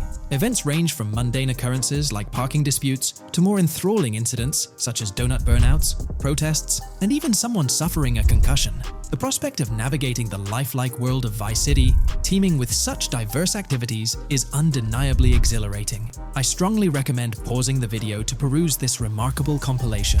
Additionally, we have been privy to an extensive catalog of vehicles slated to appear in GTA 6. These vehicles, gleaned from both in-game leaks and files, I encourage you to peruse this comprehensive list at your leisure. It resides on page 30 of the document. Furthermore, the leaks have divulged a plethora of confirmed locations within Vice City and its environs. Naturally, Vice City itself takes center stage, while several districts and neighborhoods will pepper its landscape. Notable locations include Edgewater, North Bay City, Rock Ridge, Little Haiti, Vice Beach, South Beach, Washington Beach, and Key Biscayne. Port Gellhorn, intriguingly, appears as a separate city akin to Sandy Shores or Palito Bay from previous iterations. The list extends to encompass Yorktown, Ambrosia, Sundown, the Keys, La Pearl, Red Hill, Lake Leonida, Hamlet, Stockyard, Homestead, Grass Rivers, Ekin, Fanaka, Underwater, and Relief. Each of these major locations contains a multitude of sub-locations, a testament to the meticulous world-building evident in the game. As if this weren't enough, the dedicated community has endeavored to construct a speculative map of GTA 6 based on coordinates extracted from the leaks. While the precise layout of the map's northern region remains uncertain, the map preview encapsulates the sprawling Vice City to the south and Port Gellhorn on the left. This visual representation of the game world is undeniably impressive and stokes the anticipation for the immersive adventures that await. In today's GTA 6 video, we're discussing how much money Rockstar Games has made from the first trailer released back in December. We'll also cover Rockstar's plans for the next trailer and their potential strategies for cross-promoting GTA 6. There's a lot to talk about, so let's get into Rockstar's promotion tactics for GTA 6 and when we might see a second trailer. First off, the timing of the next GTA 6 trailer is closely tied to GTA Online's upcoming update. Whether it's just a coincidence or a smart marketing move, this is a strategy Rockstar has used before. For example, they released GTA Online's Winter-December DLC a week after the first GTA 6 trailer. This timing helped make it the most viewed GTA Online trailer ever, even beating out the reveal trailer for Red Dead Redemption 2. If Rockstar decides to use the same approach, we might get some new Grand Theft Auto 6 details next week. This could be a second trailer, some screenshots, or additional information about the game. The timing would line up perfectly with the next big GTA Online update, set to drop on Tuesday, June 25th. This is confirmed because the GTA Plus event period ends the day before. By releasing new GTA 6 content a week before the update, Rockstar could generate more interest in the upcoming DLC. If for some reason we don't get a new trailer or details from Rockstar, I think they might drop more hints in this summer's GTA Online update, just like they did last summer. You might remember a specific t-shirt from that update, which actually hinted at the exact trailer date and time. It had symbols from the Zancudo basement with a cryptic message that translated to, "One day we'll reveal all." It does make you wonder if Rockstar will include some teases or cross-promotion in this update. Now that GTA 6 is officially announced, they might do something similar to a few years ago with GTA Online and Red Dead Redemption 2, where treasure hunts let you unlock weapons in GTA Online and receive them in Red Dead Redemption 2 when it launched. Speaking of GTA 6 trailers, here's an interesting fact. Rockstar Games has made a ton of money from the trailer on YouTube. We've talked about this in the last couple of videos, how it leaked because someone accessed a YouTube admin panel, but you can actually use public data and analytics to see how much money Rockstar has made from that trailer. It has almost 195 million views, closing in on 200 million, which is absolutely insane. Rockstar Games has made nearly $1 million from that trailer alone. The craziest part is that even though the trailer doesn't have ads, Rockstar Games still earns money from YouTube Premium users. While this isn't a huge portion of the population, it generates revenue based on watch time. From that alone, they've nearly made $1 million. Imagine if they had actual ads on the video, they'd be making even more. But $1 million just from premium users watching it is still pretty wild. In the grand scheme, it's a small amount for Rockstar and just a drop in the bucket compared to how much they'll make when GTA 6 actually releases. Still, It's an impressive stat for a trailer that Strauss Zelnick says has repeatedly broken the internet. All this excitement around GTA 6 is also boosting their parent company, Take-Two Interactive, with a substantial jump in stock price. According to Investing.com, an article published a few days ago states, the hotly anticipated release of the latest installment of Take-Two Interactive's mega-popular Grand Theft Auto franchise should fuel a substantial uptick in bookings and profitability at the video game maker, according to a JP Morgan analyst's note to clients. The analyst added that the gaming sector is increasingly focused on maximizing the success of proven titles, saying, consumer engagement and publisher resources have consolidated around the largest gaming franchises. They believe this trend favors the biggest players in the industry, with the biggest hits likely to get bigger and mid-tier games likely to struggle as competition costs increase. For this reason, investor expectations for GTA 6 are high, given the success of prior releases like GTA 5 and Red Dead Redemption 2. Analysts anticipate that GTA 6 will drive a significant increase in bookings and profitability for Take-Two and potentially boost its valuation. They reiterated their overweight rating for Take-Two and raised their December 2024 price target from $180 to $200. All this is great news for the gaming industry. Confidence in Grand Theft Auto 6 and Take-Two Interactive is growing, both among industry insiders and on Wall Street. It's just positive news all around. On another note, I initially thought GTA 6 would dominate the scene in 2025, causing other developers and publishers to steer clear, but that's not the case. Recently, at the Xbox Games Showcase, several amazing titles were announced, some set for 2024 like Call of Duty Black Ops 6 and Assassin's Creed Shadows. Interestingly, many other titles are now slated for 2025, meaning they'll be directly competing with GTA 6. Let's go over some of those anticipated titles. We've got some major hits like Doom, The Dark Ages, Death Stranding 2, Monster Hunter Wilds, Little Nightmares 3, Fable, Judas, the new Switch 2, and its launch games, Expedition 33, Ghost of Tsushima 2, Civilization 7, Atom Falls, Spider-Man, Venom, and many more. And we haven't even seen Nintendo's lineup yet, which we'll find out at Nintendo Direct. There could also be surprise contenders like another Naughty Dog game. 2025 is shaping up to be an incredible year for gaming, possibly the best ever.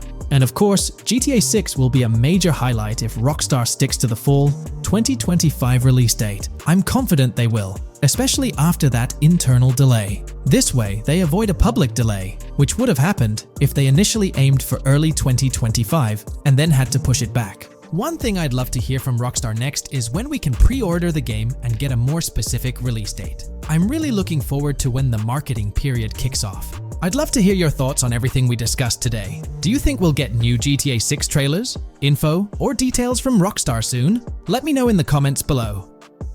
There's been quite a buzz about Jason, one of the main leads in the highly anticipated Grand Theft Auto 6. People are spinning theories left, right, and center, suggesting he might be an undercover cop, an agent, an ex-cop, or even someone with a military background. It's been the talk of the town ever since the first official trailer dropped. Now, I've got to warn you, what we're about to discuss might just spoil a bit of the GTA 6 storyline for you. But hey, if you've been keeping tabs on the GTA 6 grapevine, chances are you've already heard murmurs about these theories. Now, I gotta stress, folks, that as exciting as these speculations are, they're just that, speculations. Nothing set in stone. But here's the deal. There are some interesting things in Jason's outfit from certain glimpses in the trailers and Rockstar's promotional stuff that sort of fuel these speculations. They're like breadcrumbs teasing us about Jason's potential undercover identity. So today, I'm here to unravel these clues and take you through the evidence we've got so far. We'll start with the very first trailer of Grand Theft Auto 6. You know, the one that set the internet on fire? We'll dissect it bit by bit and get into the nitty-gritty of this theory that's got the GTA 6 community all hyped up. And it's not just about the trailers, folks. Oh no, there's a whole treasure trove of articles out there discussing findings made by fans, diving into details, and connecting dots. We're gonna sift through all that too. And hey, while we're at it, let's not forget about the actors. There's been some chatter about who might be stepping into the shoes of Jason in this game. So we'll toss that into the mix as well. There's plenty to unravel, and we're here to explore every nook and cranny of this speculation, piece by piece. So grab your favorite snack, get comfy, because we're about to embark on a journey through the GTA 6 speculations, theories, and rumors about Jason. Let's start off by jumping into this interesting Reddit post. I've seen some speculation that Jason is an undercover cop makes sense since we see first-person gameplay of a police raid. I'm guessing he falls in love with Lucia, and his storm between his duty and his love could be not true, but it seems like it would be a good twist in something Rockstar would do. Okay, let's take a deeper dive into this scene where we encounter these 4 police officers. They're pretty unmistakably cops with that distinct police badge on their body armor. It's crucial to note the small details here, especially regarding their attire, as it might hold some key information. Now, among this squad of officers, there's one guy who stands out from the rest. He's chilling on the far right, sporting a casual white tank top, while the others are all suited up in body armor, their caps turned backward. This difference suggests a hierarchy within the group, making us wonder if this dude's perhaps a higher up or holds a different position within the force. The intriguing part, though, is the context of this scene. It feels like a pivotal moment, almost as if these officers are significant characters in the narrative. But let's pump the brakes a bit. It's all speculation at this point. We can't be certain of their importance or their roles in the storyline just yet. Now, let's loop this back to Jason, the main focus of our attention. There's a striking connection here. The cop on the far right and the one in the middle, both sporting these distinct olive green cargo pants. These pants seem to be a part of their uniform, something that catches the eye. But here's the twist. The same style of cargo pants is seen on Jason in the official Grand Theft Auto 6 artwork released by Rockstar. Coincidence? Maybe, but it feels like too much of a match to ignore. What's up with these pants? Is it a fashion trend among the police force in the GTA 6 universe? Or could it be hinting at a deeper connection between these officers and our protagonist Jason? The plot thickens, and we're left to ponder the significance of these subtle visual cues. Is there a backstory linking these officers to Jason? Or is it merely a design choice by the creators to establish a visual pattern? We're left with questions, my friends. Questions that make us itch to uncover more about this intriguing storyline. So, buckle up as we continue this investigation, piecing together clues and theories, aiming to decipher the enigmatic links between these officers and our mysterious main character, Jason. There's a whole world of possibilities waiting to be explored within the realm of Grand Theft Auto 6. Let's dive into this article by Exputer that further supports this rumor. GTA 6 fans have been busy digging into the lore of both protagonists since the trailer dropped. It appears that users may already have found notable details about Jason. A slew of forums and posts have popped up with speculations with evidence that complies with prior findings. A post by the Redditor, Jack_Torrance80, on the GTA 6 subreddit solidifies the past rumors that clarified that Jason would start the game as a cop. The pants worn by the protagonist in the GTA 6 poster are a part of the official uniform of Miami-Dade Police. The green cargo pants are the same color used by the Miami-Dade Police SWAT team. Additionally, the inclusion of body cam footage in the trailer may also imply his past background as a cop. It is speculated that he was dismissed from the service during the events of the game, having to continue his life as a petty thief. In the side-by-side comparison, you'll notice something intriguing. Those pants on the right in the image are an exact match to the ones worn by those police officers in the trailer clip. The detailing with those black bands and the gun holsters, it's all there. But here's where it gets interesting. Jason, in the official artwork, doesn't seem to have any of those gun holsters. It's as if he decided to part ways with that gear when he left the police force, holding onto only those distinctive pants. Now, about that white tank top he's sporting in the artwork, it bears a striking resemblance to the one worn by the cop, positioned on the far right in that clip. It's these little connections that make you wonder if there's more to it than meets the eye. Could it be a deliberate choice by the creators to hint at Jason's past, subtly linking him to the law enforcement world? Or is it just a coincidence? In the comments of the Reddit post, a user says, he is probably a dismissed cop or soldier, got too desperate and started to do petty crimes. Lucia brings him the local connections and scores, and he uses his former police training skills in weaponry and vehicles. A dismissed corrupt cop or soldier, a freshly out of jail ex-prisoner. Victor Vance and Tommy Vercetti. And there could be more parallels between these two pairs of characters if you think about it. Vic was being betrayed again and again in his storyline. When he finally decided to quit, his brother pushed him to enter another deal with Tommy, which eventually killed him. Tommy, on the other hand, is a more cunning and ambitious person. He promised Rosenberg to leave him a piece of his Vice City empire, but later abandoned him and left him exiled in Las Venturas. These observations really bring up some compelling comparisons, especially when looking at Tommy Vercetti and Victor Vance from previous GTA installments. there's a chance we might see echoes of similar themes or storylines reflected in GTA 6, which lines up nicely with what Rockstar teased in the trailer. Let's zero in on Jason's haircut. It's clean-cut and short, a style often associated with law enforcement or military personnel. That detail might not be just a coincidence. It could be a deliberate choice by the creators to hint at Jason's past as an ex-cop or someone with a military background. It adds an extra layer of depth to his character, don't you think? I'm genuinely interested in hearing your take on this theory. There is a lot of evidence supporting this theory, and it might be a major deal as we might be working with the police possibly in GTA 6. That would be a completely new gameplay element in the GTA series, so we have a lot to look forward to. Tell me, what are your thoughts and opinions about Jason's potential background, whether he's linked to law enforcement or not, as it could shed more light on this intriguing speculation. So, please share your thoughts in the comments section below, and let's keep this discussion rolling. When we talk about the positive aspects of this partnership, it's essential to highlight the potential benefits that can emerge from Rockstar's newfound support for the modding community. One of the significant upsides is the acknowledgement of the brilliant and skilled developers behind the modding scene.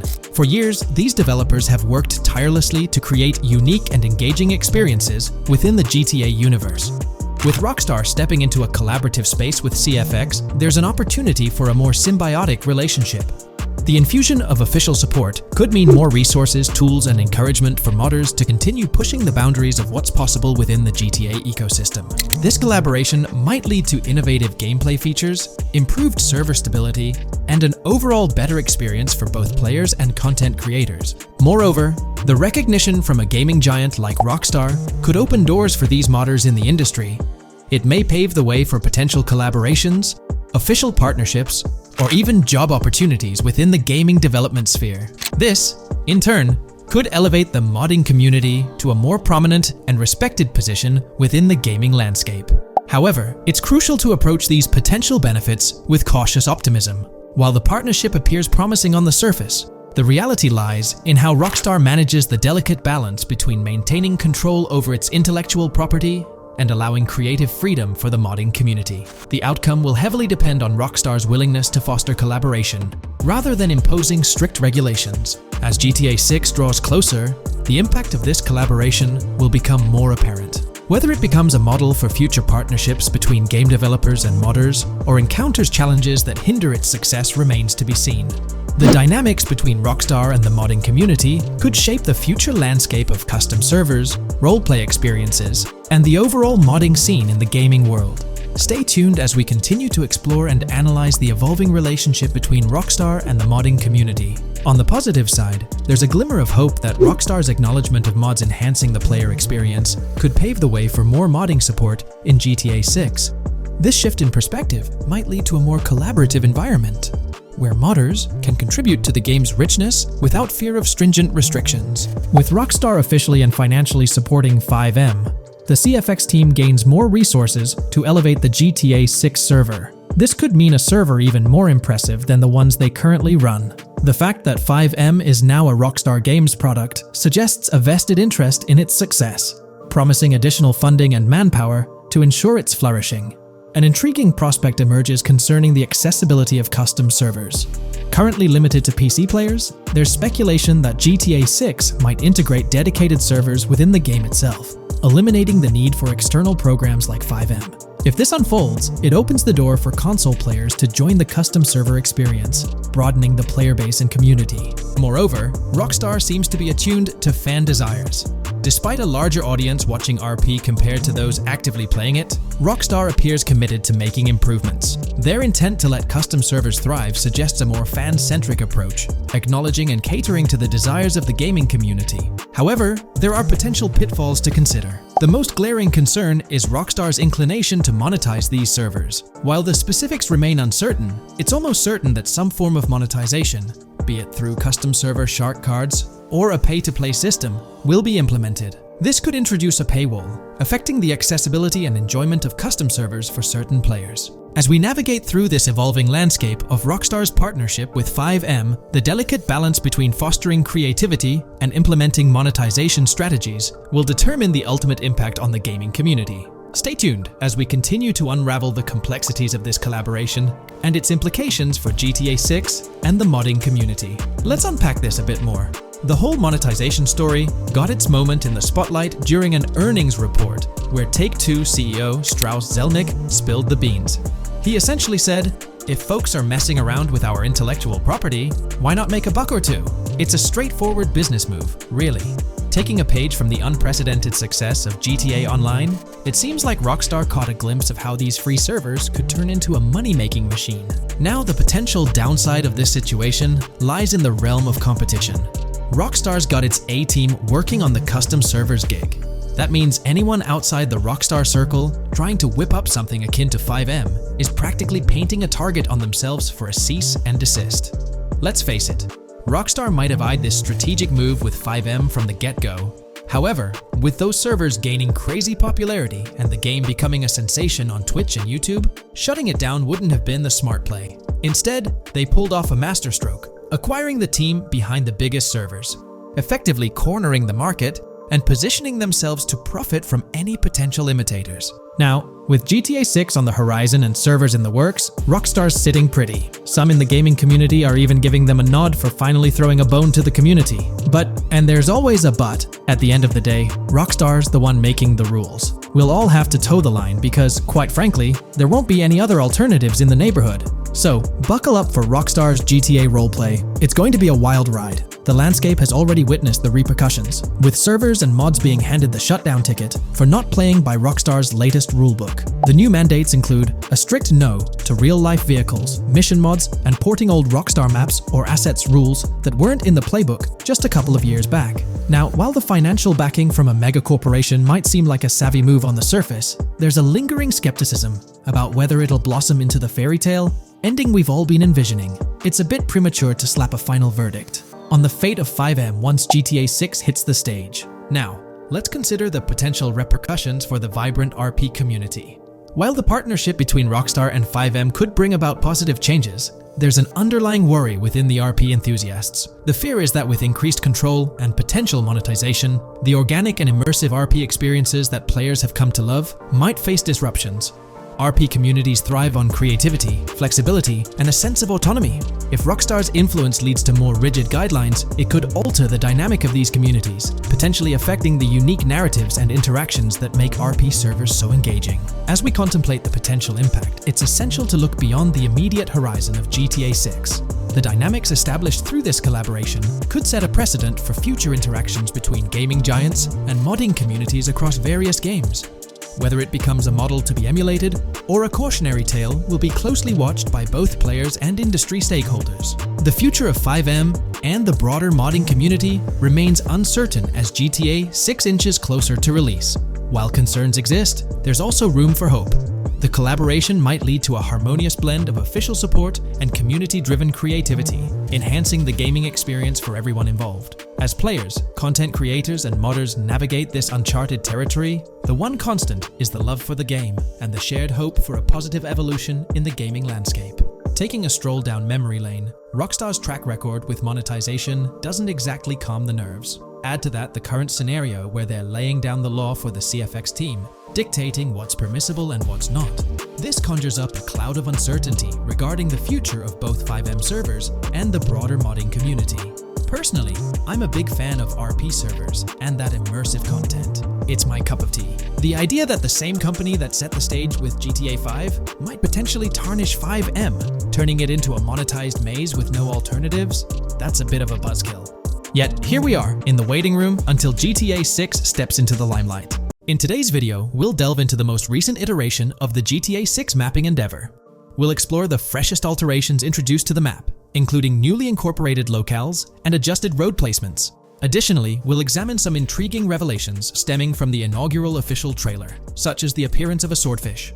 Furthermore, we aim to tackle one of the pivotal queries surrounding GTA 6, the extent of Rockstar's intention to amalgamate multiple states into the fictional entity of Leonida. We'll sift through all available clues, encompassing leaks and insights from the initial trailer, to shed light on the potential inclusion of Georgia in the game.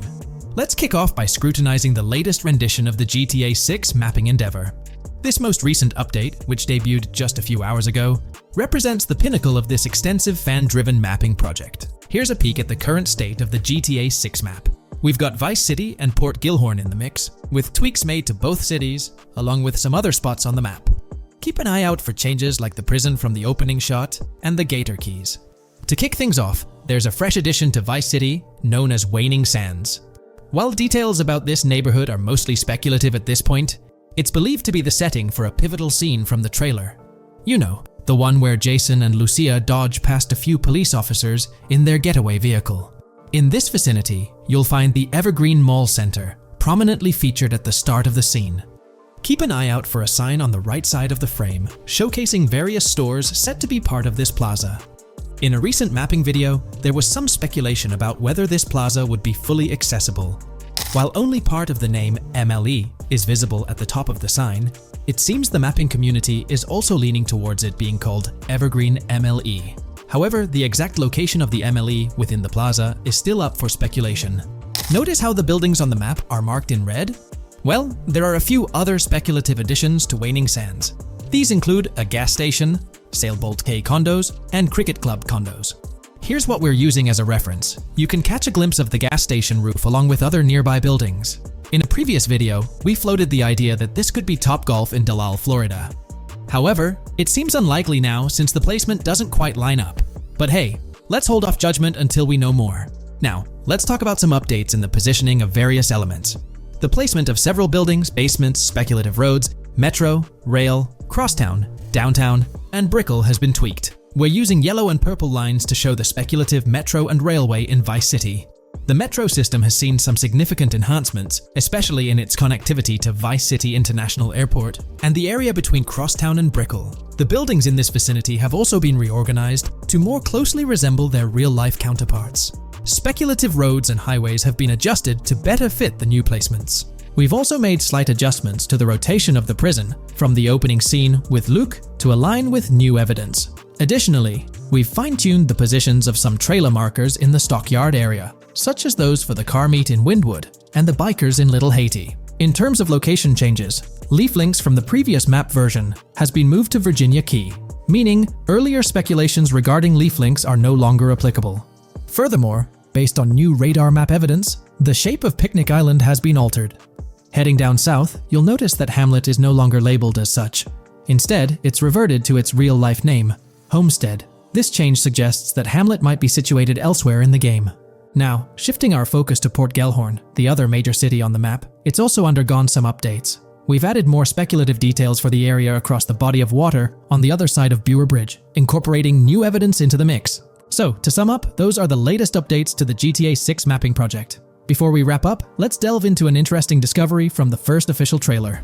I'm not into fishing, but I noticed this in the trailer, and my first thought was a swordfish. But I could be wrong. Is anyone who knows more about fishing able to confirm? Let me know what you all think this is. Well, that's quite an intriguing find. Personally, it seems like a house decoration to me, but I'm eager to hear your thoughts in the comments below. In the next part of this video, we'll tackle the question about Georgia. On display in the leaks and backed up by inside journalists, the game will feature a plethora of locations that focus on Miami and the surrounding areas. The two main locations of the game are Vice City, based on Miami, and Port Gellhorn, which lifts direct locations from Panama City. As well as this, it seems Rockstar have brought down and featured locations from Georgia, including a prison and mountain ranges not present in real-world Florida. I'm curious, do you think Georgia will make an appearance in GTA 6? Let's examine the evidence we have so far. There have been some recent findings, so let's kick off by checking out this Reddit post. Georgia evidence. In the leaks, there's a mention of canyon etchings, along with the other ambient events, which I thought couldn't be in or based in Florida. The nearest canyon to Florida is Providence Canyon State Park in Georgia, and is only 2.5 hours away from Florida. This also may explain Red Hill Forest and the testing of Scree Hills in the leaks. There's also a couple mountains, or large hills, seen in the trailer. The first looks more like a large hill in North Florida, probably for hill climbing, but the second one at the end of the trailer looks like a Georgia mountain, like the ones seen in the leaks. First off, this individual is discussing a clip from the leaks, where a developer is seen firing an assault rifle at a vehicle while Lucia is in the background. They've noted several ramps in the clip, suggesting developers use them to test vehicles on different slopes. The clip also shows various types of ramps listed, including MTB ramps, hill climb, mud drag, scree hill, mud drag string, and crash tests, as well as MX tracks. The speculation is that Rockstar might have been testing the Scree Hill due to its resemblance to locations in Georgia. Additionally, 2 shots from the trailer show hills. One at the 59-second mark where someone jumps on a table, causing it to break, revealing multiple cars ascending a steep hill in the background. And another in the final shot, where Lucia kicks down the door to a convenience store, showing another hill or mountain through the window. Let's delve into the comments and see what the community thinks about these hills. Are there similar hills in Florida? Or has Rockstar taken some creative liberties and introduced hills from Georgia? Ekanfinaka is a place in the game, shown by the leaks. And Ekanfinaka is literally the old name for a swamp in southern Georgia. Not to mention we saw a big hill, small mountain. I've lived in Florida for a long time. There are no hills, anything like that in the state. Northern Florida has some hills, but nothing like that at all. The hill in the leaks resembles the Blue Ridge in northern Georgia. It's a fictional state. It could be a collection of features from 4 or 5 states for all we know. 2 hours outside of Florida is hardly breaking the concept. I'd imagine much of the urban landscape will be much like Florida, with the outskirts being closer to Caribbean, or as you said, Georgia. There's a separate post talking about these mountains in GTA 6. We know GTA 6 is being based in Florida, a relatively flat state, so it'd be obvious to think that the game will stay true to its setting. However, one interesting thing I found in the diner robbery footage from the leaks is that a huge mountain can be seen in the far distance, particularly around the part where Lucia starts approaching the police car from the passenger side. I'm not sure if anyone else has noticed this, but it's interesting to note, considering Florida is the flattest state in the country, LOL. Maybe we can go to other states? The area does resemble rural Georgia. Thoughts? I think it will be more similar to RDR2 than past GTAs where it's only one state. I bet the map will be a hybrid of Georgia and Florida. If not, then Florida and most likely another country like Cuba or some South American country with mountains. Yes, probably we can visit the state of Georgia. A few weeks ago, someone found out that the prison you can see in one clip is from Georgia as well. Multiple states in the game. The Florida Scout lady mentioned Rockstar Scouting interiors in Florida and other states in the southeast. Hopefully this means we get towns, or maybe cities in these other states, instead of simply hilly terrain. As this individual pointed out, there's a prison visible in one of the leaked clips, and it bears a striking resemblance to Augusta State Medical Prison. Situated in Grovetown on the county lines of Columbia County and Richmond County in Georgia, United States, this facility houses primarily male inmates with occasional female inmates and has a capacity of 1326. Built in 1982 and operational since 1983, it operates as a close security prison. Augusta State Medical Prison was one of the 7 prisons involved in the 2010 Georgia prison strike. With such solid evidence pointing towards Georgia, or at least a portion of it being featured in the GTA 6 map, it's worth noting that Rockstar has done similar things before. In GTA San Andreas, for instance, they created the state of San Andreas, which is a blend of California and Nevada, with Las Venturas mirroring Las Vegas. Feel free to share your thoughts on everything discussed in today's video in the comments section below. Today, let's delve deeper into the scoop we've got about Jason and Lucia, straight from the game's artwork and that initial trailer drop. Seems like Rockstar's shining the spotlight a tad more on Lucia this time around. Not to downplay Jason's role, but Lucia's getting some special attention, you know? Alright, so the trailer kicks off with Lucia finding herself in what appears to be a detention center, or maybe some kind of confinement. She's sporting the classic inmate gear and hanging out with a few others. Now, it's a bit fuzzy whether it's an all-girls club or a mixed bag. But here's the twist. It doesn't look like your hardcore, maximum security joint, more like a temporary pit stop. Then we see this scene with Stephanie, a counselor at the place. Stephanie's having a chat with Lucia, trying to untangle her situation. Stephanie asks why Lucia's landed there, and Lucia nonchalantly responds with something like, "Bad luck, I guess." It's got me thinking, maybe Lucia's in for something minor. You know, the wrong place, wrong time scenario, or maybe a string of small-time scrapes. By the way, I'm holding a monthly giveaway for a PlayStation 5. You just need to subscribe and you're entered. Now, back to the video. So, Lucia's starting off in a bit of a pickle, but I'm itching to see how the story unfolds, how she got caught up in this mess in the first place. Rockstar's got us all on the edge of our seats with this setup, and I can't wait to see what twists and turns are in store for these characters. Taking a closer peek at Lucia in this clip, she doesn't strike me as too old or hardcore, you know? Surprisingly, she's not all cuffed up or tightly restrained while having a chat with Stephanie, the counselor at this place. Stephanie's vibe doesn't scream in danger while talking to Lucia, so maybe her time in in jail isn't as intense as we might think. So, Lucia's got a date with jail at some point. But yeah, she's not going to be stuck in there forever, that's for sure. Let's shift gears to this artwork Rockstar's thrown at us. In that pic, Lucia's flaunting an ankle monitor. Now that's the kind of thing they slap on you when you're out but not really free. It's like they're keeping tabs on you, making sure you stick to a certain area, like your home turf or maybe a specific part of town as set by the powers that be. Now let's dive into some wild speculation on how this whole ankle monitor deal might mix things up in the gameplay. Imagine navigating the game with that kind of electronic ball and chain. It's gotta influence how Lucia moves around or what she can get into. Maybe it restricts her to certain zones or forces her to lay low in certain situations. The possibilities are buzzing around my head. It's like a marker that says she's out of the big house, but under some major watch. You see, when you've got one of those strapped on, it's like a 24/7 reminder that you're under strict scrutiny. It's like a digital leash telling you, hey, no funny business or else. Now think about how this could shake up the game's map dynamics. Rockstar might play a throwback card to the old GTA vibes, where you're restricted to certain parts of the map at the start. As you progress through the story, you gradually unlock more turf to roam. Picture Lucia stuck in a zone until she can shake off that monitor, whether she manages to ditch it by some gutsy escape or someone legally gives her the green light. Fast forward a bit, and we spot Jason and Lucia in a pretty dicey scene. Jason's in the driver's seat, Lucia's riding shotgun, and they're peeling away from what looks like a scene post-crime. A couple of cop cars are hot on their tail, lights flashing and sirens blaring. Jason's got his hands tight on the wheel, sneakily glancing at the cops as they whiz past. Then, when they're out of sight, he shoots Lucia a glance that screams serious concern. It's crystal clear these two are linked somehow, tied together by that ankle monitor and whatever legal trouble they're entangled in. How's that for a curveball in the storyline? There's this air of suspense and questions lingering. What did they do, and how does it all connect back to Lucia's time in the slammer? The plot thickens, and I'm itching to see where this tangled web leads us. Let's zoom in on Lucia for a moment. You know, it's not giving off that classic jailbreak vibe. When you make a daring escape from the big house, you don't come out with an ankle monitor like you've been given a hall pass. Nah, it's more like you become public enemy number one, constantly dodging the long arm of the law. It's got echoes of that on-the-run feel from Red Dead Redemption 2, where you're always watching your back. Wonder if Rockstar's planning to revisit that kind of storyline here? But here's a thought that's been gnawing at me. What if Jason's got this noble quest to keep Lucia out of hot water? Could be, but there's this lingering sense that they've got some pressing reasons behind these actions. It's like they're in this situation either by design or due to some pressing needs. Speaking of which, let's take a peek at the next scene in the sequence. You've got Lucia holding a bundle of cash that could make anyone's eyes widen, stacks of 20s and crisp hundreds. And what's she doing? Nonchalantly turning away from law enforcement?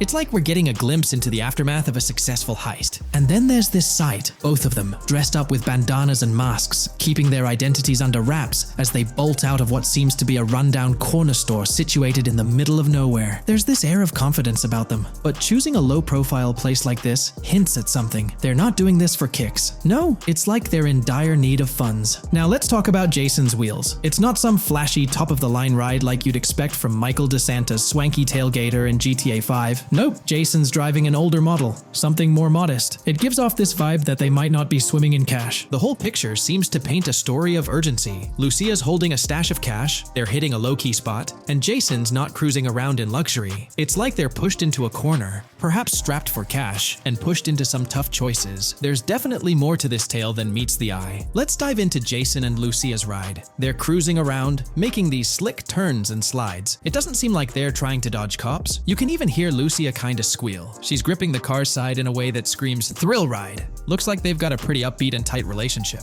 They're heading towards a motel. And guess what? Surprise, surprise, they're more than just partners in crime. Yup, Jason and Lucia are romantically involved. Now, Rockstar's not laying it all out for us, but you can pretty much read between the lines. Now, let's dissect this trust business. Feels like Rockstar's planting seeds for the storyline's ending. Trust can either be kept intact or shattered, right? It's like a pivotal point in a tale of two partners in crime. Maybe they'll face a dilemma where they have to choose between both making it out alive or going for a massive score, but someone doesn't make it to the finish line. Trust seems to be the crux of it all. And here's the kicker, the final scene. They kick open the door of this corner store, all confident, guns out, ready to hit the jackpot. plot. The story concludes on that note. Now, let's switch lanes and talk about the trailer's song choice, Tom Petty's Love Is a Long Road. Interestingly, there's a tweet from Tom Petty's account expressing gratitude for having their song featured in GTA 6's first trailer. The song itself talks about the struggles of maintaining a relationship, how it's not a smooth ride, but worth the effort. So, GTA 6 might just be more than a crime tale. It's shaping up to be a love and trust story. I think Rockstar's aiming for their twist on a Bonnie and Clyde vibe with Jason and Lucia.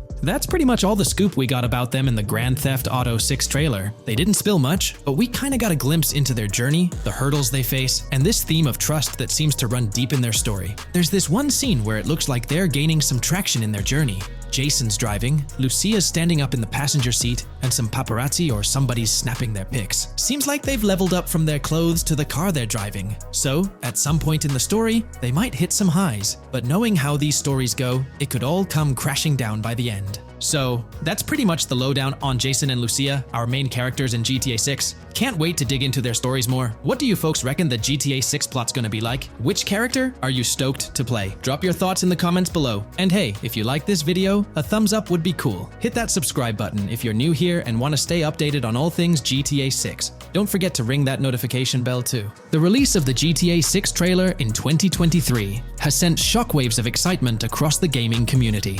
The anticipation and buzz surrounding this highly anticipated title have reached an all-time high. Fans worldwide are feverishly dissecting every frame, theorizing about the game's setting, characters, and innovative features.